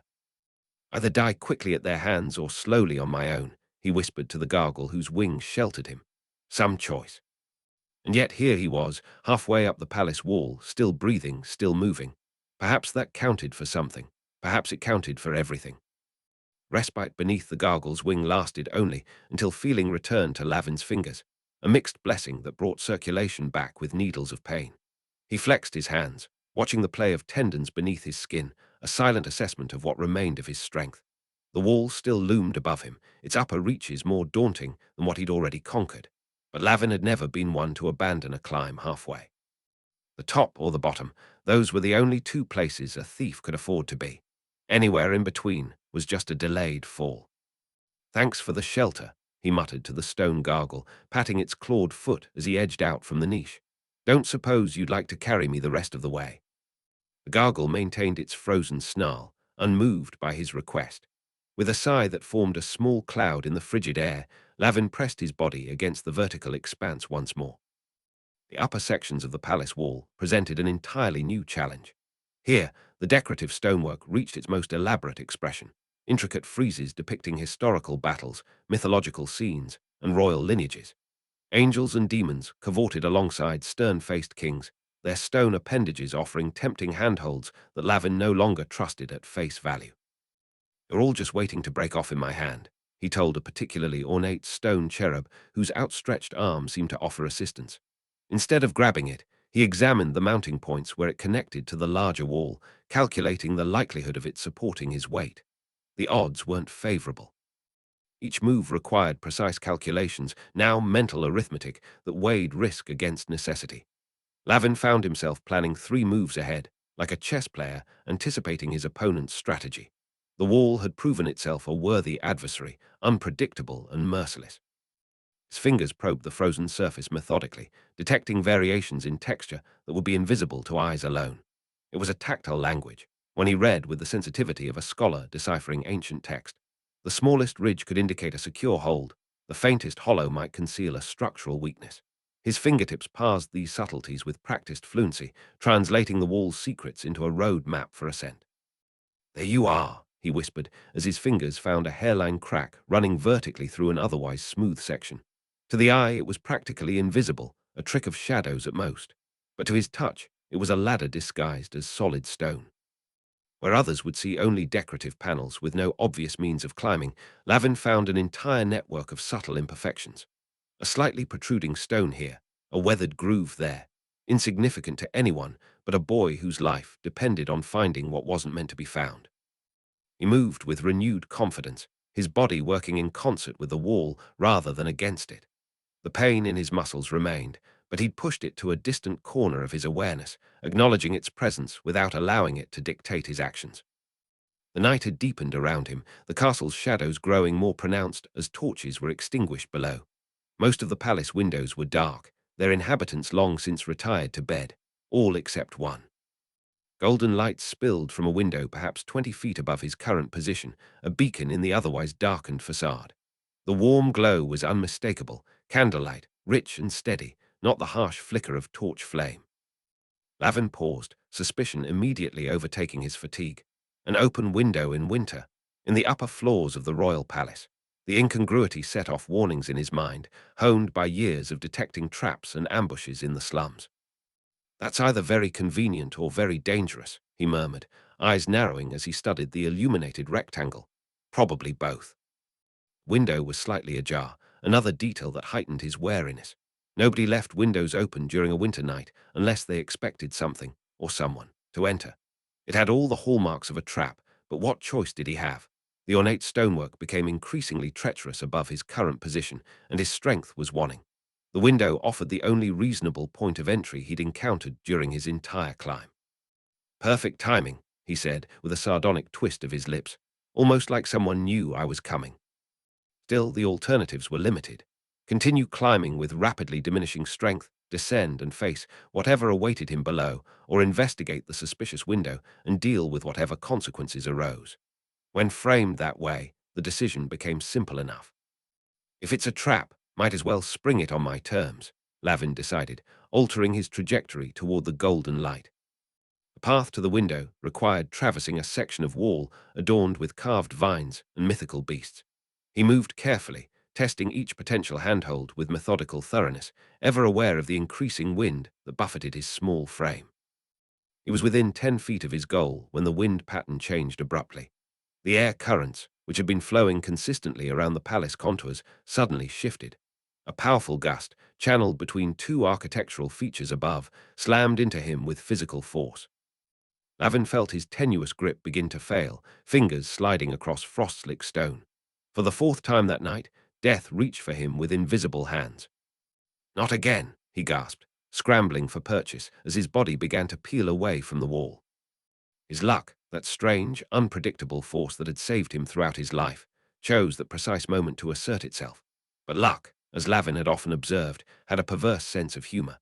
Instead of simply maintaining his grip or finding a new handhold, his body twisted in midair as the wind caught him. Rather than falling downward towards certain death, he found himself being propelled forward, directly toward the open window. "No, wait!" The words were torn from his mouth as he tumbled through space, arms windmilling uselessly. Time stretched and compressed simultaneously. Lavin had just enough presence of mind to realize what was happening, but not enough to control his trajectory or prepare for landing. He was flying, not down, but forward, in a chaotic, uncontrolled arc that would either save his life or simply change the manner of his death. The golden light grew larger, swallowing his vision. The window frame rushed toward him with alarming speed. Lavin tucked his head, drew his knees toward his chest, and braced for impact. As he rolled across polished flooring, Lavin had just enough awareness to register two critical facts. He wasn't falling to his death, and he wasn't alone in the room. His body came to rest against something solid, furniture of some kind, and he lay there for a moment, every muscle trembling with exhaustion and adrenaline. His luck had saved him again, in the worst possible way. Not dead, but completely at the mercy of whoever occupied this candlelit chamber in the heart of the royal palace. Lavin raised his head slowly, bracing himself to face whatever consequences his miraculous survival had delivered him into. Chapter 9. Window shattered inward like a frozen waterfall, sending daggers of glass cascading across the polished marble floor. Lavin tumbled through the jagged opening, riding a gust of bitter night air and swirling snow that seemed as surprised as he was to find itself inside such opulence. His shoulder struck the floor first, a sharp pain that cleared his head of everything but immediate survival. He rolled to his feet with the practiced economy of movement that had kept him alive on the streets, glass crunching beneath his worn boots. The pain in his shoulder dulled to an insistent throb as his eyes adjusted to the golden glow of candlelight after the stark moonlit darkness of the palace rooftops. The chamber spread before him like something from a story told to wide-eyed orphans on cold nights, a fantasy of wealth that seemed obscene in its excess. Heavy tapestries depicting hunting scenes hung from ceiling to floor, their threads gleaming with actual gold. Ornate furniture sat precisely arranged on thick carpets, each piece worth more than everything Lavin had stolen in his short lifetime. Crystal decanters caught the light from dozens of candles in gilded sconces, fracturing it into rainbow patterns across gold-leafed walls. But it was the tableau at the center of the room that froze his breath in his lungs. Three figures dressed in close-fitting black stood around a high-backed chair. Their faces were obscured by dark cloth wrapped around their heads, leaving only their eyes visible, cold, alert, and now fixed entirely on him. Each held a weapon with the casual confidence of someone intimately familiar with its use. The curved blade in the nearest one's hand gleamed wetly in the candlelight. Bound to the chair was a young woman, her wrists secured behind her back, ankles fastened to the chair legs. A gag cut into the corners of her mouth, but her eyes, amber and fiercely alert, were anything but subdued. Her dark hair had been arranged in an elaborate style that now hung partially undone, suggesting a struggle. Her gown was the deep blue of midnight, embroidered with silver threads that formed patterns Lavin didn't recognize, but instinctively understood were important. Everything about her screamed wealth and position. Everything about the three standing figures promised death. Lavin's gaze darted to the window he'd just crashed through. The mission had gone wrong. He'd expected an empty guest chamber, perhaps a servant's quarters, not this, not an interrupted assassination. He tumbled headlong into the chamber, landing with a startled grunt, and collided bodily with a shadowed figure poised over a young woman in bed. The assassin's dagger clattered away across the stone, shock written in the whites of their eyes. The woman, princess or not, it didn't matter yet, sat bolt upright with a gasp, confusion and fear warring on her face. The assassin scrambled, and Lavin, acting on pure instinct, shoved a small side table in the attacker's path. It toppled, sending the assassin sprawling. The moment's chaos gave Lavin just enough time to grab the fallen dagger and whirl around, heart pounding. "Stay down," he hissed, brandishing the blade far less convincingly than he would have liked. The assassin, caught between confusion and alarm, glanced from Lavin to the princess, then bolted for the door and vanished. The woman turned a sharp, urgent gaze on Lavin. "Who are you? What?" "Wrong place, wrong time," Lavin whispered, still panting. "But we need to leave. Whoever sent them won't give up after one try." She hesitated, then threw off her covers and snatched up a cloak. Lavin led the way, every nerve on edge, straining for any hint of pursuit. They slipped into the corridor, Lavin leading, senses straining for every whisper of boots or creak of armor. The hall ahead flickered with torchlight, a patrol. He tugged the princess into a small linen closet, pressing a finger to his lips. They crouched behind piles of musty sheets as two guards passed, oblivious, one muttering about the lateness of the hour. When the hallway was clear, Lavin eased open the door, beckoning. He led them through the warren of servants' passages he'd mapped in his mind since first breaking in. At every turn, he checked corners, testing for the vibrations of approaching feet before crossing. A locked iron gate barred their way to the kitchens, Lavin's chosen escape. He fished out his slender picks and made quick work of the lock, quietly relishing the princess's wide-eyed stare. The gate swung open with the barest squeak. "I knew you'd be good for something," Lavin muttered, half to himself. They heard voices, more guards, this time at the main corridor. Lavin scanned for options, then spotted a rolling serving cart. He motioned for the princess to crouch beside it, and with a practiced motion, tipped it over just as the guards reached the corner. Food and plates clattered, sending the guards shouting toward the mess. Lavin and the princess darted in the opposite direction.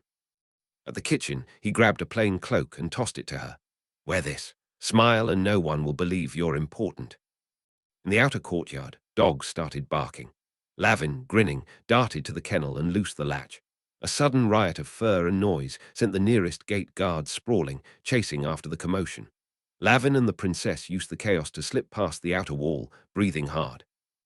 Only when they'd crossed the last garden hedge and ducked into a side alley did Lavin allow himself to stop.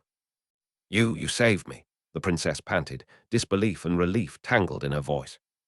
"Let's not get dramatic. I was mostly saving myself," Lavin said, brushing dust from his coat. "But I suppose you're welcome." She laughed, shaky with adrenaline. "If this is what thieves do every night, I think I prefer royal banquets." "You haven't seen the banquets in the slums," Lavin quipped. "The rats make better conversation." He glanced up at the dark sky, already thinking about what the rest of the night might bring, and how he'd explain to the Duke exactly how he'd accidentally rescued a princess. A female assassin came at him with cold efficiency, her twin blades catching the candlelight like fish breaking water. Lavin feinted left, then pivoted right, his boots finding purchase on the marble where the carpet had been kicked aside. The second assassin circled wide, looking for an opening. 3 heartbeats gave Lavin enough time to assess the desk to his right. Heavy oak with ornate carvings, sturdy enough to withstand a battering ram, let alone a human skull. He slashed with the tapestry rod, forcing the female assassin to step back, then spun to face the other threat. The third assassin lunged, a stroke aimed at Lavin's kidney. He twisted, the blade slicing air where his body had been a moment before. Overextended, the assassin stumbled forward. Lavin dropped to a crouch, sweeping the brass rod in a low arc that connected with the assassin's ankles. Bone cracked with a sound like kindling snapping in a fire. A cry of pain, quickly bitten off, echoed in the chamber as the assassin pitched forward. Lavin moved with the cruel efficiency that street life had taught him. When your opponent falls, you don't offer a hand up. He grabbed the assassin by the collar and used the momentum of their fall to drive them headfirst toward the desk's corner. The ornate carving, some noble beast with teeth bared in eternal wood-grained fury, connected with the assassin's temple with a wet thud. The body went immediately slack, sliding to the floor in a boneless heap that told Lavin everything he needed to know. The assassin's head rested at an unnatural angle against the desk leg, eyes open but seeing nothing. No time to process. The female assassin was already on him, her blades a whirling extension of her fury. She was better than the others, faster, more controlled, her technique speaking of formal training beyond mere killing skills. One blade nicked Lavin's cheek, a line of fire that promised worse to come. "You're dead," she hissed, eyes narrowed above her mask. "Just don't know it yet." Lavin parried one blade with the rod, the impact numbing his hands. The second blade he couldn't block. It sliced along his side, cutting through his threadbare shirt and into the flesh beneath. Pain erupted like a white-hot coal pressed to his skin. He felt the warm rush of blood soaking his waistband, the sudden weakness in his knees threatening to betray him. He stumbled back, rod raised in a defensive position that did little to mask the tremor in his arms. The assassin saw it, her eyes crinkling with dark satisfaction above her mask. "First kill, boy?" she asked, nodding toward the corpse on the floor. "How does it feel to have blood on your hands?" Lavin said nothing. Words were weapons only when your opponent was listening. This woman wanted to hear his fear, feed on it. Instead, he glanced to his left, a deliberate tell that a street fighter would recognize, a feint telegraphing his next move. The assassin took the bait, adjusting her stance to counter his supposed leftward dodge. Lavin exploded to the right instead, diving into a roll that brought him to the fallen tapestry. He came up with the heavy fabric clutched in his free hand, blood streaming from his side, but adrenaline keeping the pain at a manageable roar. He flung the tapestry at her face, the heavy material unfurling like the wings of some monstrous bird. She slashed at it instinctively, her blades tangling in the expensive threads. Those precious seconds of blindness were all Lavin needed. He drove the brass rod into her stomach with all his remaining strength. Air left her lungs in a painful whoosh as she doubled over. Lavin's knee came up to meet her descending face with a crunch of cartilage. She staggered back, blood streaming from beneath her mask, one blade clattering to the floor. Before she could recover, Lavin tackled her to the ground. They rolled across the marble, a grappling match of desperate strength versus fadding technique. Her remaining blade scored another cut along his already injured arm, but the angle was wrong for a killing blow. Lavin found himself on top, pinning her with his weight while she bucked and twisted beneath him. His hands closed around her throat, thumbs pressing into the vulnerable hollow where pulse hammered against skin. He squeezed, watching consciousness fade from her eyes, not death, but close enough. When her struggles weakened, he released the pressure and scrambled backward, chest heaving with exertion. His hands fumbled at the fallen tapestry, tearing strips from its priceless weave. The sound of ripping fabric seemed obscenely loud in the sudden quiet of the chamber. He bound her wrists and ankles with practiced movements, then used the heavy velvet curtain cords from nearby windows to secure her more thoroughly. The knots would hold even if she woke. The one thing street life had taught him well was how to tie something so it stayed put, whether a makeshift shelter or a would-be killer. He staggered to his feet, using the desk for support, and turned toward the bound woman in the chair. She watched him with those amber eyes, alert and assessing. No fear showed in her gaze, only a cold calculation that Lavin recognized from his own reflection when planning a difficult theft. This was not a pampered noble unused to danger. This was someone who understood survival. He approached her cautiously, his footsteps uneven. Blood dripped onto the marble with soft pats that marked his path. "Hold still," he muttered, the first words he'd spoken to her since the fight began. From a hidden pocket sewn into the lining of his sleeve, Lavin extracted a set of slender metal tools. A thief's most valuable possession, lock picks, each one filed and shaped by his own hand during long nights in whatever shelter he'd found. He knelt behind the chair, fingers working methodically despite the tremors that threatened his precision. The ropes were tight, cutting into her wrists where she'd struggled against them. The knots were professional work, designed to tighten with resistance. But knots, like locks, were puzzles with solutions for those who knew how to look. Lavin's picks found the key points, loosening and manipulating until the first rope slackened. As he worked, the sound of running footsteps echoed from the hallway beyond the heavy door. The crash of furniture and breaking glass had finally drawn attention. Guards, shouting to each other, their heavy boots striking stone with increasing urgency as they approached. The last rope fell away. The woman immediately reached up and pulled the gag from her mouth, flexing her jaw with a wince before turning to face him. Their eyes met, his pained and wary, hers sharp and commanding. "You're injured," she said, her voice low and cultured, but with none of the affected softness Lavin associated with noble ladies. "Noticed that, did you?" Lavin replied, pressing his hand harder against his side. The bleeding had slowed but not stopped. "Who are?" "No time," she cut him off, rising from the chair with fluid grace. She massaged her wrists briefly, then cocked her head toward the door where the footsteps had nearly reached them. "When those guards enter, we'll both be arrested. Me for my own safety, that will most likely get me killed, you for questioning that won't end well." Their fingers brushed as she took his arm, steadying him, and they felt a spark, static from the dry air, but it jolted them nonetheless. For an instant, street orphan and royal seemed to recognize something in each other, outsiders in their own ways, survivors against different odds. She moved to the wall where the first tapestry had fallen, pushing aside the heavy fabric to reveal a narrow door set flush with the paneling, nearly invisible when closed. "Servants' passage," she explained, her hand on the latch. "It connects the royal apartments to the kitchens, used by staff who need to remain unseen during formal events." The footsteps halted outside the door. A man's voice called for entry, followed by the sound of keys jangling. Lavin's gaze darted between the bound assassin, the two corpses, and the woman now holding open the hidden door. Blood loss made his thoughts sluggish, but one certainty remained. He couldn't be found here, surrounded by death in a royal chamber. Without a word, he stumbled toward the passage. The woman stepped aside to let him enter first, then followed, pulling the door closed behind them just as the main door began to open. Darkness enveloped them, broken only by thin strips of light filtering through cracks in the paneling. "This way," she whispered, taking the lead in the narrow corridor. "And for what it's worth, thank you." Lavin followed, one hand pressed to his wound, the other trailing along the wall for support. The princess moved ahead with the confidence of someone navigating familiar territory, while he concentrated on not leaving a blood trail that would guide pursuers straight to them. As they descended into the hidden network of passages, Lavin wondered what kind of trouble he'd saved her from, and what kind he'd just brought upon himself. Chapter 10. The opulence mocked him as he fought, every piece of gold leaf and plush fabric stark against the raw violence. He saw it all in fractured glimpses, rich velvet pooling like blood, a shattered glass vase glinting like teeth on the floor. The space was too large, too grand for a boy who'd known only narrow alleys and cellar hideouts. Yet here he was, not just surviving, but launching an all-out assault amidst the trappings of royalty. "Watch out!" the words tore from the young noble's mouth as one assassin lunged. Her fear struck a match inside him, driving Lavin to react with speed even he didn't understand. Then shadows moved. Another group of black-clad assailants spilled from the corridor beyond, their blades drawn and eyes cold. The first attacker was already down, sprawled motionless across the marble. The second, faster and more brutal, charged him with a growl of frustration.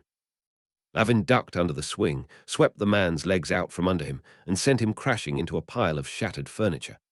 "This doesn't look like your usual heist," he quipped, breathless but grinning, his dry humor crackling through the chaos. The princess, still bound but not cowed, stared at him with a look halfway between awe and exasperation. "You're insane." "Better than being predictable," Lavin shot back, catching an incoming wrist and twisting. A knife clattered to the ground, spinning uselessly. In that moment, their eyes met again, brief, fierce, and unspoken. Two strangers thrown into fire, their fates welded together in blood and panic. "Look on the bright side," Lavin said, adjusting his stance as the next attacker circled. "At least it's not boring." Meridia's expression flickered, just a flash of reluctant humor before the steel returned to her gaze. "You'll never make it out alive." "Well, let's see about that, princess. I'm not in the habit of dying on other people's terms." Lavin snatched up a nearby chair, angled it like a shield just as the final assailant lunged. Because somewhere between instinct and impact, this had become more than survival. He wasn't just fighting for his life anymore. He was fighting for hers too. And as they stood among the wreckage, bloodied and breathing, something passed between them, a silent agreement forged in violence and necessity. They would get out together. Lavin and Meridia's escape through the kitchens was chaos, fast, loud, and searing. The clang of falling pans and the roar of boiling pots filled the air, blurring with the rising panic in his chest. Guards shouted behind them, their boots hammering the stone like war drums. Steam burst from open ovens, curling around them like smoke from a battlefield. It wasn't clean, it wasn't practiced. It was a scramble for survival.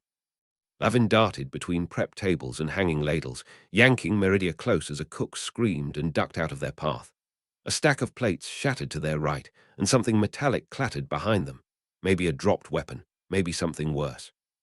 "Left," Lavin barked, spotting a sliver of corridor between a stack of crates and a meat rack. They slipped through the gap, shoulder to shoulder, moving as one now because they had no choice. He didn't know where the passage led, only that it wasn't behind them, and that was enough. Meridia didn't speak. Her breath came in sharp bursts, dress torn, hair matted with sweat, but she kept pace without complaint. There was grit in her. He could feel it in the way she gripped his arm when they nearly slipped, in the way she didn't look back. They crashed through another swinging door, spilling into a colder corridor lined with barrels and hanging herbs. Lavin slammed the door shut behind them and threw the nearest latch into place. For a beat, there was only the sound of their breathing, jagged, uneven, alive. "We keep moving," Lavin rasped, not waiting for a reply. And they did. The guards were relentless, but Lavin and Meridia were faster, threading through the castle's chaos like they'd rehearsed it in another life. They slipped behind stacked barrels, ducked beneath hanging pots, and vanished into alcoves with the ease of practiced thieves. Lavin's pulse pounded, not with panic, but with the heady thrill of staying one step ahead. This was his world, shadow and instinct, and for the first time it felt like she belonged in it too. They reached the final stretch, a narrow gap between storage shelves, barely wide enough to pass. Lavin spotted it first and signaled with a flick of his hand, sharp and silent. Meridia caught it, nodded once. They pushed through, the space forcing them shoulder to shoulder. For a breathless moment, the world outside disappeared.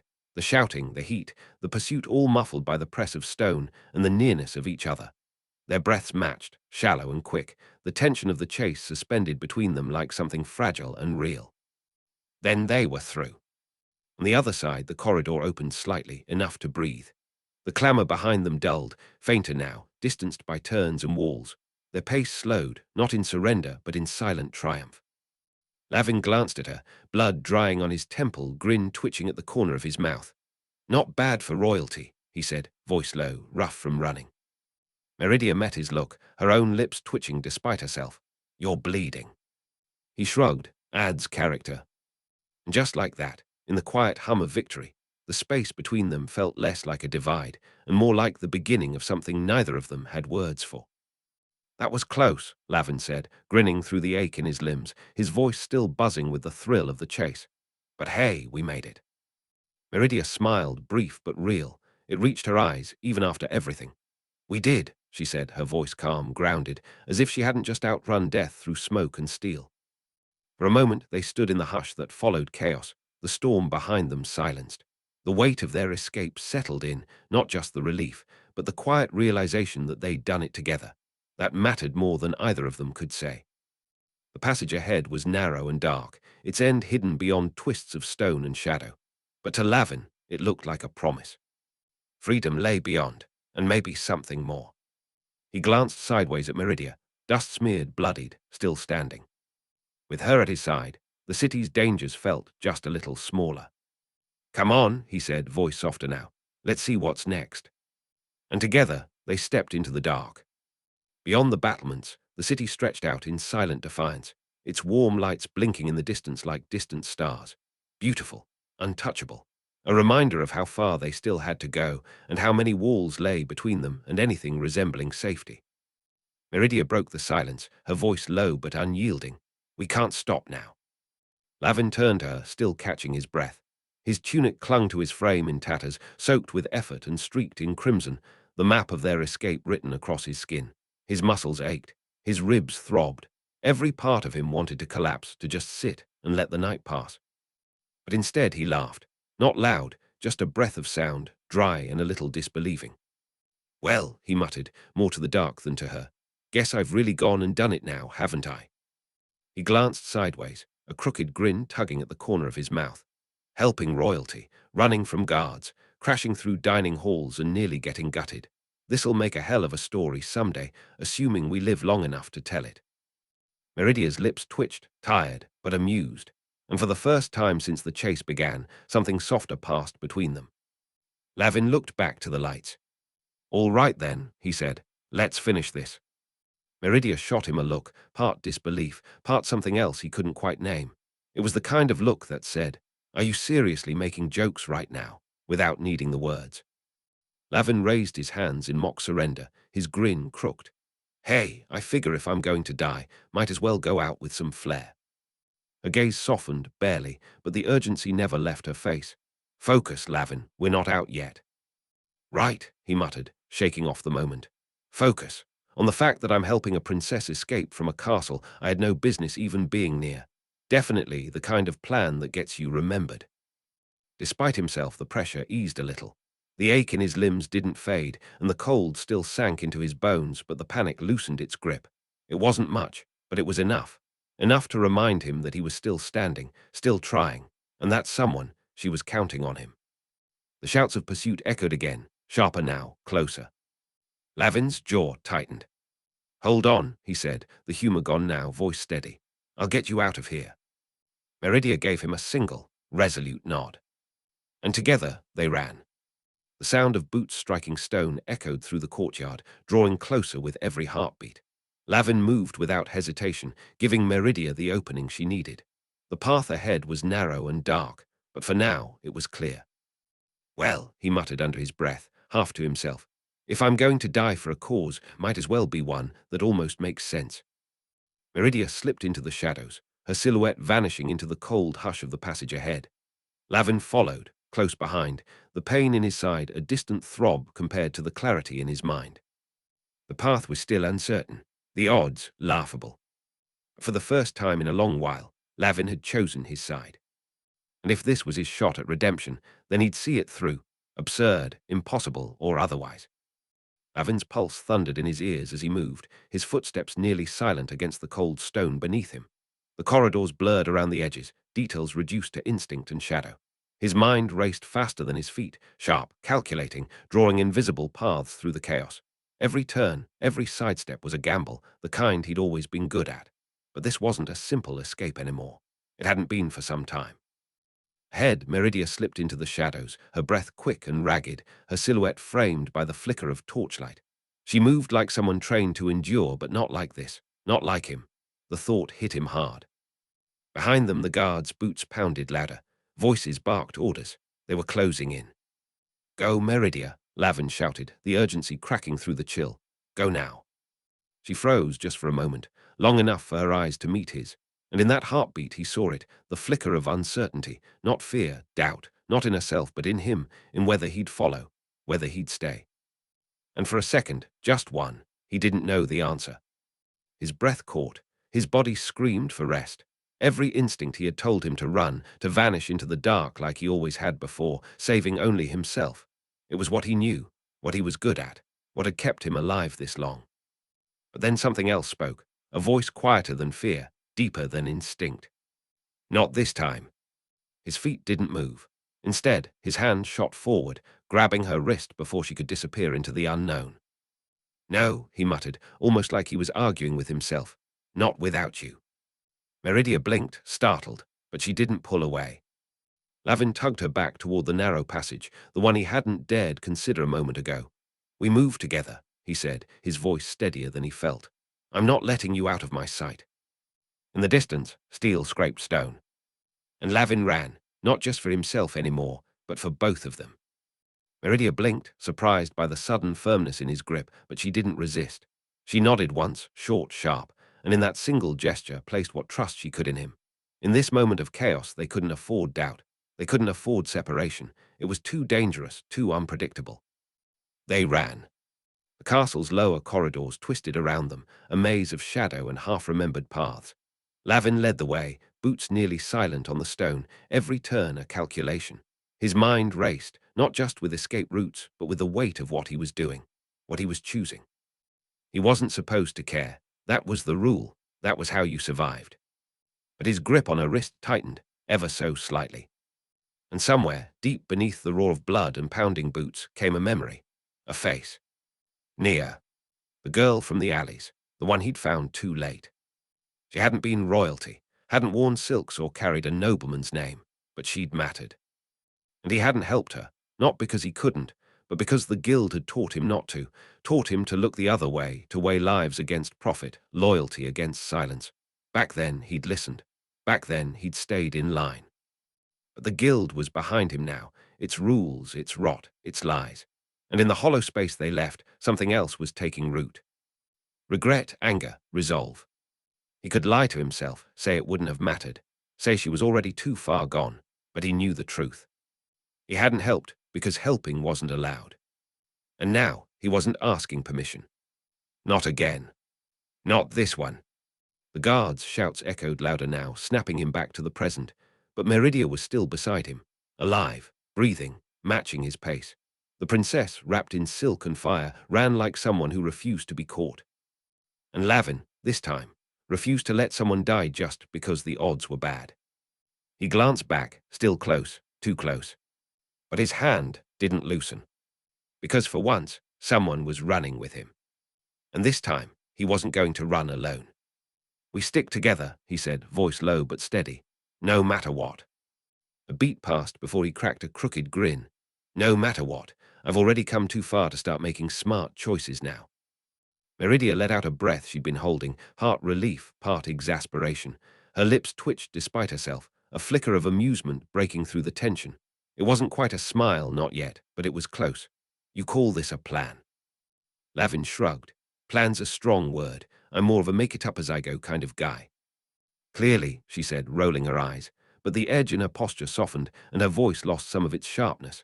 Just try not to get killed. He offered her a two-fingered salute. Not on my to-do list. The faintest smile crossed her face before she turned to continue down the corridor, her steps lighter than before. Lavin followed close behind, his grin fading into something quieter, something real. Whatever came next, they'd face it together. Meridia's brow furrowed as she glanced at him through the dim corridor light. You really think we'll make it out of this? Lavin flashed a grin, but it was strained at the edges, stretched thin by pain and fatigue. You'd be surprised what you can do when you've got nothing left to lose.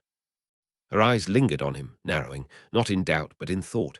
She didn't reply right away. The silence between them crackled, heavy with breath and unspoken fears. He could see the wear in her features now, the pale strain beneath her focus. She was exhausted. They both were. But beneath the surface, beneath the dirt and the tension and the fear, there was steel in her gaze, a refusal to break. And that, more than anything, anchored him. She hadn't given up, and as long as she hadn't, neither would he. Meridia finally looked away, the flicker of something like defiance in her expression.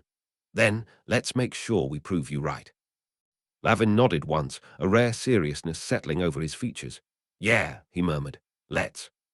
They pressed forward again, the flickering torchlight casting their shadows long on the stone behind them. Two silhouettes stitched together by chance and survival, walking into whatever came next. Lavin met her gaze and forced his grin to hold, even as fatigue dragged at him like chains. We'll make it out of here. I'll get you out. He paused, then added with a breathless smirk, might be the worst rescue plan in history, but hey, so far we're not dead. The words hung between them, more than a promise, more than bravado. It was something he needed to believe, something he would make true, whether the world liked it or not. Meridia opened her mouth to speak, but the words faltered. Instead, she gave a single nod. No protest, no doubt, just a silent understanding, heavy and real. A shared weight between them, pulling them forward into the unknown. They moved quickly, their footsteps echoing down the stone corridor in a rhythm that betrayed their urgency. The shouts of the guards filtered in behind them, closer now, louder, sharper. A reminder that time was slipping fast through their fingers. Every turn felt like a gamble, every hallway a trap waiting to spring. But Lavin kept going, driven by something fiercer than instinct, determination. The reckless kind, the kind that didn't care about odds, only outcomes. He'd lived on the edge before, but this time the fall wasn't just his to take. His body ached with every motion, but he didn't slow, and neither did she. Meridia stayed with him, step for step, her breath quick but steady. Together they ran, two figures against fate, propelled by stubborn will and shared resolve. No plan, no map. Only each other. And for now, that would have to be enough. Chapter 11. Lavin's hands hovered, the roughness of his fingers at odds with the gentleness in his touch. He hesitated. For a moment, he considered offering some kind of comfort, anything that might soften the edges of what they were facing. But no words came. What could he say? That they made it this far just to die bleeding in the shadows. The truth hung heavier than the dusk settling around them, colder than the blood-streaked horizon. We're not going to make it much longer if we don't patch you up, he said finally, his voice lower than usual, gentle, but edged with worry he wasn't used to letting show. His eyes flicked to the wound at her side, the fabric soaked through with red before finding hers again. You're tough, Meridia, but I'm not sure how long that toughness is going to hold. She narrowed her eyes at him, and for a heartbeat he braced for the rebuttal, something sharp, something proud. But it didn't come. Instead, she gave the smallest nod, an acknowledgement, not of weakness but of reality. The pain was there, but she refused to be ruled by it. Her jaw was set, defiant and familiar, just like the moment they'd first crossed paths, just like when she'd stood her ground beside him in the chaos of the palace. Back then, she'd chosen to trust him. Now it was his turn to keep her standing. I'll survive, she said, her voice steady, even as her body swayed slightly with the effort. We both will. He knew that feeling too well, the need to push forward when everything screamed to stop, to swallow pain and fear until they turned into something useful, something that kept you alive. Yeah, he muttered, mostly to himself. We will. Then, with a wry twist of his mouth, he added, would have been nice if survival came with a street map and a back door. They slipped into the alley behind the outer wall, the stones still warm from torchlight. Around them, the city unfolded like a snare, narrow lanes and crooked buildings, shadows where anything could wait. The kind of quiet that didn't feel safe. It felt loaded. No shouts, no horns, but that only meant the hunt hadn't started yet. Lavin scanned the rooftops, eyes tracing the gaps, the gutters, the escape routes only a street rat would know. The night had teeth, and they just slipped past the jaws. For now. This wasn't safety. This was the breath before the city remembered. It wanted them dead. He calculated quickly which way the patrols would go, which streets stayed quiet after curfew, how far Meridia could move before the pain turned sharp enough to slow her down. They needed time, a place to disappear, somewhere to breathe. But not yet. First, they had to vanish. Not until they were farther from the scent of blood and steel. Not until the hunt, chasing them, faded behind tree and shadow. Not until she was truly safe. Lavin looked back at her, offering a tight grin despite the way his chest clenched beneath the weight of what still lay ahead. We've still got a long way to go. Let's keep moving, princess. You can rest when we've actually outrun the damn world. Meridia didn't answer with words, but the faint nod and flicker of a smile at the corner of her mouth said enough. He hadn't shattered her resolve, just met it with his own. The silence between them was no longer strained. It had become something solid. A quiet understanding built on shared exhaustion, survival, and a kind of reluctant trust neither of them had expected to find in the other. They pressed on, the night air sharp against their skin, weaving through the forest in weary silence. Lavin led, watching the shadows with practiced eyes, every crunch of leaves beneath their feet reminding him how exposed they still were. They weren't out of danger, not yet. But Lavin wouldn't stop. Not while Meridia walked behind him, not while she still believed in him, even if she hadn't said it out loud. He'd made a promise, when he hadn't spoken, but had already sworn in the way he stayed, in the way he fought, in the way he refused to leave her behind. And if he had to cross every line, he once swore he wouldn't just to keep that promise. So be it. Lavin's eyes scanned the city ahead, the line between past and present blurring like heat over cobblestones. The distant skyline shimmered beneath the pale glow of dawn, cloaked in gold and shadow. Sanctuary and danger, all in one. A place he knew too well, yet had never truly belonged to.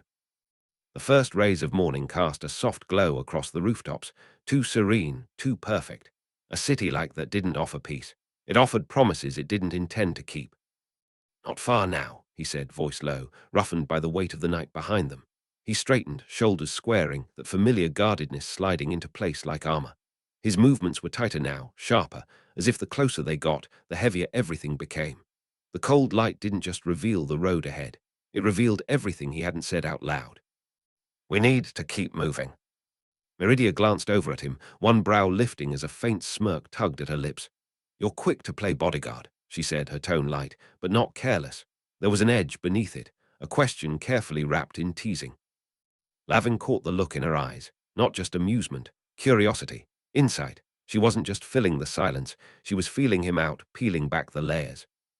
He looked away, jaw tight. Call it a lapse in judgment, he said, already turning away. I'll try not to make a habit of it. He shrugged, pretending the question didn't matter. I'm quick, at least. Words came too easily, and even as they left his mouth, he knew they rang hollow. His voice carried more than he wanted, fatigue, frustration, something raw he hadn't meant to show. He adjusted the remnants of his sleeve, trying to hide the bruises and cuts along his arm, but the gesture only made them more visible. They were a quiet record of everything they'd endured to get here. Meridia's gaze lingered, unreadable at first, then softening, not with pity, but something closer to recognition. Shared exhaustion, maybe, or just the quiet bond of people who had bled for the same cause. Meridia's gaze lingered, measured, unreadable at first. Then it shifted, not to pity, but something closer to suspicion laced with curiosity. The kind that came from someone used to knowing everyone's place and noticing when someone didn't fit. You're not one of the guard, she said quietly. Not a knight, not even a squire. Lavin didn't answer. He kept his eyes on the winding road ahead, where the city loomed, familiar and unforgiving. So what were you doing there? She asked. Why were you in the castle at all? Lavin exhaled through his nose, the faintest twitch at the corner of his mouth. Just a street orphan, he said dryly, out for a midnight stroll through the royal corridors. You know, normal noble pastime. She didn't smile. He glanced at her sidelong. Wasn't exactly part of the plan, if that's what you're asking. Meridia's eyes narrowed, her voice low but steady. Then why risk it? Why step in at all? Lavin shrugged, but there was weight behind it. Because someone had to, and I was there. You make it sound simple. It was anything but. She studied him for a beat longer, as if trying to slot his face into some piece of courtly gossip or spy network she hadn't heard of. But Lavin just turned back toward the city. Let's move before your friends figure out which direction we ran. This time she followed in silence, but not without another glance his way, one full of questions she hadn't asked yet. And why would a street orphan help a princess? It wasn't sharp, it wasn't judgment, just quiet curiosity as piercing as any blade. She wasn't asking for facts, she was asking to understand him. Lavin met her gaze again, this time holding it. He didn't answer right away, and for a moment it seemed like he wouldn't answer at all. Then, softly, almost like he didn't mean to say it out loud, he muttered, because no one helped the last girl. His lips twitched into a half-smile, sharp at the edges, meant to deflect. Why would a princess trust a street orphan? He asked, voice laced with that dry, familiar armor of humor, the kind forged in alleys and stitched together with scars. It sounded like a joke, but it was. Even as the words left his mouth, he felt the weight behind them, a shield made of sarcasm, hiding the truth bleeding underneath. This moment, this strange pause between chaos and whatever came next, it didn't feel like chance, and it didn't feel like duty. Meridia didn't look away. Her brow furrowed slightly, not in doubt, but in consideration, as though she were quietly cataloguing every contradiction in him. Then, after a beat, she said, maybe because he doesn't act like one. Not accusing, not affirming, just testing. Lavin didn't answer. Didn't need to. The words struck deeper than he expected. They landed somewhere beneath the ribs, heavy and strange, like a name he hadn't asked for but couldn't shake. He let out a rough laugh before he could stop it, the sound half-bitten and bitter. Careful, he muttered, forcing a crooked smile. Say that too loud and someone might start expecting things. Next thing you know, I'll be wearing a sash and giving speeches about honor. Meridia raised an eyebrow. You'd make a terrible noble.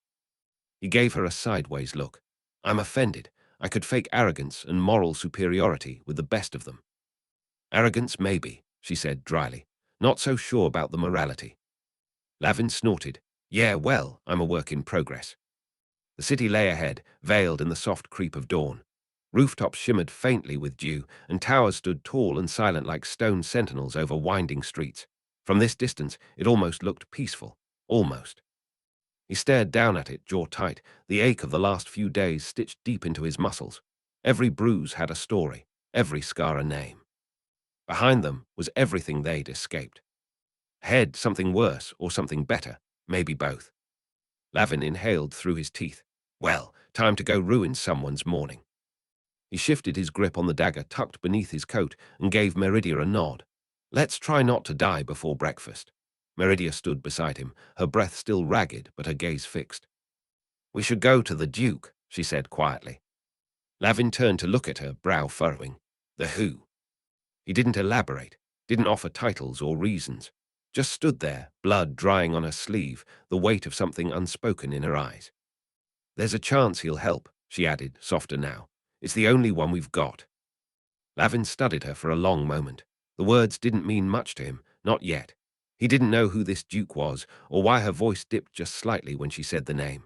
But he saw the set of her jaw, the flicker of hope she was trying not to let show. And somehow, that was enough. He looked back at the city. Then let's go, he said, voice low. Lead the way. She nodded once and started forward. Lavin followed without hesitation. He didn't know where she was taking them, but he knew this much. He trusted her. And that had to be enough. There was a fleeting warmth in her tone, a soft edge to the harshness of their journey. They shared a look that spoke volumes without words, an understanding forged not from comfort, but from risk and uncertainty, bound in blood, exhaustion, and trust that hadn't needed time to grow, only survival. As they stood there, facing the unknown, Lavin felt the weight of his choices settle across his shoulders. He wasn't just a street orphan anymore, but he wasn't yet the man he might become, either. Somewhere in the middle, that's where he walked now, beside a princess who refused to break, and a future neither of them could quite see. They were stepping into something far bigger than either of them had imagined. But Lavin couldn't afford to dwell on that, not with danger still in the wind, not with the guards behind them and the cold steel of the world pressing in on every side. He gave Meridia a nod, and motioned for her to follow. Without another word, they turned toward the distant road, the one that curved down from the ridgeline, winding through the forest and into the heart of Varnhold, toward the capital, toward the Duke, toward whatever came next. They moved together, silent but in sync, the cold biting at their faces as the city loomed ever closer. Every step forward carried the same weight, the same truth. They would make it out, or they would die trying. They had barely put a mile between themselves and the ridge when the stillness broke again, this time not with hooves, but the steady clang of armor and the low murmur of disciplined voices. Lavin pulled up short, eyes narrowing. Steel glinted ahead through the trees, banners half furled, soldiers in formation, too many to mistake for bandits, too quiet for mercenaries. He stepped in front of Meridia out of reflex, body tightening like a wire. His hand hovered near the hilt of a borrowed blade, useless, maybe, but comfort all the same. Down, he murmured, already lowering into a crouch behind the underbrush. Meridia obeyed without question, her breath quick but steady. Her wounds hadn't slowed her yet, but he could see it in her eyes. She was wearing thin. They watched in silence as the soldiers fanned out along the road. Black and silver trim marked their tabards, polished but worn from travel. Their movements were sharp, unified. This was no roaming patrol. This was a force with purpose. Lavin's heart beat like a warning drum in his chest. Then he saw it. A sigil, a crest, embroidered on the cloak of the lead rider. A rampant lion over a field of red. He froze, not because he recognized it, but because Meridia did. Her breath caught. That's the Duke's standard. Lavin hesitated, still crouched, still ready to run. His instincts didn't care for crests or declarations. He trusted motion, pattern, risk, and there were too many swords in this picture for comfort. But Meridia stood, not slowly, not hesitantly, like she belonged. A ripple passed through the forward ranks as one of the soldiers spotted her, then another. In a breath, the formation shifted, half a dozen swords lowered, and then she was surrounded. Not in threat, in recognition. "Princess," one of them said, voice taut with disbelief, "you're alive." Lavin stood last, rising like someone expecting the sky to fall. The captain hadn't looked at him yet. No one had. Good. He stayed behind her shoulder, half-shadowed, eyes locked on every hand near a blade. Meridia didn't look back, but her voice was clear. "We're headed to the Duke." The soldier nodded once. "Then we'll see you there. You're under his protection now." Lavin didn't move. He didn't relax. But he followed. Because if this was the path Meridia trusted, then, for now, it was his too. A voice boomed through the chaos, deep and commanding. "Form a line, cover the flank." Lavin's head snapped toward the sound, toward the man at the center of the organized storm. He didn't need an introduction. That voice carried weight, not just in tone, but in the speed with which it bent men to its will. Aldrich, the Duke of Varnhold. He was what Lavin expected. No robes, no golden medallions or trailing banners, just sharp eyes, a blade at his hip, and a presence that held the attention of every soldier on the ridge. His armor was travel-worn, but well-maintained, and his stance was one of practiced readiness, not ceremonial polish. He barked orders without hesitation. "Get them water, tend those wounds, eyes to the west." Men and women moved around him like extensions of a single thought, fast and silent. Precision, control. Lavin stood with arms crossed, playing the ghost he always had, half in shadow, half in defiance. The Duke hadn't looked at him yet, but Lavin was already watching, measuring. The soldiers' hands were steady as they cleaned and dressed the wounds he hadn't realized had started bleeding again. He tolerated it, barely flinching, but his attention never left Aldrich. Meridia bore the treatment with her usual silent strength, sitting straighter than she should have, given her injuries. Lavin knew that posture, knew what it cost. They were still catching their breath when the ground trembled again, this time not from hooves. Steel war cries, a second force. "There," a soldier shouted. Figures broke from the treeline, black silhouettes, fast, coordinated, no hesitation. Aldrich didn't blink, his hand raised, 3 fingers sharp and brief. "To me." In a breath, the guards mobilized, formations shifted, blades drawn, shields locked. Lavin stepped forward instinctively, his body aligning with the fight before his mind had time to catch up. His pulse matched the rhythm of those movements, the breath before the break. This wasn't chaos. This was choreography. He glanced at Aldrich again. No theatrics, no questions, just action.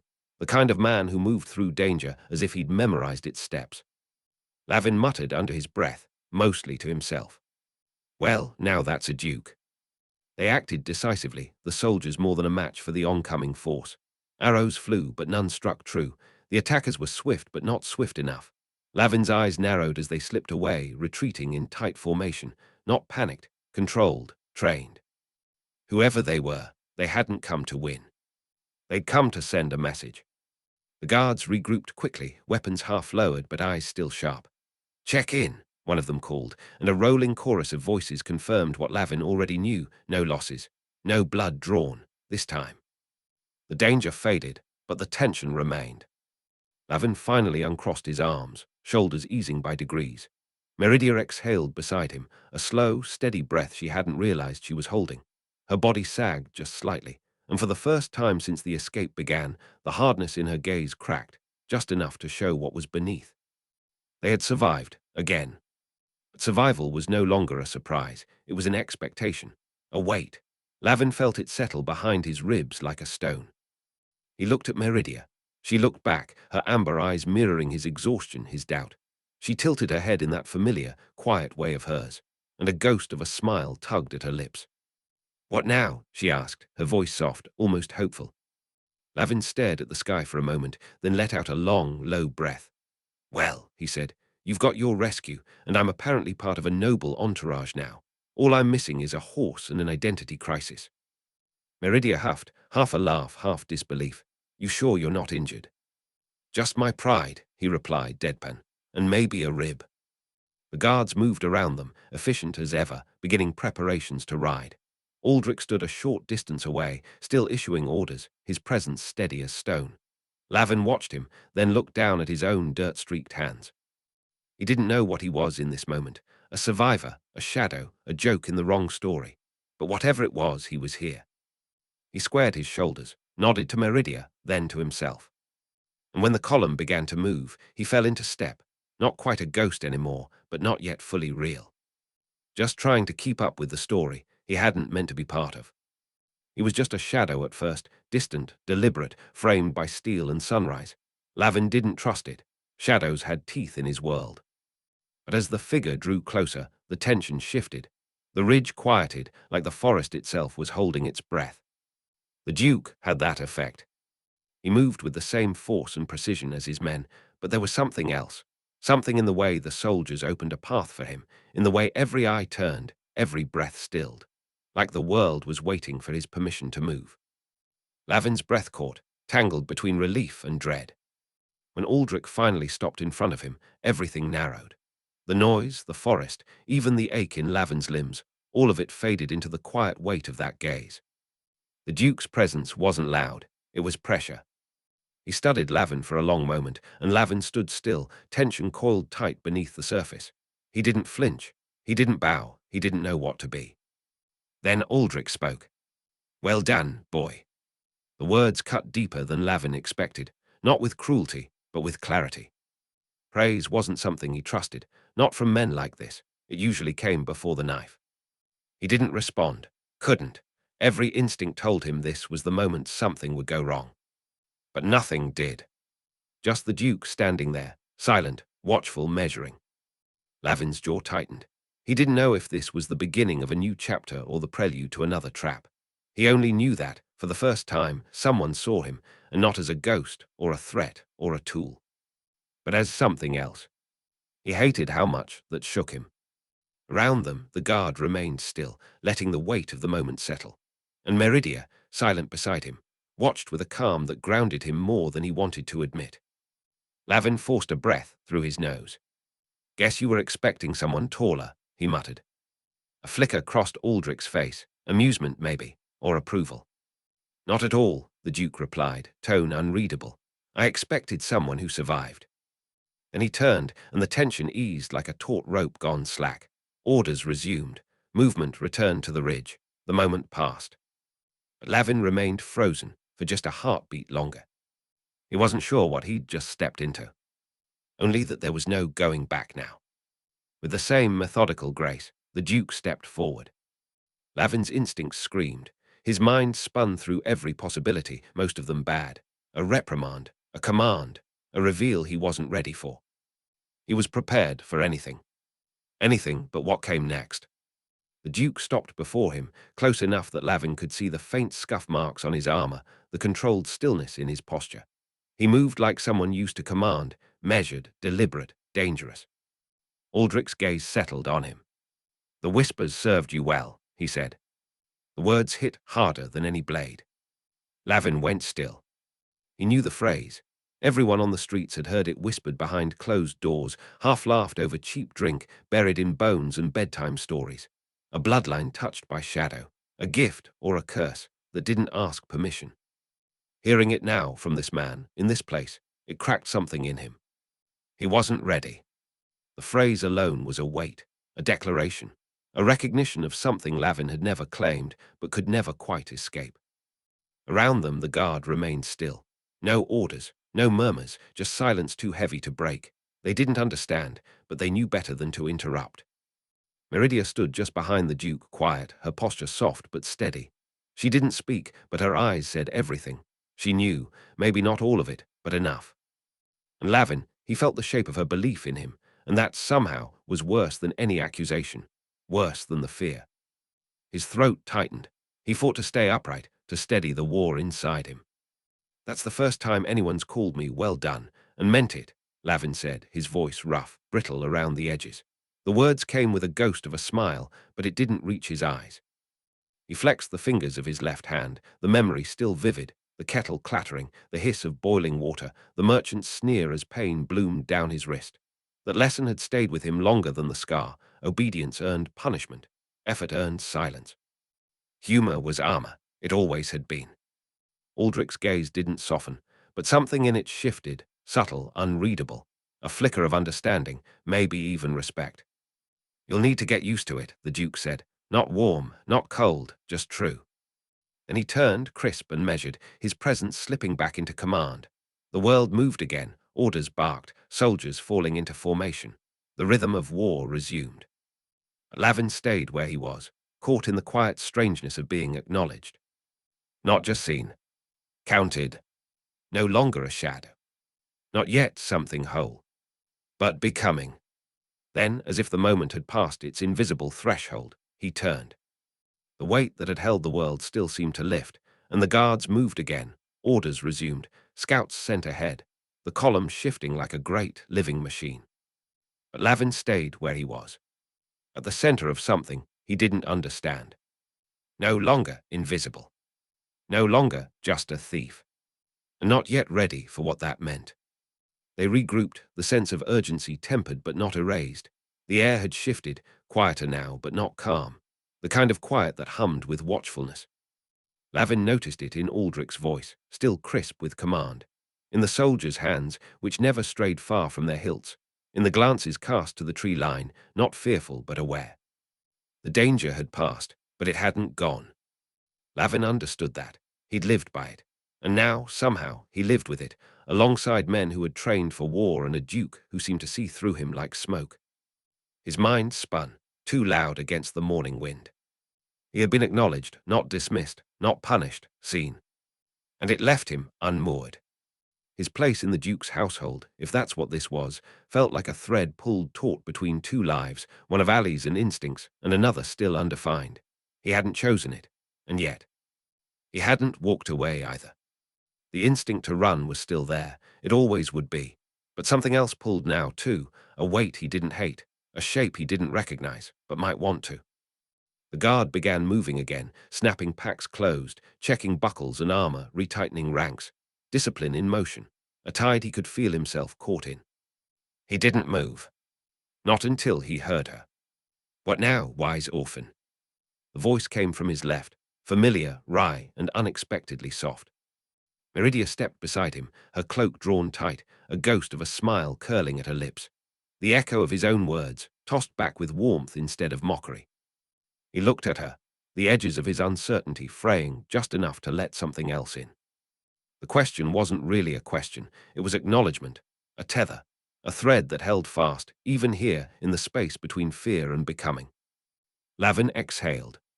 "I suppose," he said, dry as ever, "we follow the man with the loudest voice and hope he doesn't change his mind." Meridia chuckled, low and tired. "You're adapting." "I'm surviving," he said, still not sure there's a difference. Lavin met her gaze, felt the challenge and the invitation there. He nodded, a silent promise that he'd see this through, whatever this turned out to be. He glanced toward the Duke, then back at Meridia, the weight of choices pressing in, choices that didn't feel like choices at all, only paths he could no longer ignore. Ahead, the line of soldiers stretched toward the horizon, the road winding back to the capital and whatever waited there. The air felt charged with possibility, fragile and fierce, just like them. Lavin fell into step beside Meridia, no longer a reluctant ghost, though not yet something whole. But he was here, walking forward. He could feel the Duke's presence leading them, measured, unshakable, as if the world itself moved to meet his steps. Whatever plan Aldrich carried, Lavin knew it would unfold differently than anyone expected. Maybe even differently than the Duke himself expected. Chapter 12. The hall outside, the Duke's study felt colder than it should have. Lavin stood in its silence, trying not to shift beneath the weight of stone walls and noble history. Every inch of this place was polished and precise, built by men who believed the world could be held still through force and legacy. He didn't belong here, not really, but the guards had stepped aside for him. The doors had opened. And now, here he was, about to speak with the man who had turned a battlefield into a rescue, who had seen through him without a word. The steward said nothing, only nodded once before the doors creaked open on iron hinges. Lavin stepped through. The Duke's study absorbed him like a looming shadow, lined with somertomes that towered over relics scattered across shelves, each one a whisper of a forgotten age. There was no warmth here, just weight, history pressed into stone and silence. Lavin's steps were measured, silent, controlled. He didn't bow, didn't speak, just stood before the man like he was stepping into a story already written for him. Then the Duke moved, not much, just a flick of the wrist. A silver coin appeared between his fingers, small, worn, etched with strange whorls that shimmered subtly in the firelight. Without a word, Aldrich tossed it into the air. The coin spun, a gleaming arc through the dim. And Lavin moved, not because he was told to, but because something inside him pulled. The coin sliced through shadow, and the room seemed to fall away. He was no longer in a study, no longer before a duke, just breath, instinct, motion. His eyes tracked the coin like prey, every part of him honed, pulled tight like a bowstring. A thrill surged in his chest, part challenge, part hunger, part something else entirely. "It will land true," the Duke said, voice low and certain. But Lavin didn't hear him. All he heard was the coin, whisper as it cut through time and space, the thrum of something ancient and buried rising beneath his skin. It was like the air folded in on itself, like time held its breath just long enough for something else, something other, to speak through him. "Heads," Lavin said softly, not even aware he was speaking until the word had left his lips. The coin hit the stone with a crisp clink, spinning in a perfect circle, its ringing edges singing into the silence. It rolled, impossibly smooth, before settling face up. "Heads." Lavin released a slow breath, precise and steady. His gaze lifted to meet Aldrich's. The Duke didn't look surprised, only watchful, as if waiting for Lavin to realize what had just happened. "You heard it," Aldrich said at last, more statement than question. Lavin didn't answer, not yet. He wasn't sure he could. He felt something, something old and cold and alive, thread its way through his senses. And when he spoke, he hadn't guessed. He'd known.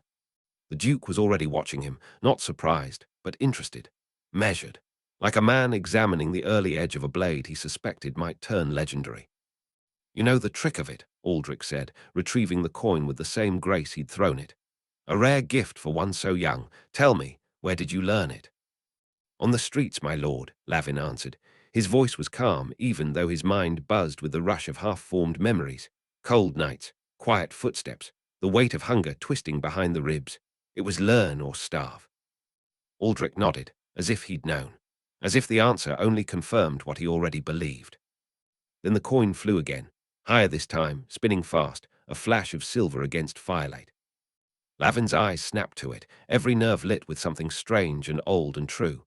He didn't move, didn't breathe. Heads, he said, before the coin had begun to fall. Aldrich said nothing. The coin hit stone with a sharper crack, bounced once, and landed. Heads. The Duke looked down at it, then up at Lavin.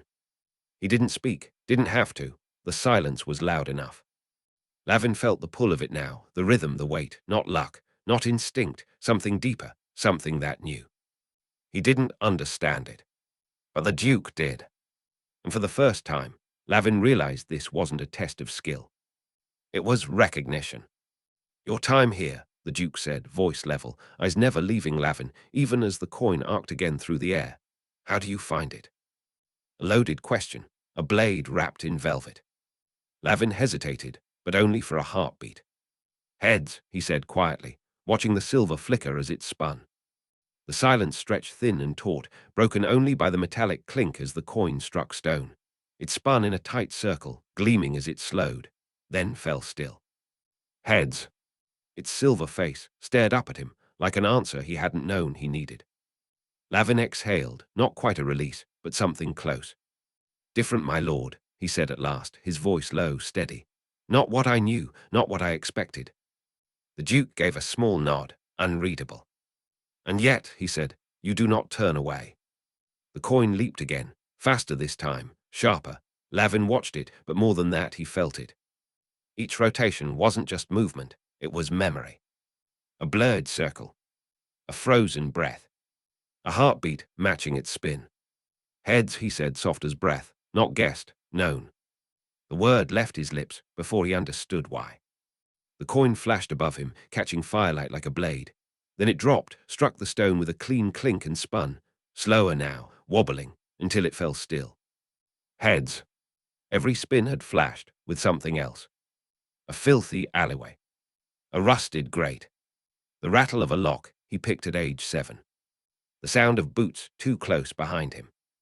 A night where silence was safety, and luck looked a lot like instinct. He didn't know what the coin was showing him. Only that it was true. And whatever it was, it came from inside. I want to belong, Lavin said, before he could stop himself.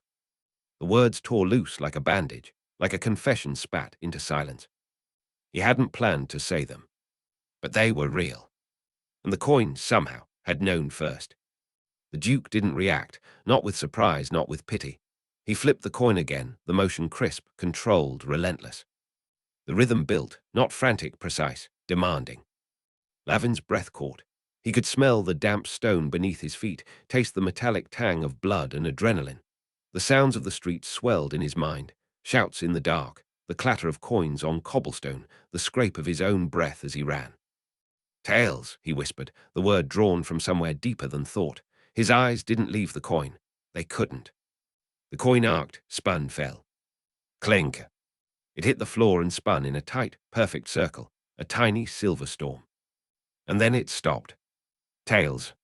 Each toss was a confession. Each spin, a truth he hadn't spoken aloud. The coin had become more than metal. It was memory. It was measure. It was him. He was there again, the hungry child, fingers reaching, raw fear driving him. But he was here too, older, sharper, standing in a room lined with shadows and power. The contradiction seared through him, branding him with the truth. Both past and present were real. Both lived inside him. The Duke's voice cut through the air, calm but unrelenting. Your future. Clink. The coin flashed, spun high, and Lavin's voice rose with it, clear, sure, impossible. Heads. It landed. Heads. I will make it mine, Lavin said, the words rising from somewhere deep, steady as breath. The Duke didn't react, another flick of the wrist. Your place among us. Clink. Tails, Lavin said again without pause. The coin struck stone, spun, settled. Tails. I will prove myself. The Duke's movements remained precise, almost mechanical, but something in the air had shifted. Power circled them now, quiet and electric. Your resolve. Clink. The coin soared. Heads. Lavin didn't blink. The coin obeyed. Heads. I will not fail. Each toss, each word, fell into perfect rhythm, like memory, like prophecy, like truth laid bare. With each call his focus narrowed. With each answer, something inside him solidified, not just instinct, not just survival, intention. He was riding the edge of something vast, terrifying but real, not magic, not entirely, but something that lived in his bones. The Duke paused. The coin rested between his fingers. No more questions, no more spinning silver. Just the hush of decision settling over the room.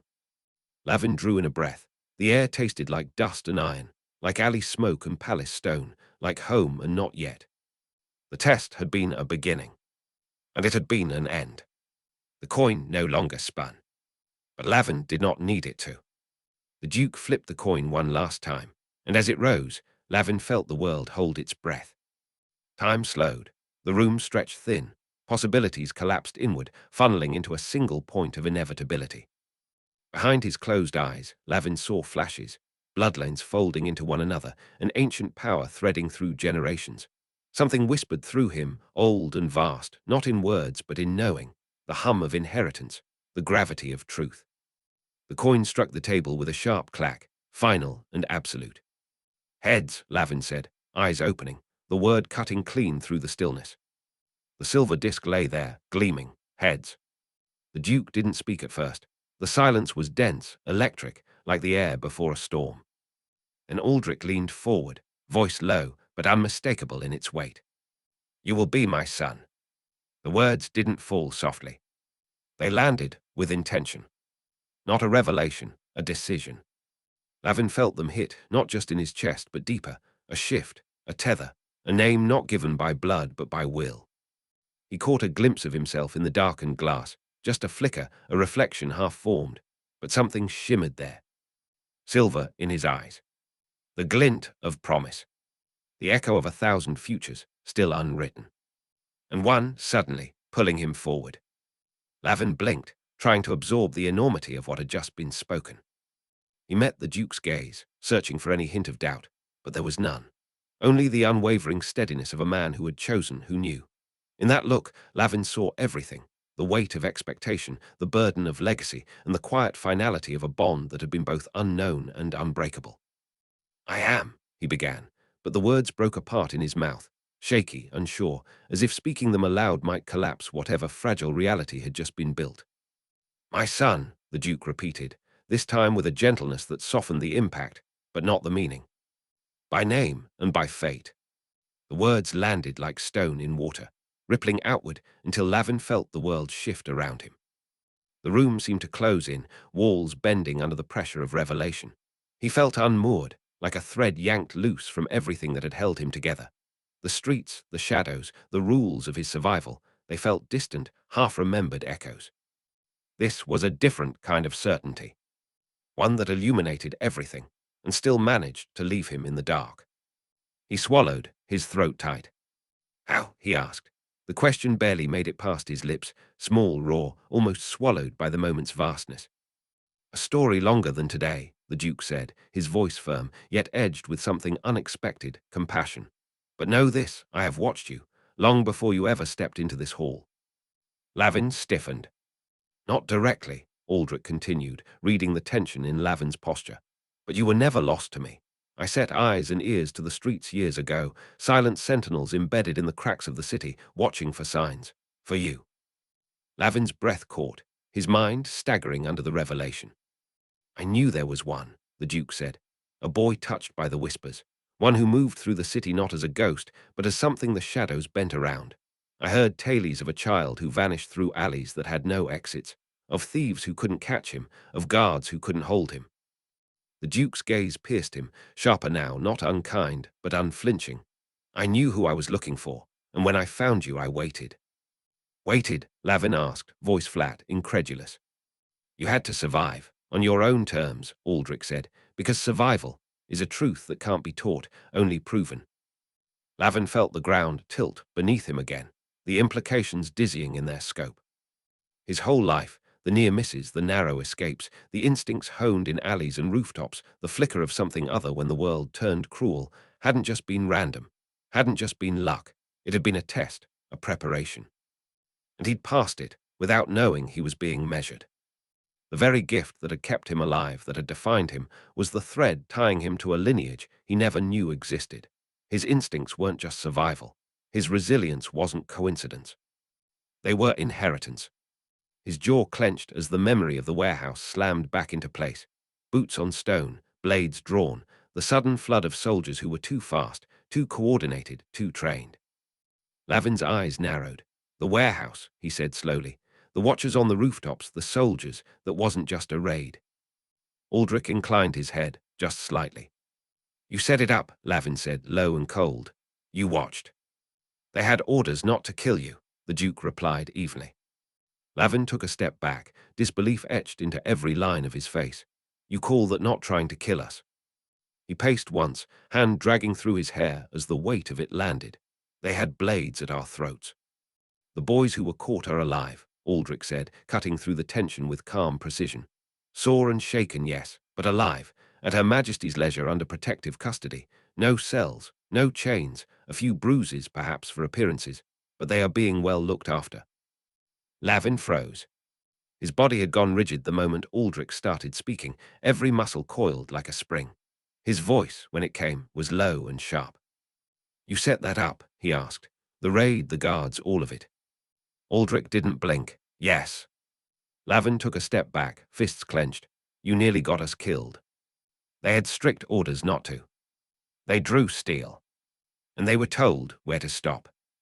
For a test, Lavin barked, the word bitter on his tongue. We were children to them, street rats with knives. They weren't pretending. Some were too eager, Aldrich admitted, his tone tightening. Those responsible have been reprimanded. It won't happen again. Lavin opened his mouth to fire back, then stopped. The words circled, but something in the Duke's tone, calm, resolute, truthful, cut through the haze. They're really alive, he asked, voice quieter now. All of them. Aldrich nodded. Recovering, being fed, watched, yes, but not harmed further. Lavin exhaled hard, gaze drifting past the Duke to the open window beyond, sunlight creeping across the marble floor like a quiet warning. So what now? He asked. Maury tests. Aldrich's expression didn't change. No, now we begin. The Duke stood then, not with the cold distance of a noble speaking to a stranger, but with a strange intimacy, born not from affection, but from recognition. This changes nothing, he said, and everything. He turned away, walking toward the tall windows where sunlight leaked through stone. We will speak again, but first you must understand yourself, where you come from, what you are becoming. And just like that, he left. Lavin remained alone, the silence of the study now alive with the ghosts of every answer he didn't know how to ask. His eyes drifted to the coin. It lay quiet where it had landed, but it seemed to hum with weight, not just metal, but memory, an artifact of power, of prophecy. The coin had spun, and in a single breath, it had unlocked a past Lavin never knew he had, and a future he could no longer ignore. The transition to his chambers felt like waking from a dream, but the waking world was no less surreal. The room was modest by noble standards, yet to Lavin it might as well have belonged to a king.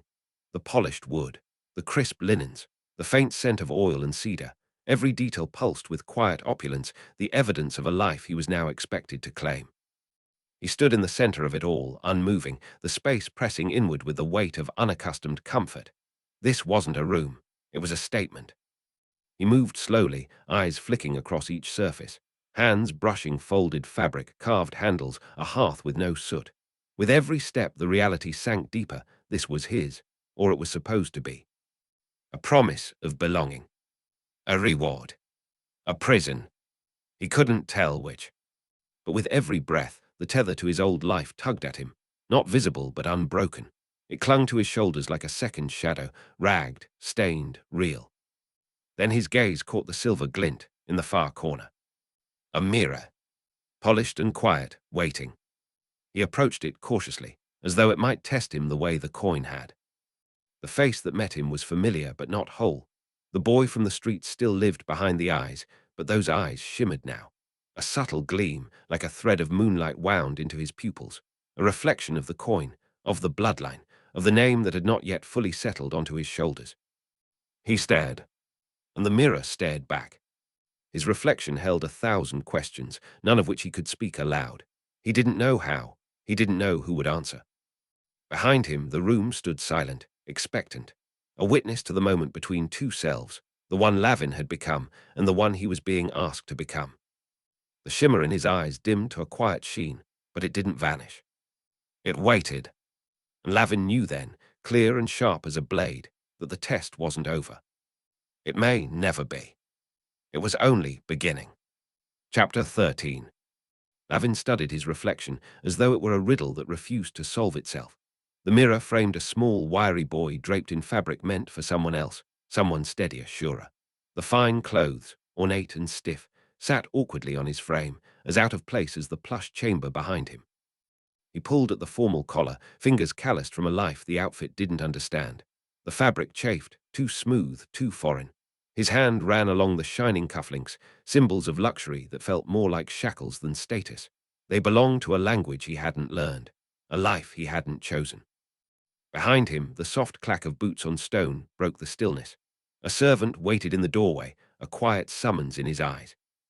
Lavin gave one last glance at the boy in the mirror, the unsolved boy, and turned away, moving with the practiced grace of someone who knew how to disappear between footsteps. The collar itched. It refused to sit comfortably, digging into his neck like a whispered accusation. "You don't belong here." He tugged at it with equal parts irritation and defiance.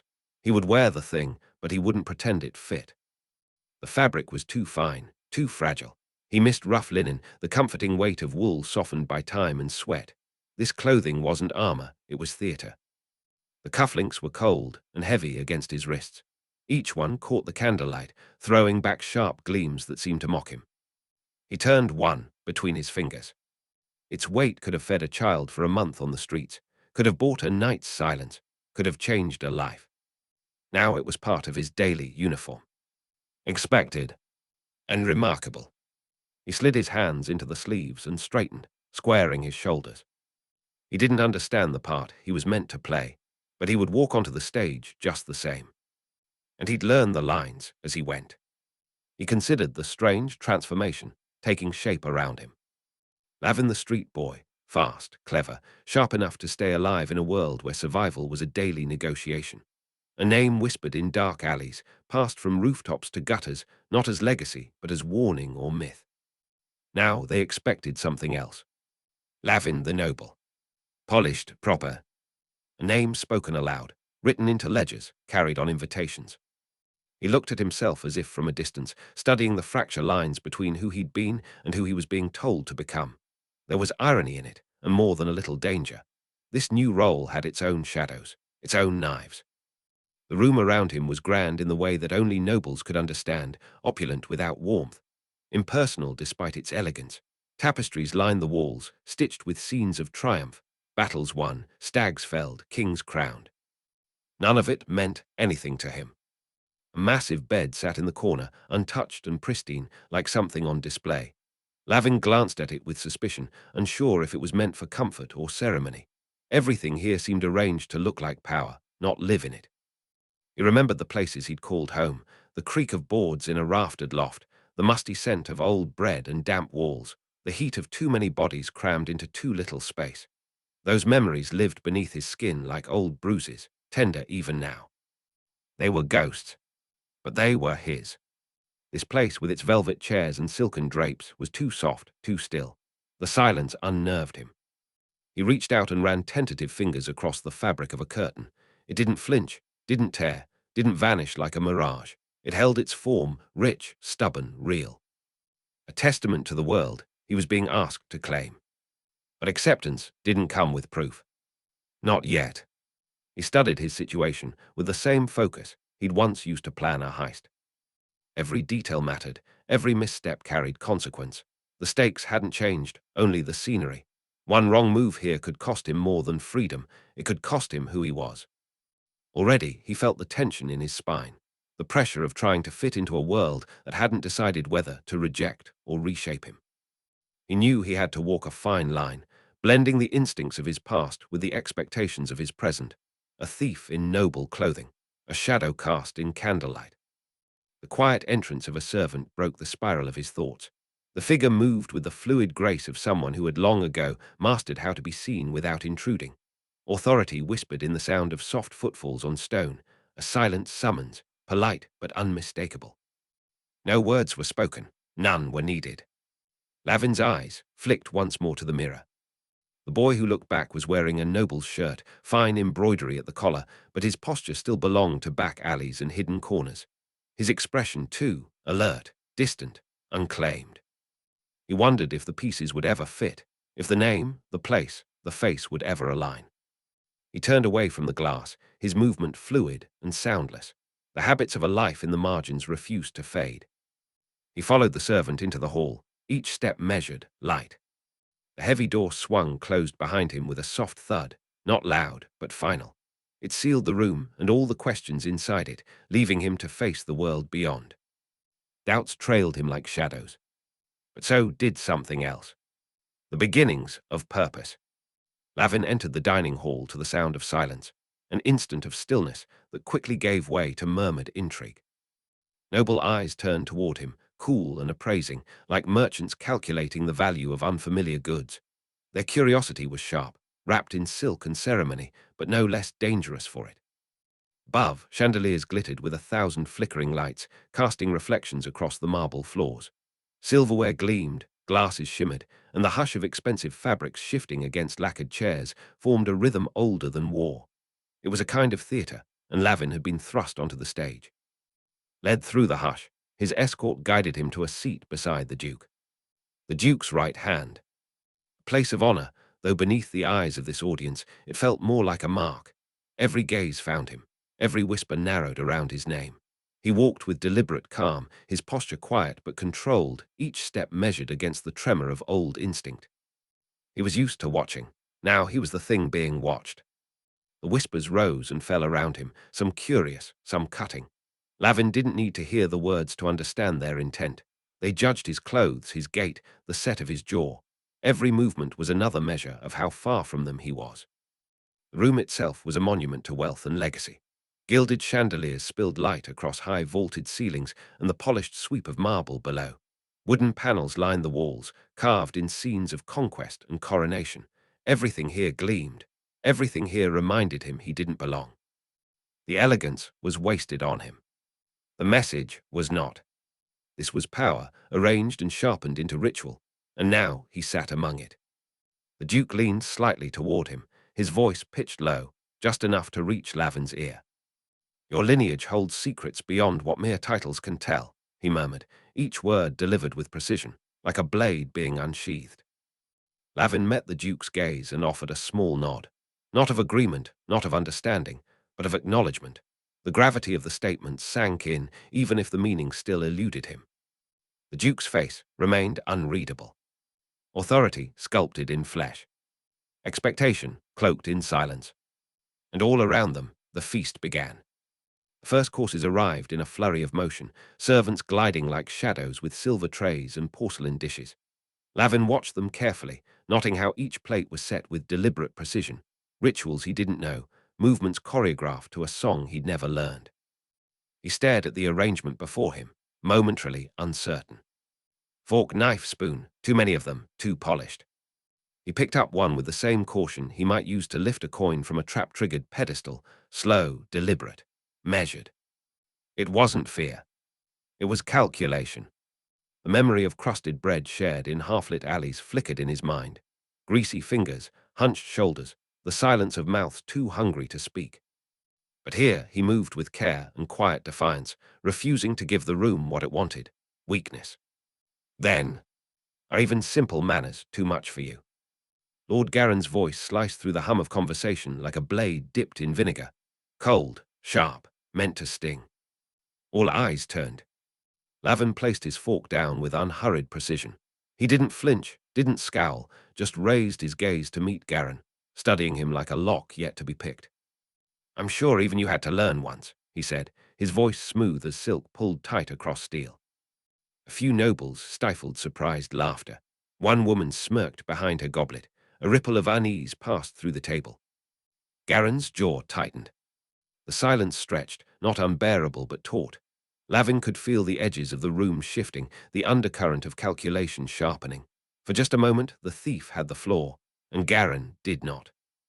"Bold words," Garen bit out, his voice louder now, angling for control. "For someone who can't manage a simple course." It was desperate. Lavin saw it, So did a few others. He leaned back slightly, letting the tension ease from his shoulders. It was the posture of someone who didn't need to force dominance, someone who knew exactly how far a barb could reach. "I've managed a lot with less," Lavin said evenly, "but thank you for the concern." A servant passed behind him, quietly suppressing a grin. Garin fumed, but he didn't reply. And Lavin turned back to his plate, lifting his fork once more, no longer hesitant but deliberate, confident, as if he belonged. Because for the moment, he did. Lavin's fingers traced the edge of his plate, a thoughtful gesture masked as idle movement, buying him a moment to measure the room and his words. "We all have our talents," he said finally, his tone composed and even, each word a calculated step in the dance of power. The retort landed cleanly. Garen's expression twitched just for a second, enough to betray the sting. Around the table, a hush settled in like mist, delicate and charged. Nobles leaned back in their chairs, watching, assessing, curious. The Duke, seated in silence beside Lavin, tilted his head just slightly. A subtle nod, nothing more, but in it was something rare, approval, recognition. Lavin had held the line, and the game was shifting. He didn't need to win tonight, he only needed to endure, and now Garen knew that Lavin wouldn't be so easy to push. The meal continued, but the mood had changed. The air was no longer thick with dismissal, it pulsed with caution. Lavin navigated the courses with growing fluency, not perfectly, not without effort, but each bite, each glance, each measured response was part of a slow, deliberate ascent. He remained wary, never mistaking a smile for safety or a toast for trust. This place had its own kind of danger, and Lavin knew how to survive danger. But survival here meant something different. When the final goblets were raised and the evening formally concluded, Lavin left the dining hall with a quiet breath. Not relief exactly, but release. A moment survived. He stepped into the corridor, feeling the strange weight of triumph and tension pulling in opposite directions. He had endured, he had answered. But he also understood something new. The real trials hadn't begun. The court was a battlefield draped in velvet. Its weapons were smiles, titles memory. Its scars were invisible. And as Lavin walked down the polished hall, the echoes of laughter and whispers fading behind him, he carried with him a growing truth. He could play this game. He just had to decide how far he was willing to go. Lavin slipped from the din of the dining hall, seeking refuge on a shadow-dappled balcony where the night stretched cool and silent around him. The moon hung high above, pale and watchful, casting silver over stone and steel. Below, the city sprawled in moonlit stillness, a jagged patchwork of rooftops and winding alleys, a distant echo of the world he'd left behind. He leaned against the railing, letting the memories rise like breath in cold air, wondering where he belonged in the narrowing space between two lives. The night bit at his skin, crisp and sharp, a bracing contrast to the candlelit warmth he'd just escaped. Lavin welcomed it. The cold had always been honest. He breathed deep, drawing in the silence. The clink of silverware and murmured courtly voices faded behind him, replaced by the wind's whisper threading through distant streets, the rustle of unseen things moving just out of sight. Here, away from judging eyes and gilded constraints, he let the mask slip. The city below pulsed with familiar energy. Most would call it peaceful under moonlight, serene, even, but Lavin saw more. He saw the truths hidden beneath stone and shad. Cramped rooms where children like him had fought over scraps, smoke-streaked alleys that had doubled as both refuge and battleground, rooftops that had once felt like escape. He could still trace the cracks in those stones, still smell the acrid reek of half-spoiled food and open flames. The past wasn't gone. It waited just beneath the surface, vivid and raw. His fingers curled against the cold stone railing. This place, this palace, with its finery and formality, was the life he'd been given. The city below was the life that had made him.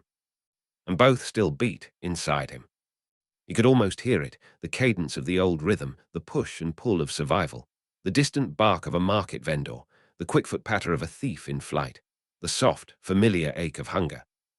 It still called to him. A siren song. Not to return, but never to forget. Yet here he was, standing on a noble's balcony, wearing silk he hadn't earned, in a house that wasn't his. The garments clung to him like questions, too fine, too heavy. They felt no less alien under the stars than they had beneath the chandeliers, a constant reminder of who he was supposed to be. He felt the tension coil tighter in his chest with every breath. Was he still the orphan with sharp eyes and silent steps, or was he becoming something else, something undefined, glimpsed only in passing glances and quiet conversations? He didn't know which version of himself felt more like a lie. Lavin shivered, though not from the cold. It was the weight of in-between that unsettled him most. Then came the sound, soft, almost swallowed by the night, a step behind him. He turned. A figure stepped into the moonlight, a girl, not dressed for court, but not common either. There was ease in her bearing, like she belonged anywhere she chose to stand. She moved with the quiet grace of someone who expected to be noticed, but never needed to announce it. Her eyes met his, warm and curious. Couldn't stand another minute of it either, she said with a small, knowing smile. Her voice wasn't mocking. It was soft, companionable, the kind of voice that understood pressure. Lavin blinked, caught off guard, not just by her presence, but by the candidness in it. Something like that, he replied, voice neutral but not closed. She walked to the railing beside him, her gaze dropping to the city spread below. Moonlight rimmed her face in silver. I always come out here when it gets to be too much, she said. It's easier to think with a little distance. Lavin studied her profile, calm, open, but thoughtful. Not the kind of noble who postured, not the kind who looked down. He didn't reply right away. He didn't need to. The silence between them wasn't heavy. It was easy, like breath after holding it too long. Lavin watched her carefully, searching for the hidden motive, the practiced facade he'd come to expect from nobles. But there was none. Only a calm openness in her gaze, an honesty that disarmed him more than scrutiny ever could. The city's different from up here, he said, voice low.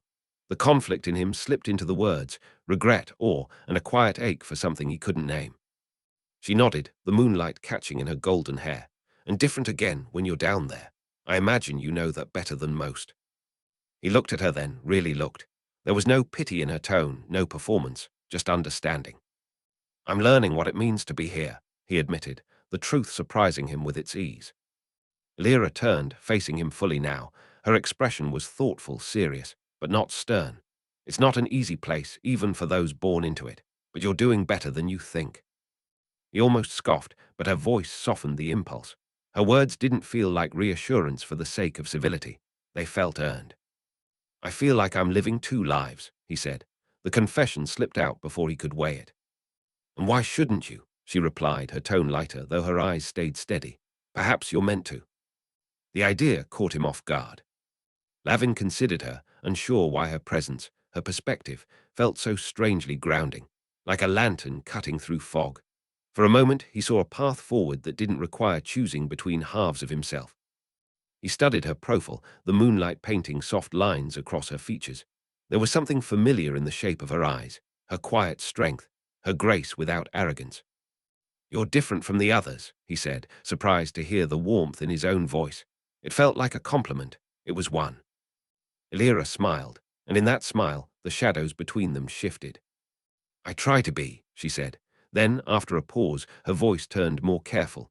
And I suppose it's fair we start being honest with each other. Lavin tilted his head, wary but curious. She drew a slow breath. The words carried on the breeze like something ancient but newly spoken. I'm Lyra Van Holt, the Duke's daughter. She let it settle between them before adding, more quietly, which makes me your sister. The word hit him like a sudden gust, soft but with weight. He didn't speak right away. He just looked at her, this girl he'd met not as family, but as something other. She hadn't forced it, hadn't led with it. She'd waited, let him see her before naming what they were. That meant something. Lavin turned his gaze back to the city, the rooftops below suddenly more distant. Sister, he repeated, the word strange on his tongue, but not unpleasant. Not wrong. She stood beside him without saying more, letting him adjust to the new shape of things. And somehow, in the quiet that followed, he felt less alone. Their brief exchange left Lavin with something he hadn't expected. Hope. Not the desperate kind he'd clung to in alleyways and hiding places, but something steadier. A quiet sense that he might, after all, find a way through this new life without losing himself along the way. Lyra's gentle assurance had made the impossible feel manageable, even inviting. He watched as she turned to leave, her steps light and unhurried. I'll see you tomorrow, Lavin, she said over her shoulder, not a question. A promise. And then she was gone, the door closing softly behind her. Lavin stood alone once more, the city and the night stretching out before him. But the cold no longer bit at him the same way, and the darkness no longer pressed quite so hard. He drew in a slow breath and let it fill his chest. He would master this world, just as he had mastered the last. And he would do it with the same relentless drive that had kept him alive when all odds were stacked against him. Lavin lingered on the balcony, watching the city breathe beneath the stars. The streets below whispered of who he had been, the halls behind him whispered of who he might become. And between them, he stood, ready to face whatever came next. He fell asleep to the sound of his own heartbeat, and the world left him alone. By nightfall, the city's underbelly would have a new story to whisper. Lavin, last fox in the den, too lucky to die and too cursed to be followed. The lamps guttered, the guildmaster's silhouette never moved. He lay back, coin pressed to his heart, and tried not to think of the ghosts he'd left behind. If luck was a curse, he would carry it. If it kept him breathing, he'd use it. Round him, the rumors thickened, twinning in the stale air. Lavin shut his eyes and listened. They were all afraid. He'd outlived half the crew. Every disaster left him untouched, but the price was a kind of exile even worse than the cells in the city's prison. Lavin settled onto his mat, the fabric rough with last week's grime. He curled around the silver coin, thumb worrying at the fox face stamped on it. The cold from the metal seeped into his palm. Every muscle in his chest tightened, but he didn't let go. The guildmaster was waiting, motionless in the far corner, arms folded across his chest.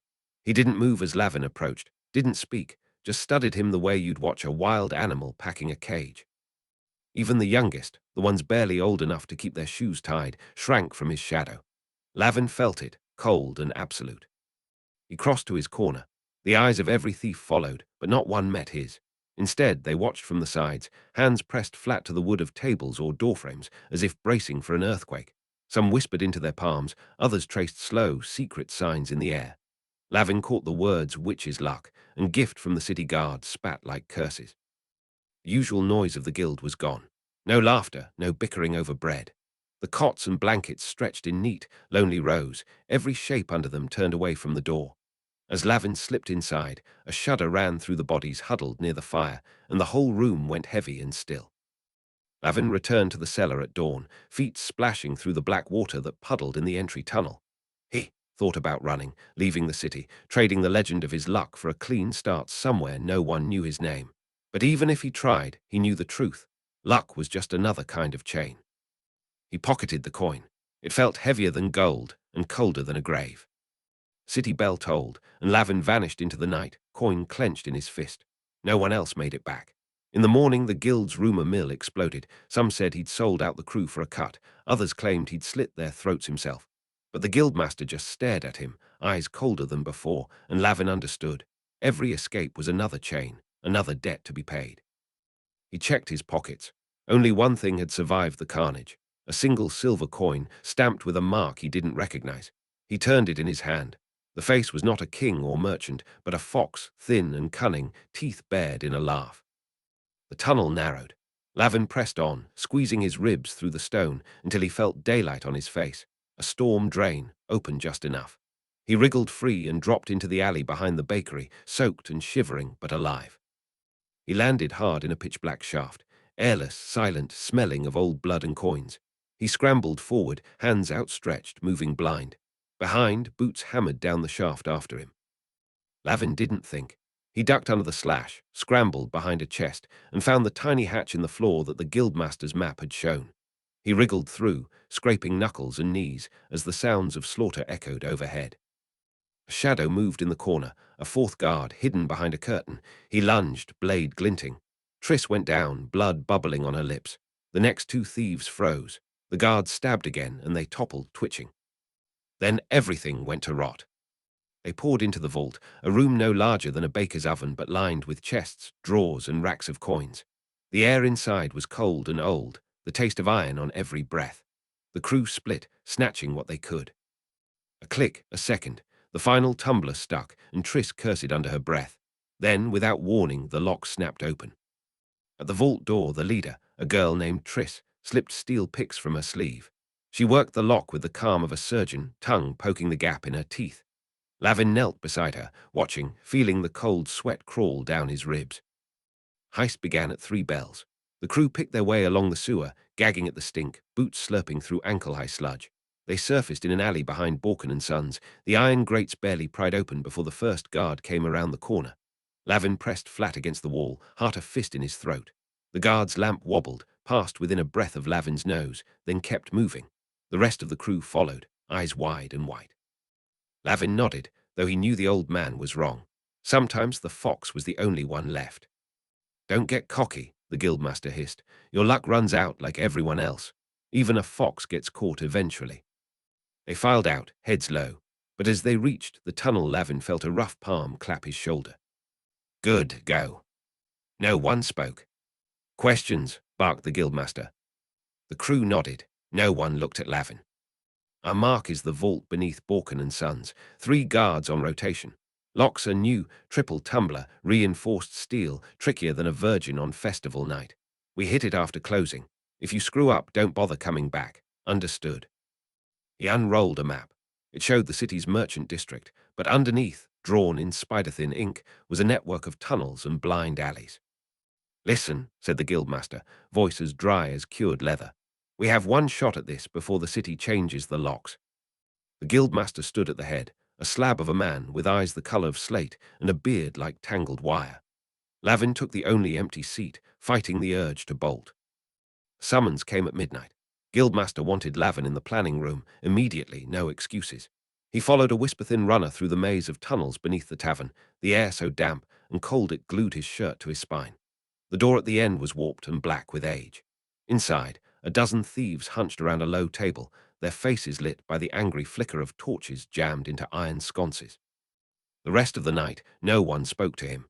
Even the rats kept their distance.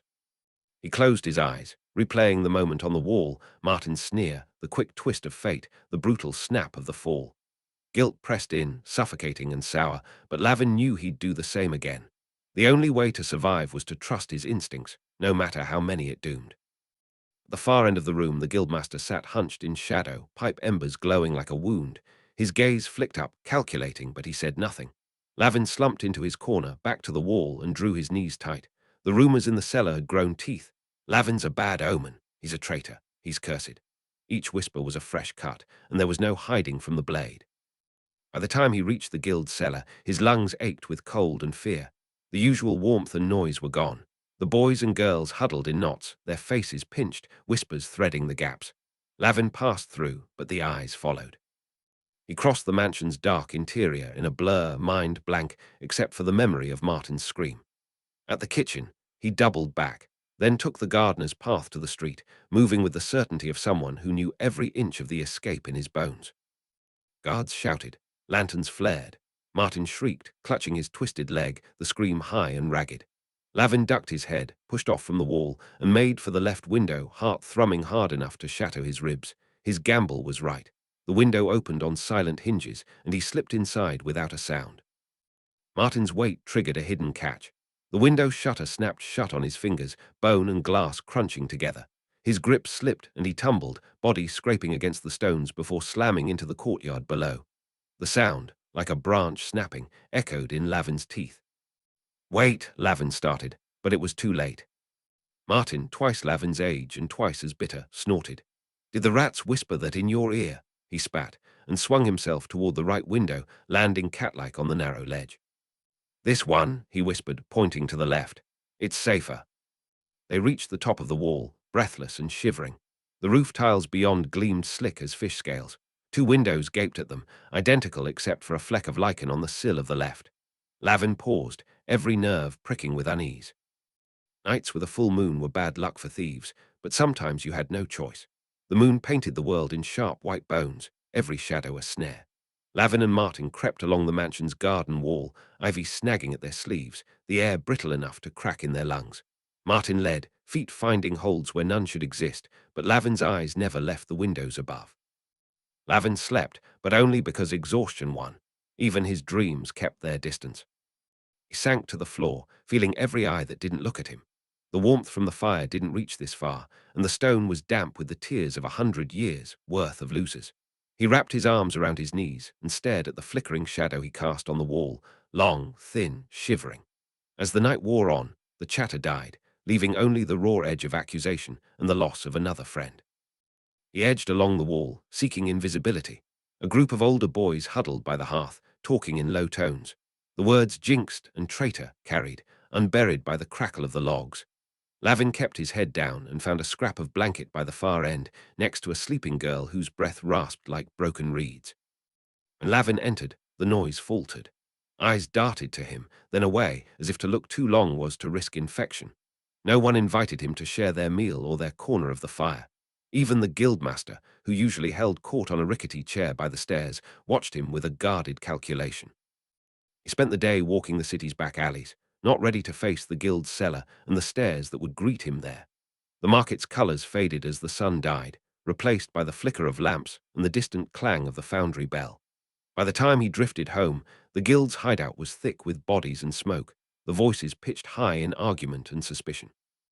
Lavin ducked behind a stall draped in linen, lungs aching with cold and shame. He peered through the fabric as his partner disappeared into the crush of guards, already halfway erased from memory. He wanted to believe he'd had no choice, that it was luck, not cowardice, but the thought burned in his gut. Soon as the purse changed hands, a heavy palm clamped down on the thief's wrist. The apprentice wheeled, howling for the guards, and within 3 heartbeats the city's enforcers had converged. Lavin's partner didn't struggle. He just stared at Lavin with an empty, flat expression, as if he'd known it would end like this. The guards twisted his arms behind his back, boots kicking up flecks of mud, and hauled him off toward the magistrate's square. The whole market watched, and then just as quickly went back to business. Lavin moved third in line, close enough to see the leader's every nod, but never in the direct path of danger. They'd mapped this stretch 100 times, and every fruit stall, every mud puddle, every dog with a temper had its place in the choreography. Their mark was a merchant's apprentice, distracted by a vendor's promise of foreign dates. Lavin's fingers ghosted over the target's sash. He felt the purse, thick and soft, but a flicker of intuition warned him off. Instead, he drifted to the left, brushing a silk cloak and letting the next boy in line take the prize. Morning after, Lavin joined the pickpocket crew. They moved as a unit, 6 small hands dipping in and out of the crowd like minnows darting from herons. The city's arteries were swollen with market day. Nobles in brocade and cheap perfume, mothers wrangling screeching toddlers, tradesmen shouting their wares over the din. The sun, not yet high enough to roast the river, made diamonds of the dew and lies of every shadow. But in the morning, he was still there, still breathing, and the legend of Lavin's luck grew another inch, thick as the scar tissue on his heart. He pressed himself tighter to the stone, willing himself to disappear. As the lamps burned low and the cellars emptied, only the bravest thieves, those with nothing left to lose, risked coming close. Some spat at his feet. Others sketched crude warding signs in the air, fingers trembling with the effort of belief. A few, perhaps remembering the friend or sibling lost in the last 2 nights, looked at Lavin with the kind of hatred that bred murder in the dark. He wanted to shout that he'd warned them, that he hadn't even stepped foot inside the study, but the words dried up behind his teeth. He drew his knees to his chest, letting the mutterings wash over him, and waited for sleep that wouldn't come. He ducked his head, found a place near the wall, and folded in on himself. The whispers ran thicker than blood. "He's cursed," someone hissed, loud enough for him to hear. "It's not right, walking out of 2 busts in a row. Maybe he's working with the guards. Maybe he's a demon." Inside, every eye tracked him. Dozens of boys and girls, most older, some younger, none trusting. They'd all heard by now, maybe not the details, but enough. Lavin's escape from the last job, now this. The survivors made space, not for courtesy, but as if to prevent contamination. He walked home alone, hugging the walls, trying not to think about the faces of the others as they were led away. At the guild's cellar, the night air clotted with rain and curses. The wooden stairs groaned under Lavin's weight, and the stink of pipe smoke and lamp oil rolled up from below. The mansion's owner, summoned by the ruckus, came down in a gown that trailed like fog behind her. Her face, heavy with old money and fresh suspicion, scanned the corridor. Lavin held his breath as she passed within a foot of him, the reek of her perfume so thick he nearly gagged. Then she was gone, and he was free, invisible as always. Lavin's hands trembled for the first time since he'd learned how to steal. He flattened himself behind a column, waiting for the noise to subside, and then, silent as the dust settling in the ruined study, retraced his steps through the front hall. The girl shrieked and tried to vault the desk, but her ankle snagged the drape, and she tumbled into the hole. The oldest, too proud to show fear, glared straight at Lavin. "What did you do, you little shite?" he spat, then vanished in a flurry of hands and panicked shouts as the guards dragged him out. From the courtyard, the guards came running, their boots already pounding. A lantern flashed through the study window, picking out the dust and the shock in the surviving thieves' faces. The trap had worked to perfection. Sound, sharp as a bone breaking, snapped from under the rug. The old thief froze, looked down, mouth rounding in a silent "oh." Then the floor dropped literally. The rug, desk, and two nearest thieves plunged into blackness as the wooden planks caved. The sound was followed by three short, high-pitched yelps, then a metal shriek as bars slammed down over the opening. Inside, the others split up, one toward a glass-fronted cabinet, another to the desk, two straight to the safe hidden behind a velvet drape. The air felt tight. Every tick of the clock was a warning. Lavin's feet inched backward until his spine brushed the opposite wall. He could see the study, but he wasn't in it. He shook his head and stepped backward, not trusting his voice. Lavin lingered in the threshold. His body went cold as cellar stone. Something in the room objected to their presence, and the hairs along his arms stood sharp. He raised his hand in warning, but it looked pathetic next to the other's bravado. "You're not coming," hissed the girl from the market job, her lips split and swollen from the last arrest. He turned, mouthed, "Wait." The word, barely a shape, fluttered from his lips and died. No one listened. The oldest one, who'd outlived 3 guildmasters, elbowed past, grinning with the arrogance of men too angry to die. He pushed open the door and sauntered inside, the rest trailing like ducklings on a greasy pond. Study waited at the end of a corridor, door shut but not locked. Lavin's hand hovered above the latch. On the far side, he imagined the ticking of clocks, the slow curl of cigar smoke from last night's meeting, the breathless air of secrets worth killing for. He pressed his ear to the wood. The others bunched up behind him, impatient, already counting the silver in their heads. Scullery window surrendered after a minute's coaxing. Inside, the tiled floor was so clean it squeaked underfoot. They moved in sequence, 2 up front, 2 at the rear, Lavin and the oldest just behind, sacks dangling empty and hopeful from their belts. Each room passed through a haze of candlelight and luxury, portraits in gilded frames, tables set for guests who ate off plates finer than any gods could dream, hallways carpeted thick as lamb's fleece. Of the 6, Lavin was the only one who'd never been inside a place like this. The windows alone were worth more than anything he'd ever worn, and the walk from the garden wall to the scullery door felt more like a test of his right to exist than a mission for loot. He breathed in the smell of cut grass and wet iron, heart ticking out the steps as they crossed the frost-slick flagstones. 2 nights later, the job demanded more. They called it a lift, but this wasn't some merchant's kiosk or alley stall. This was a mansion, 3 stories high, every window belted in iron, the grounds watched by lantern light, and the shifting silhouettes of men paid to stay awake. Lavin, smallest by a head, crouched behind the lip of a cistern with 5 others, the cold stone wicking every ounce of heat from his knees. The plan, whispered and re-whispered, was to sweep the first floor for coin and silver while the householder and his staff slept. If all went well, no one would know a thing until sunrise. If not, well, they'd see. He kept his head down, but the rumor followed close behind, silent as a second shadow. By the time the night's noise had bled away, only the oil lamps burned. Lavin slipped into the space between shadows, shoes silent on the muck, the weight of the velvet pouch both a victory and a debt. Already the city's underbelly would be whispering about him, the orphan with a fox's luck, the one who always walked away. He pocketed the rings, forced the air from his lungs, and watched as the merchant shrieked for justice while his companions were hauled away.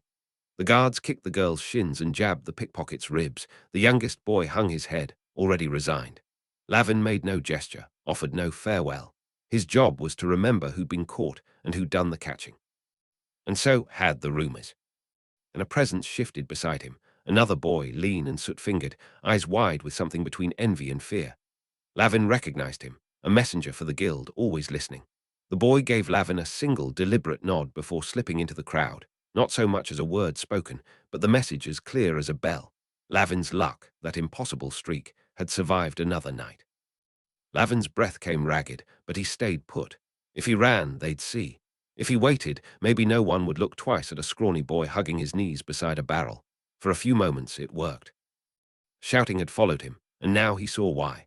Across the street, guards had the 3 captured thieves lined up against a wall, lanterns shoving their shadows into grotesque shapes. The gold merchant, his fat face twisted in righteous outrage, pointed at them, then at the crowd gathering to watch. The pickpocket spat blood and swore, and the girl kicked as they bound her wrists, but their struggles were meaningless. The guards delighted in their work, dragging them toward the waiting black cart. He didn't stop until he reached the far end of the market street, half collapsed behind the rain barrel of a shuttered bakery. Only then did he realize his knuckles were white around a velvet pouch. He uncurled them and let the contents spill into his palm. 2 rings, one with a green stone so small it looked like a scab, the other a plain loop of gold, still sticky with the sweat of its former owner. Torch nearly singed Lavin's hair as he slid sideways, rolling the length of the case and dropping behind a stack of crates. Fingers brushed his boot, a city guard, grunting and swearing, but Lavin twisted free, bolted for the back. He hit the alley running, felt the wind slice his cheeks raw, and never looked back. The city's shouts closed in behind, but so did the darkness, and Lavin moved as if he belonged to it. The safe was forgotten. Lavin pressed himself flat behind a display case, breath shallow enough to swallow. The jug-eared boy froze. Wrong instinct, and Lavin wanted to curse him for it, but the guards moved too fast. Chains rattled, manacles flew, and in less time than a prayer Lavin's companions were reduced to struggling, knotted figures pinned beneath the guards' weight. He hissed, "Trap," but the warning was wasted. At that moment, the front door burst open and city guards, their faces shining with the expectation of easy violence, poured inside. Torches brandished, they split the shop in 2, 3 snatching at the pickpocket and the girl, 2 rounding the counter, and 1, the biggest, shouldering straight for Lavin. He looked up. The shop's lamps flickered in unison. Then, through the stillness, he heard it, the unmistakable scrape of metal on stone, multiplied. Footsteps, at least 6 pairs, booted and eager, converging on the front. The rug peeled away like skin from bone. Beneath, the safe squatted in the dust, a rounded black belly of iron banded in brass. Lavin reached for it, then jerked his hand back, heart stuttering. He didn't know why. His skin crawled with the sudden, sharp certainty that the night had teeth. He fanned out as trained. 1 to the counter, 1 to the drawer beneath, and the 2 youngest, Lavin and the jug-eared shadow, toward the merchant's personal safe, half hidden beneath a powder-blue rug.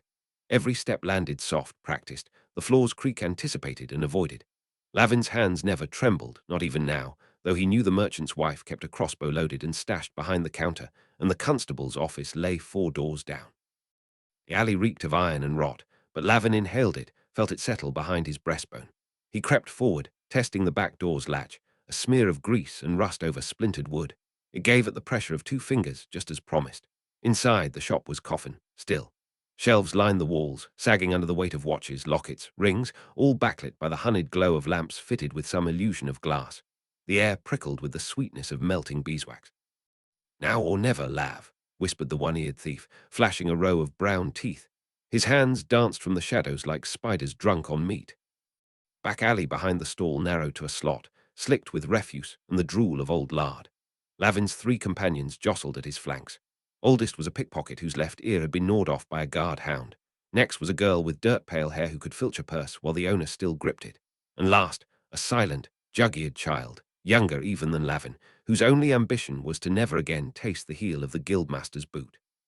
All wore the same makeshift uniform, threadbare linen, patched breeches, fear disguised as bravado.